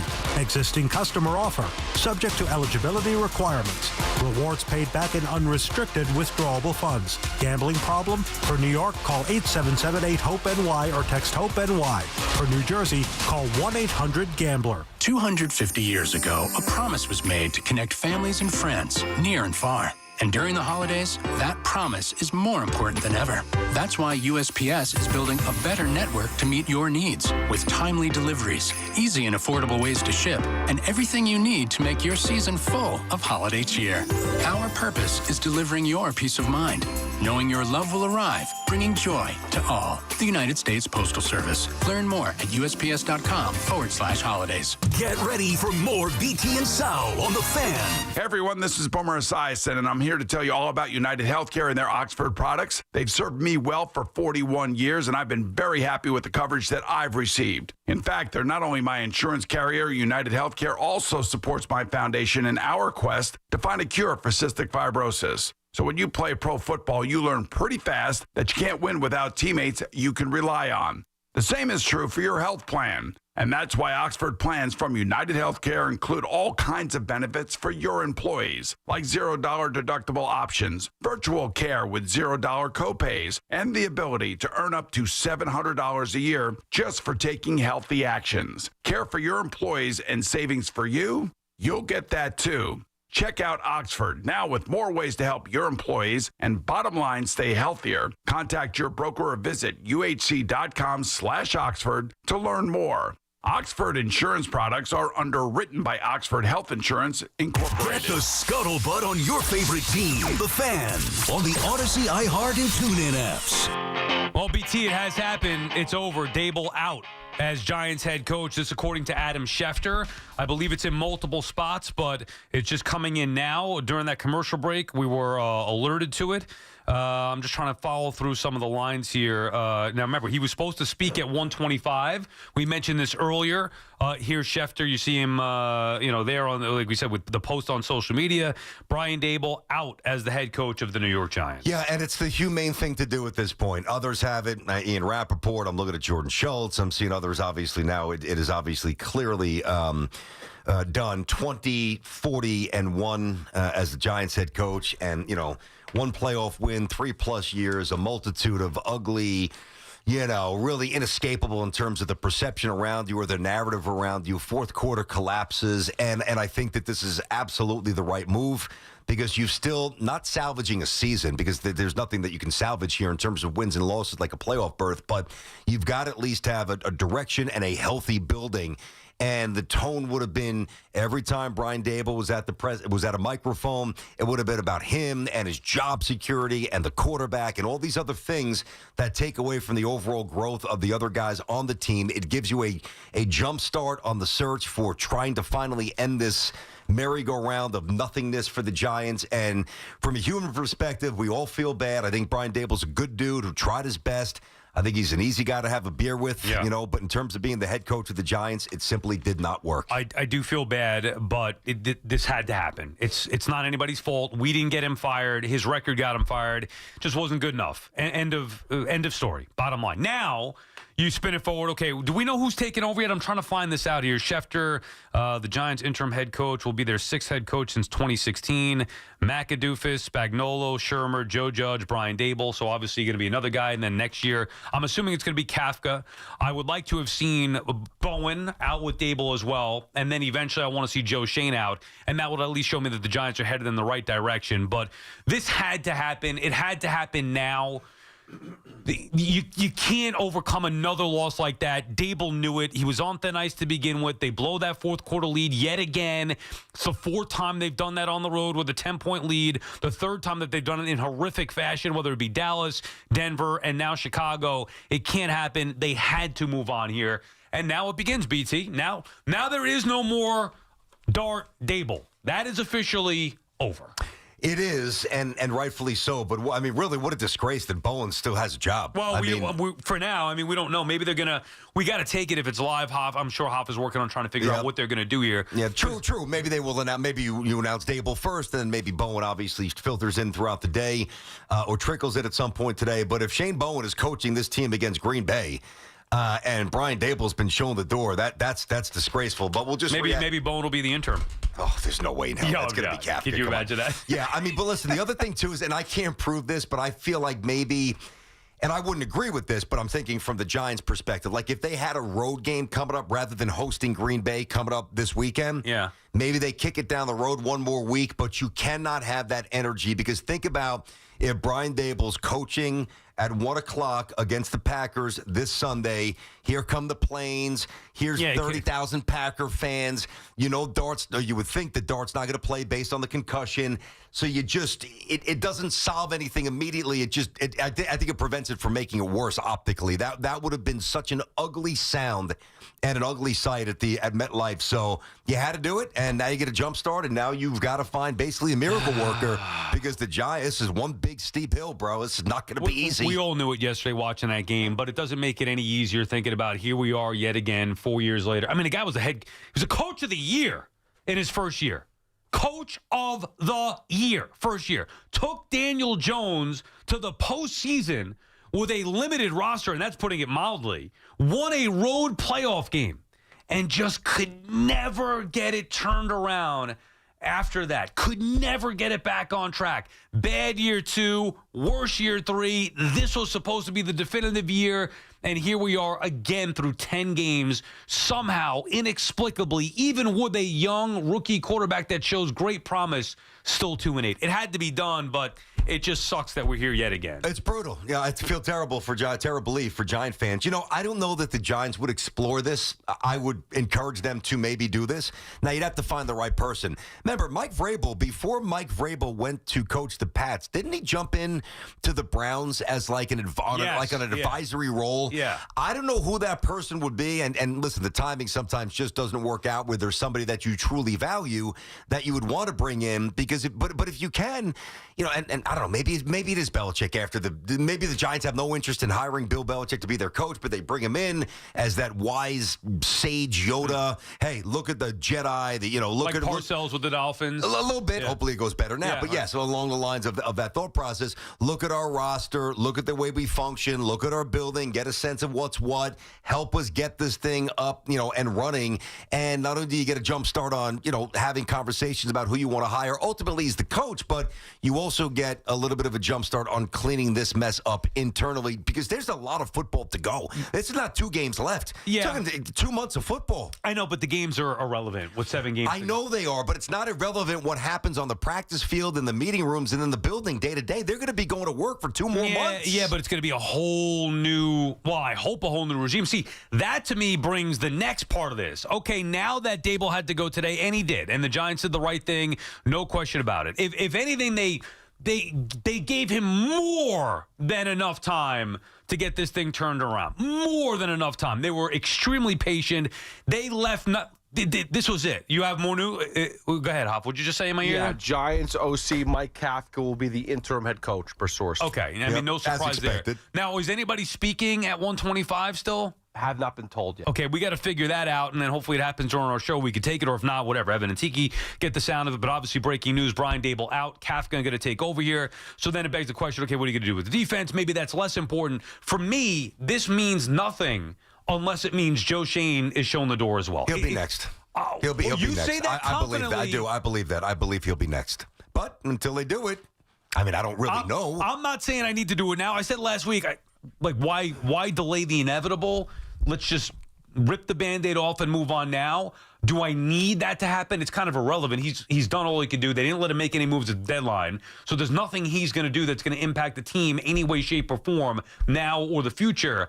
I guess the longer it goes with him still employed, the more concern I have that they aren't going to clean house totally. Yeah, I do hear you. Trust me, I do. But to me, it's more clerical. That's the way I describe it. Like at this point, I'm not saying there's no roster moves that are going to have. You'll pick this guy up on waivers or promote that guy from the practice squad. But there's really nothing substantial that's going to happen from now until the end of the season because the trade deadline is over. Now, if you want to see, this is what's going to be interesting. The Jets made the mistake years ago where they let McCagnon draft, and then they fired him right after the draft here. Yeah. So how dumb can you be? Yeah, that's about as idiotic as it gets here. So, and I don't think that the Giants would take the same page from that idiocy. But what they've got to have consistency here because they are very deep into their scouting. Like I know the Jets have already watched Mendoza play quarterback in person 4 games, and the Giants might not be scouting a quarterback, but they're certainly scouting a lot of players. So you still want some continuity in terms of the preparation for the draft and the offseason. Again, Daboll had to go during the season, in my opinion. Less concerned about Shane when he goes, as long as he does, which I think he will at the end of the. Now, if he doesn't, that's a different discussion, and I'll get on the Giants. But I don't need him gone today. I think you had to start with Daboll. I also wonder how much of this decision was based off the fact that Dart got hurt. Again, for me, it would not have been the case because I know there's a lot of thought. Well, he got Dart hurt. Blah, blah. To me, it's separate. It's everything else. It's his 4 years in its entirety, specifically the last 3, and just the inability to show that he knows how to win games. Yeah. You have leads. That's a good thing. Getting leads are good. It's a good thing. And the Giants haven't had enough of them. Then you got to hold on to the leads. You've got to be able to preserve at least some of them. And he just couldn't do it time and time again. And maybe his fate was sealed prior with the Denver game, but maybe it was sealed on that decision to kick a field goal and go up 2 scores as opposed to being aggressive. And it just shows you, when you're insecure or not firm in your standing, maybe you're going to make some decisions that you normally wouldn't make, trying to hang on and see. And obviously, it was the wrong decision, kicking the field goal, taking the points, still blowing the game. It just too much here. So the Giants did the right thing moving on from there. They did. So we just got the Kafka stuff from Hoff there. I still need an answer on Shane Bowen because the more I think about this is patently offensive that this man has a job and Daboll doesn't. Shane Bowen's still employed. Yeah. Let that resonate for a second. This guy still has a job. Bowen, the coordinator. Well, for now, I mean, again, we still don't know. What the hell are they waiting for? I mean, if you fire Dave, that's why I say stuff is trickling in, and we might get it in 10 minutes, whatever. But Bowen's got to be gone by today. He can't be back out there. How unfair is that? I agree. Let me just ask you, and this may be semantics here. We knew clearly Kafka could transition and take over. He's a guy that's interviewed many times before for a head coaching job. Not that he could do the job, but at least he's been coaching easier long transition. enough. He's been doing it long enough as an OC where it's going to be an easier transition. Is it just as simple as, well, if they move on from Bowen, we have nobody to really even come up with a game plan the rest of the way? If that's the case, then their staff is even worse than I thought. Because, I mean, think about this. Well, the guy who's running the show just got fired, and the guy who's running the defense should have been fired 10 weeks ago. I just think the optics are awful. I just think, it, again, patently offensive. Like, if I'm Daboll, I'm like, what? You keeping him? That doesn't really matter. Daboll's gone. But if there's nobody in the building that could at least piece together a game plan that makes some sort of sense, then their staff is worse than I thought. Somebody's got to be capable of doing. That's not the reason you keep Bowen around. And if so, then the Giants are in worse shape than we think. Does Wink Martindale have a social media? Because somewhere he's think he's going to pop in, take a little celebratory lap. Oh, yeah. I hope he doesn't. Probably take some. Yeah, come on, that's what he is, though. Wink Martindale. Yeah, I would hope. Yeah, I think I know. Well, he's done some of that, yes, but I would like to think that, when now that Daboll's actually gone, I would hope that sensitivity would win out. Like, he's gotten his shots in a little bit because he was gone and Daboll wasn't. Hopefully he takes the high road. But, yeah, I mean, you're right. Wink likes taking those shots. I wouldn't do it. Yeah. I think it's low class and low brow, but maybe he's done that before. I'm just saying it. I'd be curious to see what he I feel like there's going to be some kind of comment coming. And it made me think of it because if he were here, you could argue he would have taken over as head coach, and maybe that's an opportunity that he won. Anyway, he's not here. Neither is Brian Daboll. BT and Sal on the Fan. We'll take a quick break, come back, get your reaction to it. Brian Daboll out as head coach of the New York Football Giants. It's the Nets and Raptors, 7:30 tomorrow night. The home of Brooklyn Nets basketball is The Fan, 101.9 FM, and always streaming on the Odyssey, TuneIn, and iHeartRadio app. 4 distinct all-electric Cadillacs. Some drive them for performance. Others drive them for the range. And some drive them because it's the only way to make an entrance. 3 different ways to turn every drive into an occasion. Whatever your reason, there's never been a better time to say, let's take the Cadillac. The all-electric Cadillac family of vehicles. Escalade IQ, Vistic, Optic, and Lyric.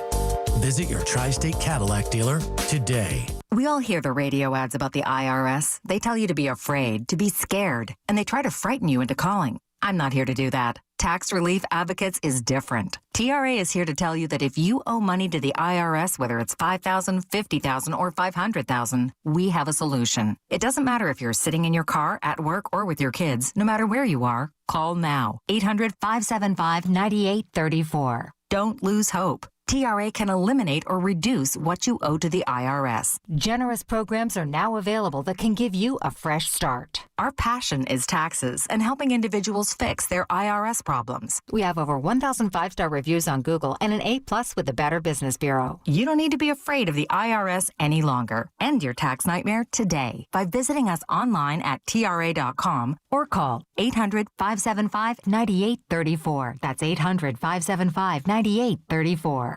Tax Relief Advocates. Real solutions for real people. Great deals are waiting for you at your local Kia dealer during the Kia Season of New Traditions sales event. So, gift yourself some savings and drive home a capable Kia SUV or powerful Kia sedan today. This is the story of the one. As a custodial supervisor at a high school, he knows that during cold and flu season, germs spread fast. It's why he partners with Grainger to stay fully stocked on the products and supplies he needs, from tissues to disinfectants to floor scrubbers. Also that he can help students, staff, and teachers stay healthy and focused. Call 1-800-GRAINGER, click Grainger.com, or just stop by. Grainger, for the ones who get it done. So, there's this guy, Paul Rivera, grew up in the Bronx, made some mistakes, but eventually becomes one of those hard-working citizens who keep our city going. But he gets pulmonary fibrosis, and his only hope is a lung transplant. When one hospital, Montefiore Einstein, get him a new lung, and they give him a new life. Right. Everyone in his neighborhood is like, they give that guy a new lung or a new motor. The story, Mr. Giamatti. Well, you ought to know, Mr. Rivera, you lived it. Everyone loves a comeback. Montefiore Einstein, national leader in transplant. Life's rewarding, especially with Flushing Bank's Complete Cash Rewards program. Just open a personal or business complete checking account to get started. With 29 New York Metro locations, there's nothing easier or more rewarding. Visit FlushingBank.com today. Member FDIC. Sullivan Papain is one of New York's top personal injury firms and general counsel to the New York City Firefighters Union. Sullivan Papain is New York's team, fighting for New Yorkers and our city's bravest. Remember the name, Sullivan Papain, a winning team on the court and in the courtroom. Contact Sullivan Papain at triallaw1.com. That's triallaw1.com. New York strong, from the court to the community. Remember the name, Sullivan Papain. Pros don't just show up. They prove how it's done, with precision and without shortcuts. Makita tools are built the same way, with a dedication to lasting quality, trusted performance, and results that reward your effort year after year. When the job calls for the best, call on Makita. Built to be the best. Available at the Home Depot. Our friends at Town Fair Tire remind you that at Town Fair Tire, you always get the guaranteed lowest price on name brand tires from Connecticut to Maine. Nobody beats Town Fair Tire. Nobody. Talk sports with Evan and Tiki. Afternoons from 2 to 7. WFAN, WFAN FM, WFAN FM HD1, New York, and Odyssey Sports Station. WFAN Sports Flash. Good afternoon at 1 o'clock. I'm Chris Lepresti. The Sports Flash sponsored by Chef IQ. Precision cooking, effortless results, chefiq.com. Also sponsored by Ray Cattina Lexus of Freehold and Ray Cattina Lexus of Monmouth. No one sells more Lexus vehicles in New Jersey than Ray Cattina Lexus. Get into the holiday spirit during the Lexus December to Remember sales event. Unwrap exceptional offers on all models, including the all-new GX and TX at Ray Cattina Lexus of Freehold and Ray Cattina Lexus of Monmouth. End of the line for Brian Daboll, reportedly fired as Giants head coach a short time ago. Promising start in year number one, of course, including that playoff victory, but now 2-8 for the third straight year, blowing 4 double-digit road leads along the way here in 2025, plus the concussion yesterday for rookie QB Jaxson Dart. Offensive coordinator Mike Kafka will reportedly take over as interim head coach in place of Daboll. Giants will be home for the Packers this coming weekend after Green Bay hosts the Cowboys tonight at Lambeau Field to wrap up NFL Week 10. The Jets will open Week 11 on the road against the Patriots Thursday night.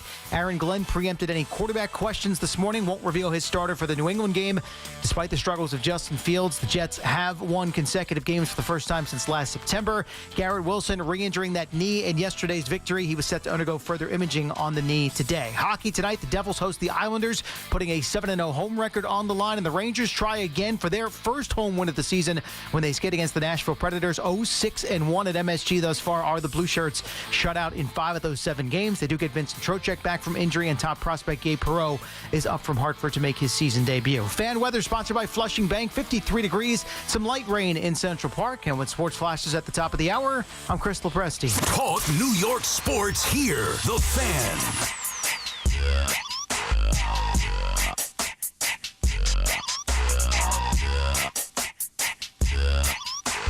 BT, it's out back on the Fan. 888-808-1019, the number to call. We are reacting to the firing of Brian Daboll. Okay, we expected it to happen after last night's game. I figured it would happen this morning. I didn't know what happened this afternoon, so just happening 15, 20 minutes ago. It does not make it any easier. By the way, the BT and Sal show on the Fan, presented by your Tri-State Cadillac dealers. Cadillac, the official luxury vehicle of the New York Giants. Doesn't make it any easier. I know that there's going to be some satisfaction and gratification from the fan base for something that has just been frustrating, watching this team continue to lose for the last 3 seasons and not have anybody pay the price for it. But it doesn't make it any easier, BT, when you know that I'm pretty sure if we go back in the archives for this show, last year after the season, I remember saying, I already know what's going to happen. It's predictable. They're going to pick their franchise quarterback, and this regime isn't going to be around to see it through. Now, I didn't know that they were going to go to that quarterback immediately or who was going to be or how successful he would be. But here we are. However we got here, whatever the decisions are, and right now it's Daboll out, Kafka, the interim head coach. And I think that that's going to be it, according to some reports, maybe not Bowen, that we're in a spot yet again that the New York Football Giants have a timeline that is off. The GM still is in place for now with Shane, head coach out. The same head coach that selected and developed the rookie quarterback a year ago. Okay, I don't think it's as bad as you think. And I remember having those conversations, and we did want to avoid this. But while we're here, I don't think it's as suffocating as maybe you and some others think. Now, the head coach is gone. All right, we know that. The DC, for some crazy reason, is still here, but he will eventually be gone. Right. I believe that the general manager at season's end will be gone. Now, if he's not, now that's a curveball. That goes back to what you're saying. It's just not the right setup. But the Giants' job over the years, like when they went to, whether it's a McAdoo or Shermer, it really hasn't been incredibly appealing because you think about the end of the Eli era with nobody that was really, truly ready to take the baton and elevate the team. So they were living in the shadows of Eli, and when do you pull him into the mess with Geno? Like, that was just a very sloppy way to do it. And then the fallout from that was not very easy. I think the Giants, of all the potential jobs that will be open this offseason, it's going to be a very appealing job because I think that the word on the street for Jaxson Dart, I think anybody that watches football, that does football for a living wants in with Jaxson Dart. Right. I really do.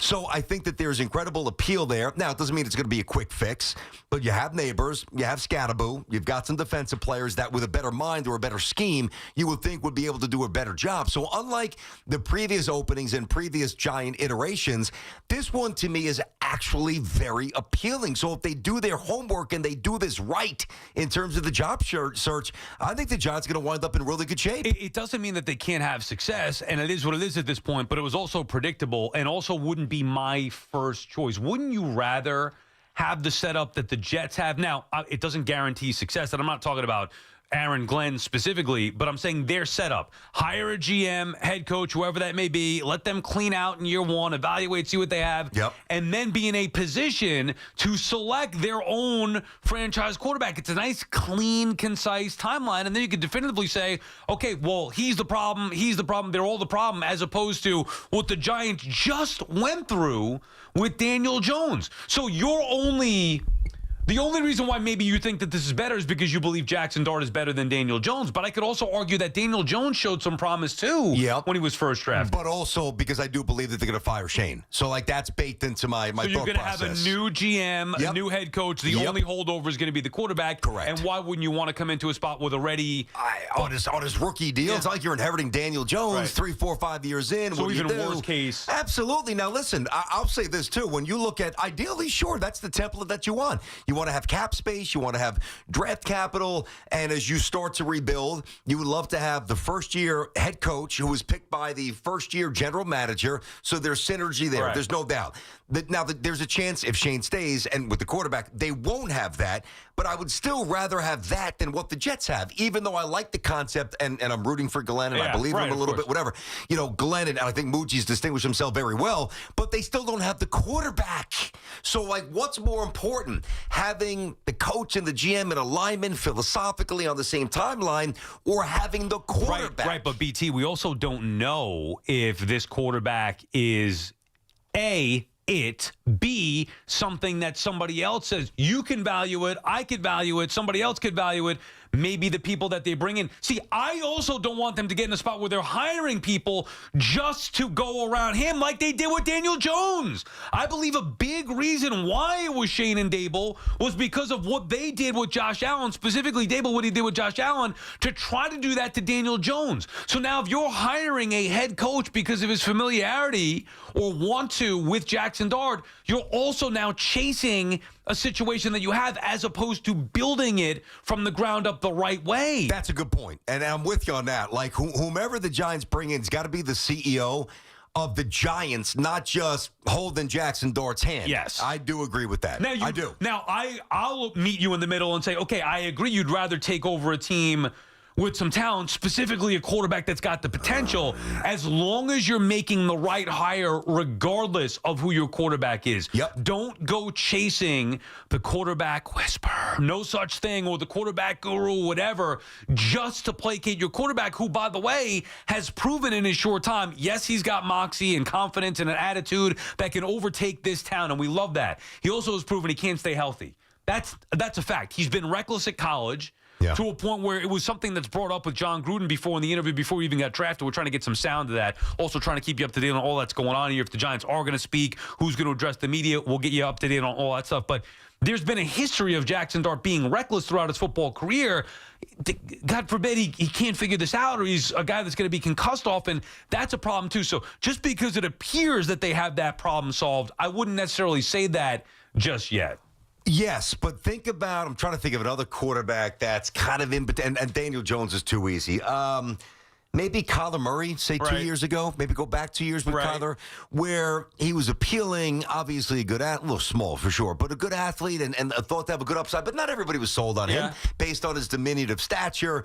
Like, I think when the people who were in play for jobs with the Cardinals, I'll go 2 years ago, I think it was split. I think some people loved him. I think some people like, I want no part of this guy in terms of Kyler Murray. I don't think you'll get that at all. I would think that would be a universal, I would love this job. Now, that doesn't mean he's going to be healthy forever. The other things can still come into play here, but as a starting point to get people in the room that could elevate your franchise that aren't using you to leverage other jobs. Like, I believe, I really strongly believe this. Really, 100%, 1,000% believe this. The Giants will not be used this offseason, and like the Giants will be a coveted job. I really believe that. Also, I'm not denying that. I'm just saying when it comes to the quarterback, everybody thinks that, okay, well, here he is. He had some success. That's it. Boom. Because it's a lot better than the alternative, which is, this guy may be a bust. This guy can't make any throws. This guy can't make any plays. So you're already ahead of the curve. Look at what happened with Jaden Daniels from year 1 to year 2. Look at what happened with C.J. Stroud. I'm not knocking those guys. Tua went backwards. Big time. All those guys at certain points was like, we've got our guy. And all of a sudden, quickly, it was not the case. And I'm not knocking Jaden Daniels, but injuries might be a part of his game. Look at how far Washington has fallen off from where they were a year ago. 3-7. Same thing with the Texans. It was looked at universally in the NFL. DeMeco Ryans, C.J. Stroud, boom, here we go. The greatest combo in the NFL. This is what you want. And now, all of a sudden, that model with the Texans, while they're starting to play better, I know they came back yesterday, had the big win, it's just not a guarantee. So these things are hard. That's why I want to just make sure that they're building it the right way and making the hires for the right reasons, not just around trying to maximize the young quarterback's potential. It sounds idiotic to say this because the way they've lost, it's been, rinse and repeat and just mind-bendingly nuts. But in a weird way, they feel healthier than they've been in a long time. And a lot of that, to me, I don't mean like pure physical health. I mean just like the components that you need to eventually become good fast with proper coaching, with health, with some infusion, with an infusion of talent. They've got their left tackle. I believe they got their quarterback, got a couple of running backs, got a stud wide receiver 1, got a couple of pass rushers.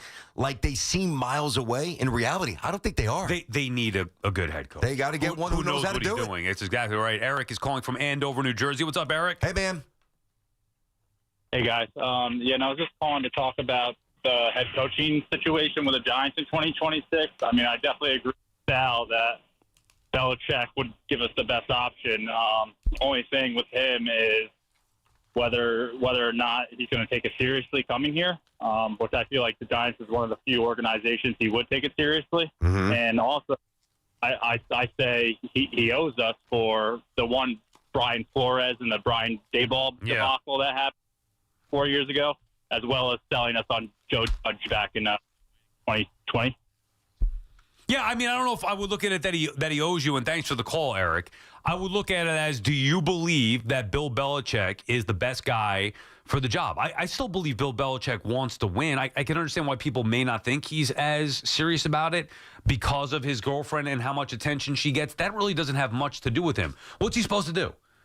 Muzzle her, mute her? Now, I personally would try to clean it up a little bit, knowing what it's doing to my legacy. Maybe he doesn't care about that. He doesn't pay attention to it. Snap face or face chat, whatever he calls it. I really don't think he cares. I think he's a football lifer, for better or worse. He just wants to try to go out there, coach, and win football games. And I think that the Giants could benefit from that. The secondary, again, I don't know if it's the best thing yet. We're going to go over the options. But the secondary stuff, I could see how that would be a bit of a turnoff. Okay, so by the way, let's just get this buttoned up here. Hoff was telling me in my ear while you were talking that we don't know about the press conference yet. If we get the details, if we can do something before we get off the air too, we will. If not, Evan and Tiki will obviously get you that. And, of course, obviously, Tiki doing the radio for the Giants. You're going to want to stick around for that. All right, so to me, the thought of Belichick, now we can certainly converse whether or not we think that Bill Belichick is still in his coaching prime, or if he still has it, or if he can adjust to the modern NFL, or if he can win without Tom Brady. To me, those are all fair topics, okay? Because there's enough evidence to the contrary where it's not an unrealistic or unfair conversation to be had. I think it is patently an abject offensive statement for anyone to think that Bill Belichick, who reveres the Giants more than any team that exists, would come here and mail it in. Yeah, come on. Those are two separate things. Right, come on. Belichick, now I don't think I would do it. I don't love where he's at in his life and his age, whatever. But if they do, you're getting the full throttle Bill Belichick effort from minute one. That is not negotiable. And you would be able to snuff that out if you interviewed him. See, that's where we're at a disadvantage. We're not interviewing these guys that are going to be up. Send them over to us. We'll flush it through. Well, I would like that. Again, I'm just talking about in like a hypothetical alternate reality to really make a decision. Oh, Sal, who do you want the Giants to hire as the next head coach? Well, can I sit for 3 minutes with 4 different guys? Yeah. Then I'll tell you. I really feel like that gives you a different side of things that we don't have. We're not privy to. Nobody is outside of the people in the organization. Now, you could hear reports about how meetings went, but until I'm interviewing you myself, I truly don't know. There are things that I would look for that would be deal breakers. So you'll be able to snuff out somebody's interest level in the job. Like the Falcons. He wanted too much juice, and they said, no, it's not for us. We're not going to hire you. And look at how they're doing since. Yeah. The knucklehead losers that they are, hurting the Jets, by the way, in the process yesterday, coughing that one up to the cold. Of course. But just in general, yeah, they went with Raheem Morris instead of Bill Belichick. And look where their organization is since that pathetic loser decision for a loser organization. I'm not saying that Belichick's the only guy for the Giants, and even me, the biggest Belichick believer and fan that there is. I'm right with you, too. Even me, I have reservations or hesitation based off of the way that it ended in New England and what he's done in North Carolina. I think you have to. That's objectively weighing all the evidence here, all the stuff. Listen, obviously McCarthy, Kingsbury going to throw out there. Let me give you one. I don't even know if they'd go this route. So let's say the Giants continue to lose because of their defense, whatever, and Jaxson Dart looks pretty good whenever he comes back to play. Probably won't play this week, but whenever he does, under Kafka. Right. So the offense looks good. Right. I actually think a name that you're going to hear a lot is Jesse Minter. Now, Jesse Minter was the DC for Harbaugh at Michigan and is now the DC for the Chargers with Harbaugh as well. So if you can maybe strut... Now, again, do you really want to hire a first-time head coach DC? Okay, maybe you don't want to do that. I get that. I would understand the resistance, but... that's why I say if Kafka could establish himself a little bit positively, and you think that he could be the OC, and you bring in somebody to clean up the defense, that might work as well. Like there's no gap. I'm sorry, I would just finish the thought with this here, Sal. Like if the Giants lose and they look okay on offense, I'm not looking to get rid of Kafka. Like if he's an asset, but I don't necessarily think he's head coach material, I'm going to try to find a way to keep him in the building. We disagree there. Really? Yeah, I want everybody out. Me, personally, I want everybody out, and I want new people coming in, GM, head coach, and they can hire their entire staff, regardless of what happens the rest of the way. Brian is in Levittown. What's up, Brian? Hey, guys. How you doing? I love your show, by the way. Thank you. I was wondering, you guys think about John Gruden as a head coach, and is he available? I know he insulted Goodell at a point, and I think he was fired, but would they be able to bring him back? What do you guys think about that? They could. It would take a little bit of a gutsy move by the Giants. You know, I love Gruden. I love the way he talks, but to me as a head coach at this point, I'm not feeling it that much. I'm just not. He's going to be one of the names that's going to be extremely popular amongst the fans because he's a known commodity. People know he won a Super Bowl. You see him now. He's doing a great job with Barstool. I'm open to the idea. Again, I need, he loves Jaxson Dart. As a matter of fact, we're going to take a break.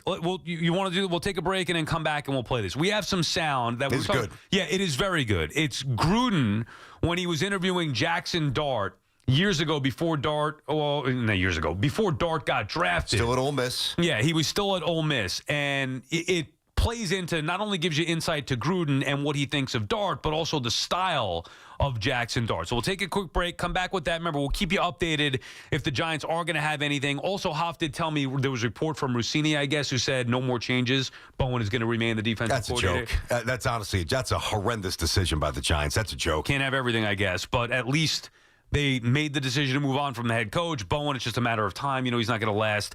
And you hope that Joe Shane will be next at some point here. Anyway, we'll come back, get to your calls, 888-808-109. Also, play you that soundbite from Gruden as it pertains to Jaxson Dart. The home of the NFL on Westwood One is WFAN. The Eagles fly into Titletown to take on the Packers. 8:15 tonight. Right down the middle and good. Monday Night Football is on the Fan, 101.9 FM, and always streaming on the iHeartRadio, TuneIn, and Odyssey app.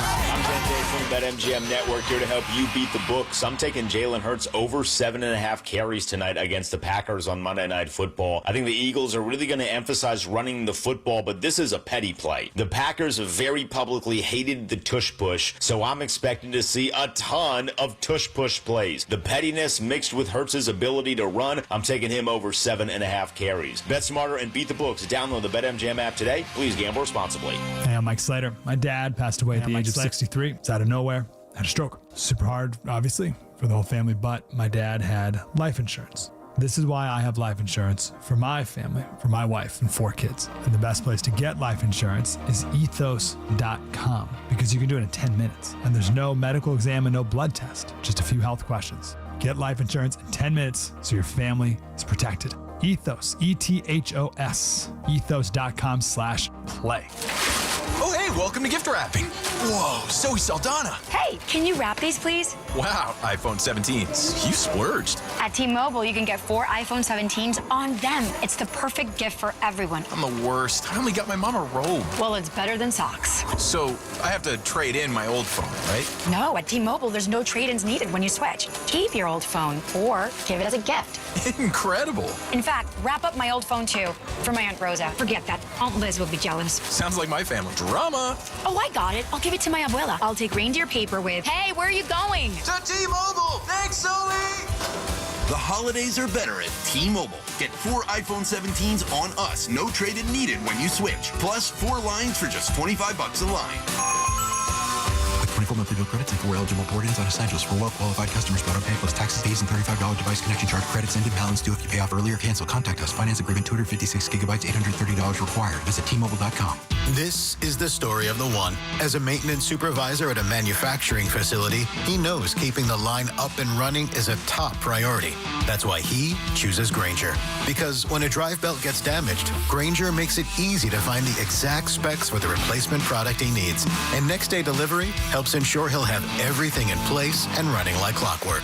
Call 1-800-GRAINGER, click Grainger.com, or just stop by. Grainger, for the ones who get it done. All right, gentlemen, this is Emmett Smith on behalf of Depend, and I've got the perfect play. Run straight to your doctor's office for a life-changing catch. Because when prostate cancer is caught early, it's up to 99% treatable, and 1 blood test might be all it takes. And now through November, Depend is donating to the Prostate Cancer Foundation for select purchases. Talk about a great play. From September 1st to November 30th, Depend is donating 25 cents to the Prostate Cancer Foundation for Depend Shields Guards Real Fit products purchased in the U.S. up to a maximum of $300,000. Or in Mississippi. Get ready for more BT and Sal on the Fan.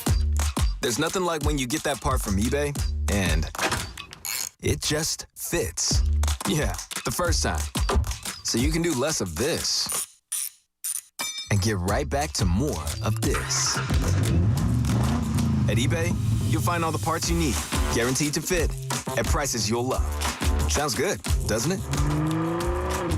eBay, things people love.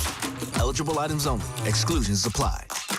Football season is here, and just like winning teams, your engagement should be all about the best. So if you're ready to pop the big question this season, why not visit the experts at London Jewelers? With top-notch professionals and cutting-edge technology, London Jewelers can help you select or even design the absolute perfect ring. So whether you're starting over or starting new, let the professionals at London Jewelers be a part of your journey. Visit any one of their convenient 6 locations across New York and New Jersey. London Jewelers, serving you and your family since 1927. 888-729-7546. Listen to You Better You Bet with Nick Costa Sunday morning at 8 right here on The Fan. Nick will preview all the football action to get you ready for kickoff, presented by BetMGM. Make it legendary. Please gamble responsibly. Gambling problem? Call 1-800-GAMBLER. This holiday season, find excellence in every detail in a new Volvo. From Volvo Cars Ramsey, 8-time winner of the Volvo Excellence Award. Now find excellent offers with your first lease payment waived. Lease a new 2026 Volvo XC60 B5 plus all-wheel drive, $583 per month for 36 months at Volvo Cars Ramsey, where it's all about you. Call 833-853-2975 for details. MSRP $57,145. VIN 1292363. Loaner vehicle 4,210 miles, $3,700 down payment. Tax title registration extra. Zero security deposit. Ends 11/30/25. This winter is shaping up to be a harsh, snowy season.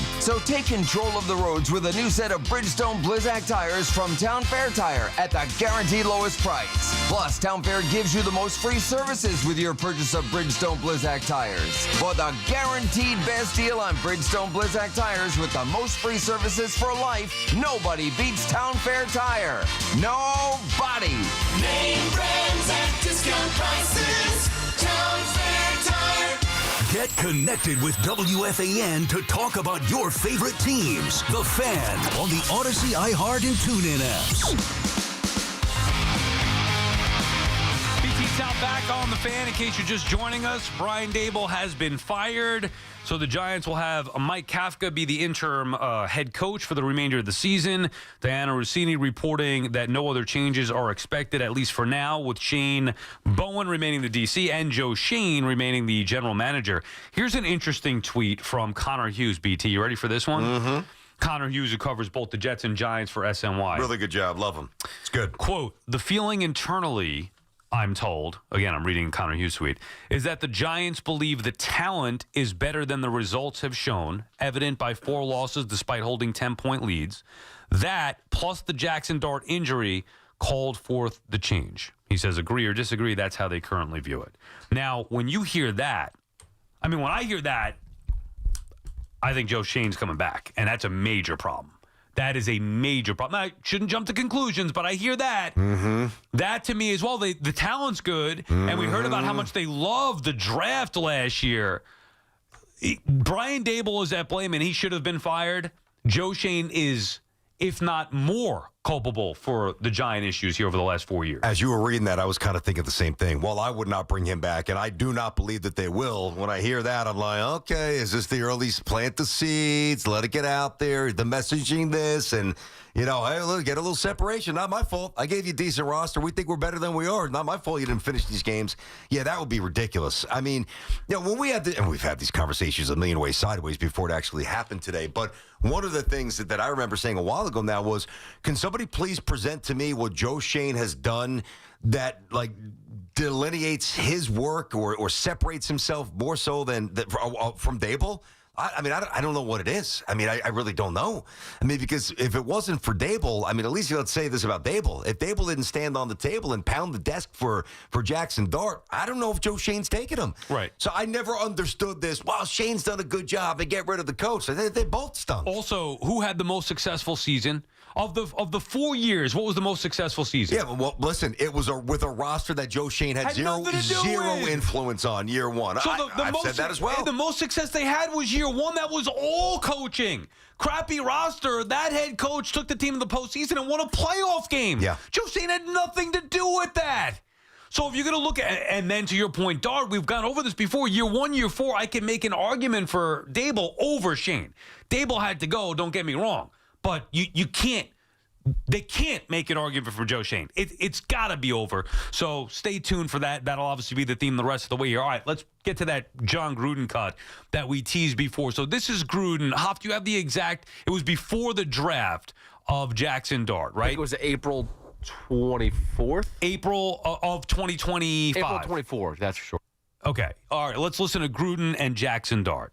I want you to change your playing style. Yes, sir. I think it's reckless, I think it's careless, and I think it's dangerous. You're the only guy that can't play with a sore right shoulder. Mm-hmm. And we can't play without you. You've come out of some games now. Right. You had your ass knocked off, and you sucked it up and went back in the game. But talk to me about some of these hits. Why won't you go out of bounds? Why won't you go down?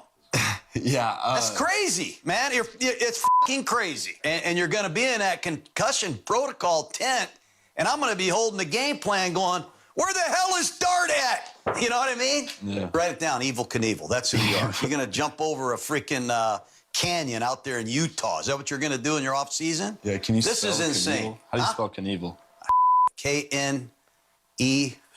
Kneviel. Knievel. I mean, you did it at USC. You haven't changed. Why haven't you changed? Yeah, it's definitely something that when I watch back and in those moments, I definitely are like, all right, like that's not smart. It's not a smart hit to take. So that's definitely something I'm gonna, get better at. But in my mind, I'm always trying to be +2 and plus what? +2. What's that? Anytime you get hit with contact, I want to fall 2 yards forward. Yeah, well, that's all great, but not anymore. Yes, sir. How great was that? That That's was really good. courtesy of Barstool. So I think Giant fans are going to hear that. I know I heard it and I was like, bring him in. Bring him in, man. Let's go. Well, BT, he's doing all and saying all the things before they even happened at the NFL level. Yep. It was predictable from Gruden, and even though he knows that it could be successful, he said, no, not anymore. We got to keep you healthy. That's, to me, a coach that knows what they're doing. I'm not trying to knock Brian Daboll in this regard, but you couldn't nail it more than Gruden did with Dart. That was very entertaining, but on the scale of, relevance, it means nothing to me. And I'm going to tell you why. Because it's so easy to do what John Gruden just did. He's sitting in an air-conditioned room with a grease board. Hey, look at the schematics, and if you run, you're going to get hurt. You're going to be in the 10th, and you're the only guy who can't play with a bad shoulder. John Gruden's not coaching. So if John Gruden is down, let's say he's coaching the Giants next year, and the Giants are down 17-3, and they're one bad drive away from getting blown out. You telling me John Gruden's not running RPO to keep his team in the game, and eventually, if his job is eventually in doubt, to maybe save his ass? I think that he's right conceptually. What John said is spot on. It makes sense. But when you're in the moment coaching and you're trying to win, it's a lot easier to say it on Barstool than it is when you're the coach of the Giants. Yeah, but I don't think he would be reckless with Jaxson Dart. I don't think the Daboll was reckless yesterday. Me neither. I'm just saying that he would. I think he would get the message across to Jaxson Dart more so than Brian Daboll. And I'm not blaming Daboll for Dart's injury. That should have nothing to do with his firing. It should have nothing to do with his firing. But it was part of the reason that the Giants were having success only because the RPO and Jaxson Dart's ability to run the football. Nothing else was working. Daboll couldn't figure it out. That is proof. For the last 3 seasons, forget year one, the last 3 seasons could not figure it out. Even with Russell Wilson outside of that one game, they could not score points. The only way this offense was able to have sustained success was the RPO with Jaxson Dart. So it was a cheap way to overcome the other areas of deficiency and forget that you need to build the other things around the football team to be better, because this boy, abusing him is not sustainable. Using him in the right spots is and can be very successful. The Giants had no choice but to abuse him. I don't think Gruden would have done that. Also, they shouldn't be in this spot in year 4 as an organization where it's all about the RPO with the young quarterback. Now, that last part that you just said is obviously true, and that's a big problem. Now, a lot of times, guys, the RPO, for somebody like Jalen Hurts, who was a second-round pick, and when he was drafted, we were like, what? At least I know I was. I'm like, why would they do that? When some of these young players, you do the RPOs because it accelerates their ability to at least exist and then maybe eventually flourish in the NFL with complex schemes. They can't read defense. 100%. Like, you look at the database or their portfolio of talents, especially if you're drafted by a bad team with a dearth of weapons, that's one way to help them assimilate to the NFL. I love what Gruden said, and I 100% agree as a concept, but when you're a competitive person and you're trying to coach and you hear all the noise and he's getting crushed on the radio and Giants aren't winning and it's year 4. I'm not saying, if Gruden was in Daboll's shoes, there is nobody that can convince me that he's not going to use him a little bit. Now, maybe the difference would have been he would get him to be less reckless, maybe a little bit more than Daboll was able to. He did take a couple of shots to the shoulder this year that I thought were unnecessary, and I think maybe Gruden would have cracked through there. But the thing that he's not going to utilize him to his strength is ridiculous. He would have done the same thing. No, but I don't think that he would have done it to that extent. It doesn't mean that he wouldn't have gotten hurt. It's part of his game. He's going to have to run at some point.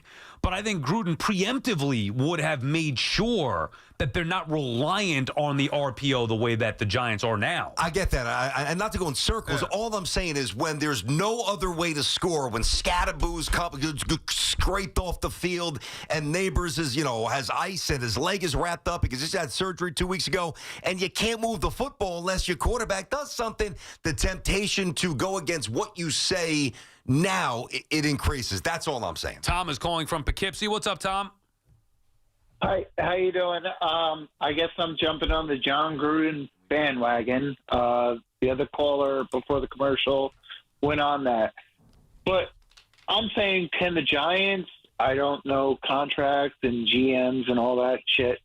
Whoa, yeah, sorry, it can't curse there, and thank you for the call. But you can't curse. I mean, hey, I can see why you like Gruden. He's got a little bit of a potty mouth, which we respect from a head coach. Unfortunately, you can't do that on the radio, though. Okay, so no, even though it's But by the way, I was actually reading something. I heard it. I felt like I was talking to a buddy. I'm like it didn't even hit me for a second that he cursed. So good job hearing that and dumping that. All right, so I think that the Gruden, or at least something that we have to discuss, is the Gruden hype or the Gruden aura versus Gruden, the actual coach. Is he really as good as some people think that he is? Well, I think that's a fascinating debate. I would have hired him the way that the Raiders did the second time, but obviously it failed. I still believe. Give me the other options. Give me the options that you think are definitively better. Yeah, Mike McCarthy won without Dak Prescott. I would go Belichick, Gruden, and then another few drops in tears before I got to Mike McCarthy. I'd rather hire Brian Flores than I would Mike McCarthy. I feel like I know what McCarthy is. It's not bad, but I'm capping the ceiling. Whereas with Belichick, with Gruden, I feel like the ceiling is higher than I personally believe with McCarthy. And if I'm going to go that way, with McCarthy, I'd rather just go with more of an unknown in Brian Flores. Okay, so the unknown versus McCarthy or Gruden, I don't think that they can take that chance, and I like Flores. And Poly Prep local, I love those local stories, but more importantly, I think he's very good, and he should be a head coach in the NFL. So will the Giants have the appetite to do that with the lawsuits and all the others? I don't know. We'll see. But to me, John Gruden is what? 5 games over 500 as a coach in his career? And when you strip away, again, all the grease board sessions and, the expletives and just the way he presents himself, which we all appreciate because he feels like one of us, being from, just how a lot of us speak that way. I don't know that he's really as good as some people think. Whereas McCarthy strikes me as the opposite. He's a little vanilla, a little bland. He's got the sweatshirt on. And that doesn't really sound like Gruden. He's not going to look good on TV. He's not going to be doing Monday night games or on Barstool. But you know what he will do? He's going to win a lot more than John Gruden. Dude. Mike McCarthy is basically 60 games over 500, and he's done that with a lot of different quarterbacks. Well, what do you mean a lot of different quarterbacks? Well, I'm saying he didn't just do it with Aaron Rodgers. Well, he did it with Rodgers and Dak primarily. Yeah, but think about the year. See, yes, true, but I measure a quarterback or a coach when the star quarterback goes out, and Dak is not Aaron Rodgers. I understand that, but he's pretty damn good. And when that quarterback is gone, like a Burrow or somebody else, does the ship sink or is it stabilized? And to me, McCarthy shows a great ability to keep that thing flowing. Yeah. He won a lot of games without Dak Prescott. Yeah, I don't recall if you wanted him for the Jets head coaching job this year. I was up for it. He's not my first choice, but I was open to McCarthy. I'm just not I wanted Vrabel number 1. I'm just not a McCarthy guy. But why? Because I respect it, but why? I don't think he's a good decision maker. But you could look at almost everybody outside of Belichick as far as the in-game X's and O's, when to call timeouts, things like that. I don't think McCarthy, I've seen him just look like a total buffoon on the sideline more recently with the Cowboys than I remember with the Packers. Okay, I've seen that too. Yeah. I remember there were times, because Jen's a Dallas fan, so I watch every game here, if the Jets or Giants aren't playing. And you don't miss those things. But I feel like there's there's an overinflation of that narrative, because think about this. If he's really as bad as you think, or even I thought on how's occasion. he win all those games? Hey, how's he winning 12 games with Dallas? How's he doing this? How is he in the postseason? Seriously, what's his record with Dallas? Let me see. In the playoffs here, I get this for in the playoffs. Why is this not it's not popping up? I mean, listen. Not good enough. I mean, bottom line is he wasn't good enough. Not good enough, but is Gruden good enough? I mean, they got the same championship. Gruden's got one. This guy's got one, and he's won a lot more games. Yeah, I mean, look at who Gruden's quarterback was. That's Gruden's fault. McCarthy's was. No, I'm just saying Mike McCarthy had Aaron Rodgers. To me, the knock on Rodgers is he's so great. How could he only have one Super Bowl win? So maybe they should have had more. And maybe they would have if not McCarthy. I'm not trying to I can get behind that, though. Yeah. I think there was one left on. When the year when they went 15-1, I guess that would have been 2011 after the championship. That's a championship you left on the table. If the Giants hired Mike McCarthy, I would not go kicking and screaming saying it's a horrible hire.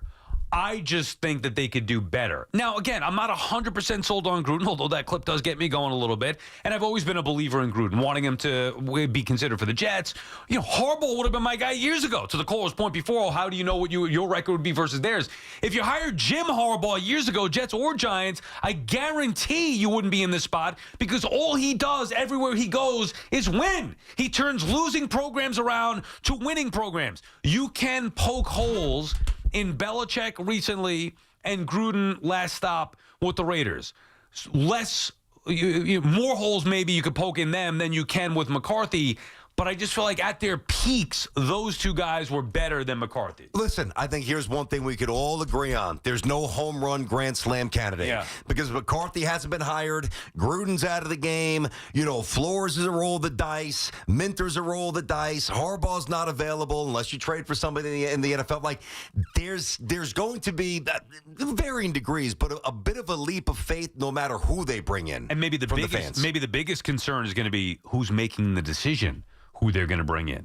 No, it better not be Shane. I mean, if it's Shane, then the Giants deserve what they get. BT and Sal on the fan will finish up on the phones, 888-808-1019. It's Evan and Tiki. Afternoons on the Fan, 1019 FM. I guess when you think of must wins, it's like, well, okay, great. Winning and then what? I think the winning, and you put it best, it just stops the bleeding for a week. Yes. It quiets the noise for a week. Listen to Evan and Tiki on demand on Apple Podcasts, Spotify, or wherever you get your podcasts. This is Andrew Perloff with an Odyssey Sports Minute sponsored by Old Trapper Beef Jerky. Old Trapper, what's your beef? Fernando Mendoza and the Indiana Hoosiers had one of their worst games, but they might have delivered the most memorable moment of the season against Penn State. Mendoza threw the game winner to Omar Cooper Jr., and Fox announcer Gus Johnson screamed, "Give him the Heisman." That's how this works. In a tight race, a play like that will stick in voters' heads. Mendoza has a great chance to win the trophy now. I'm Andrew Perloff. This is the story of the one. As a maintenance supervisor at a manufacturing facility, he knows keeping the line up and running is a top priority. That's why he chooses Grainger. Because when a drive belt gets damaged, Grainger makes it easy to find the exact specs for the replacement product he needs. And next day delivery helps ensure he'll have everything in place and running like clockwork. Call 1-800-GRAINGER, click Grainger.com, or just stop by. Grainger, for the ones who get it done. Hey, I'm Mike Slater. My dad passed away at the age of 63. It's out of nowhere. Had a stroke. Super hard, obviously, for the whole family, but my dad had life insurance. This is why I have life insurance for my family, for my wife and 4 kids. And the best place to get life insurance is ethos.com, because you can do it in 10 minutes. And there's no medical exam and no blood test, just a few health questions. Get life insurance in 10 minutes so your family is protected. Ethos, ETHOS, ethos.com/play. If you're injured in an accident, the Rothenberg Law Firm is on your side. A legendary team that has won billions over 5 decades. The Rothenberg Law Firm, 1-800-624-8888 or injurylawyer.com.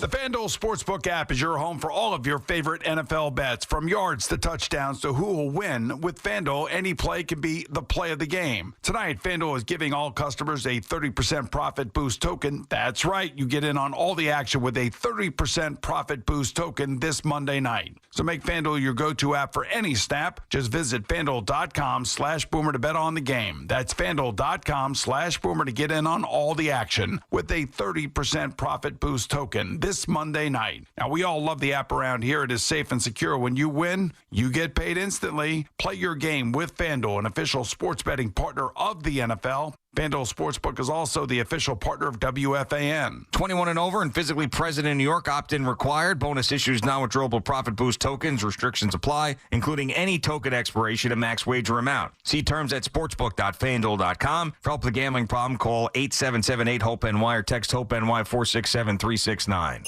Think Verizon's best 5G network is expensive? Think again. This season, bring in your AT&T or T-Mobile bill to a Verizon store for a better deal. Then use those unwanted bills to wrap up goodbye gifts to AT&T. Or cut them into snowflakes to celebrate your switch from T-Mobile.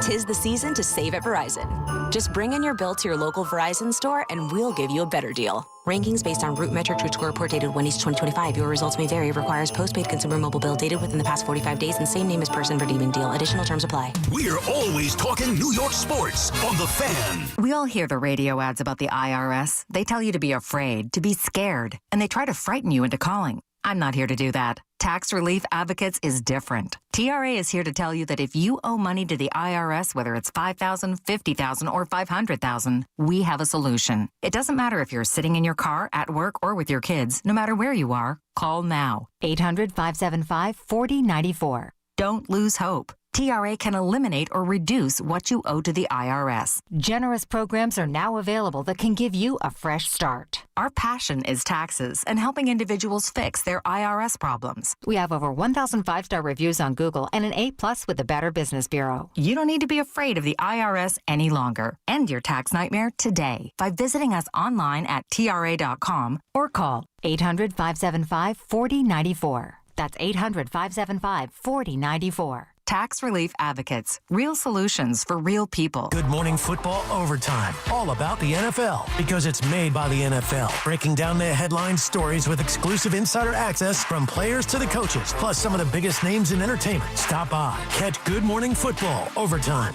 Weekdays at 12 noon on My 9. Dunkin's $6 meal deal is here for the holidays. Enjoy a bacon, egg, and cheese sandwich, 6-piece hash browns, and a medium iced or hot coffee, all for $6. It's got everything you need to keep your holiday season running. Get it now in Dunkin' stores or order ahead directly on the Dunkin' app. After all, the holidays run on Dunkin'. No substitutions. Participation and times may vary. Offer price varies in California and Hawaii. Limited time offer cannot be combined with other offers. Exclusions and terms apply. 250 years ago, a promise was made to connect families and friends near and far. And during the holidays, that promise is more important than ever. That's why USPS is building a better network to meet your needs with timely deliveries, easy and affordable ways to ship, and everything you need to make your season full of holiday cheer. Our purpose is delivering your peace of mind, knowing your love will arrive, bringing joy to all. The United States Postal Service. Learn more at USPS.com/holidays. Operating engineers Local 825 are the men and women who make our region move. So whether it's roads, bridges, or our favorite team stadium, they build and maintain the critical transportation, water, and energy infrastructure we rely on. That's why their advocacy organization, ELEC, the Engineers Labor Employer Cooperative, fights for those priorities every day. That's ELEC, representing the signatory contractors and the hardworking men and women who build both New York and New Jersey. Call of the day with Brendan Tierney and Sal Licata on The Fan. BT and Sal are on The Fan. Today's call today brought to you by Edison Heating and Cooling, New Jersey's heating experts. Brad starts us off in Mineola. What's up, Brad? Gentlemen, do you understand that those 3 games, if you put them all together, the odds of us losing those games were 1 in 60,000? I saw that number. I did not. That's insane. It's absolutely insane. If you watch the NFL, any other game you watch, let's just say Houston and Jacksonville, yes, I know nobody was probably watching that game, but there was aggressiveness by D'Amico Ryans. Why Daboll, knowing that he is getting fired, and Dart getting hurt earlier in the game, and you get to the 1-yard line, why you are not being aggressive in a league that's being aggressive? You do not win being conservative, and obviously that's what happens. They lose 3 games they were supposed to win. By all rights, the Giants should be 5-4 right now, and you should be talking about them going to the playoffs because they do have talent. And it does suck that Jaxson Dart got hurt, and that was a horrible hit that he got hurt on. But here we are, same garbage again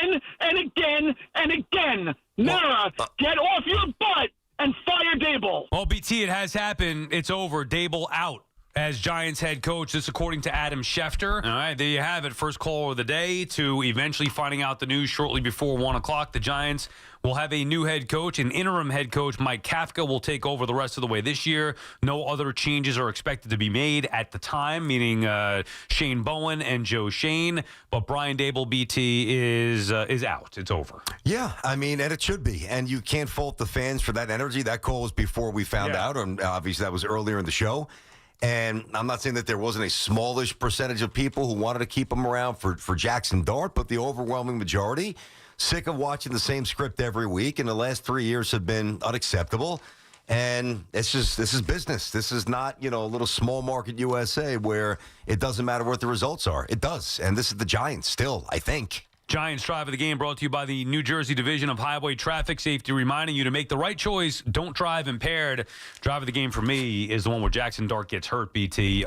Everything changed with that. Now, it was a fumble. He kind of regained his fumble, but then once his head hit the ground, kind of a little whiplash into his helmet hitting the ground, then he became limp and the ball came free. Chicago took over and the game changed from there. I don't think it's the sole reason why the Giants lost that game, but to me, that was certainly the beginning of it, the turnover, and then obviously losing their quarterback. Well, you saw how limited they were when Russ came in. You couldn't do anything. They couldn't run the ball with Jaxson Dart outside of if it was Jaxson Dart. So the limitations are very apparent. For me, the drive of the game really, and there's a couple when the defense just collapsed, I would probably say it starts with the shank, which was the second touchdown. That's a short field, and that's, who knows? Maybe the Bears still do drive down 80 yards and they punch it in and they win. But I mean, when you tow one 26 yards, you may as well put it up on a tee for Chicago to win. Could also put the one where the Giants decided to decline the penalty and kick the field goal. Think of how many different things we're talking about,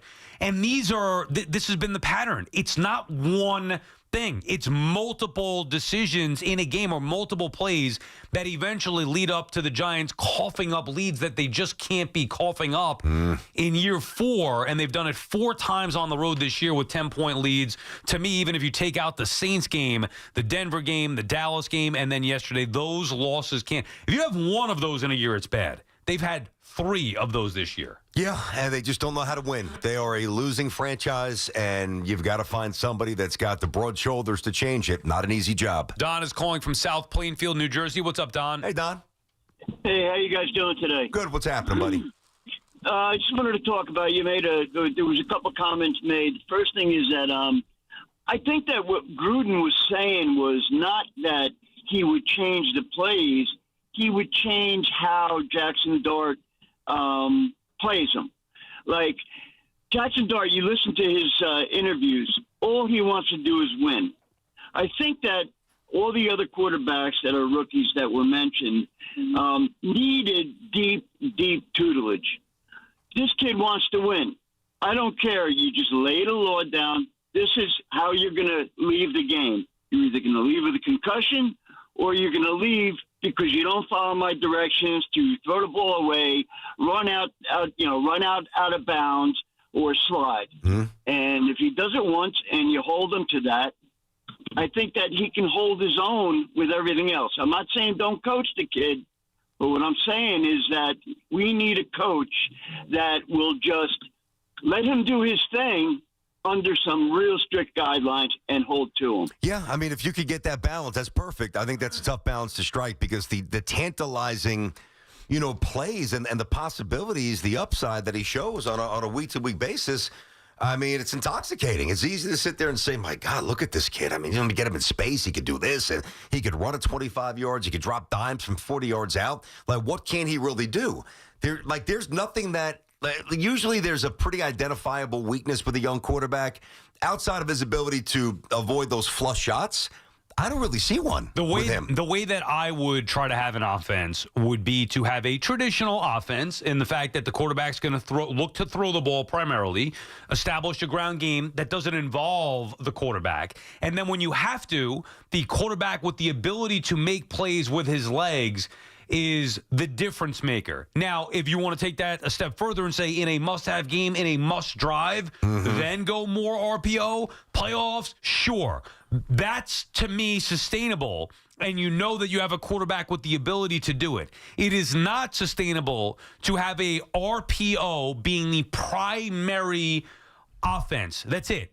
They can't run the football well enough, and I know that there's circumstance now without Neighbors, without Scatterbo. I'm just talking about in general.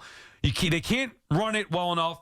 They don't have the passing attack right now. Their whole offense is predicated on the success, the majority of it, of Jaxson Dart and the RPO. And that is just not sustainable in any way, shape, or form. Should be an element, not the primary element. Well, and there's a way to mitigate some risk a little bit. Like, say if you're on the far right hash, and to run a play to the right side is, if you're trying to keep your quarterback healthy, is idiotic because it's a smaller space and there's just a lot more bodies in that confined space. So if you're on the far right hash, do something to the left where there's a quick, whether it's a tight end flaring out or a running back where he can make a quick decision and where he can see within a nanosecond, all right, I can run and I can get 15 yards and I can get out of bounds, or I could just float this to somebody who's open over the middle or down the seam. Like, there's a way to do it, but it's just it's tough balance to strike because the kid is he's special in terms of what he could do, and the temptation to ride that is going to be very, very tough for the next coach. But he's gonna have to learn. He's gonna have to grow up a little bit, and because he's almost possessed to win too much, which sounds like a contradiction. Like, this guy wants to. I know that all these guys want to win. It seems like winning is oxygen for him, and you're going to have a rough time coaching that out of him. But do you think there's any way to win in the NFL with a quarterback whose primary skill set is to run the football? Well, to that level? Probably not. I mean, not big picture. Lamar's done it. He runs less. He He's still thrown hasn't gotten to a Super Bowl. I know, but he's won a lot of games, won the MVP. I get it. Huh? You're rolling the dice. The more you do it, you're going to get hurt. All right, that does it for us.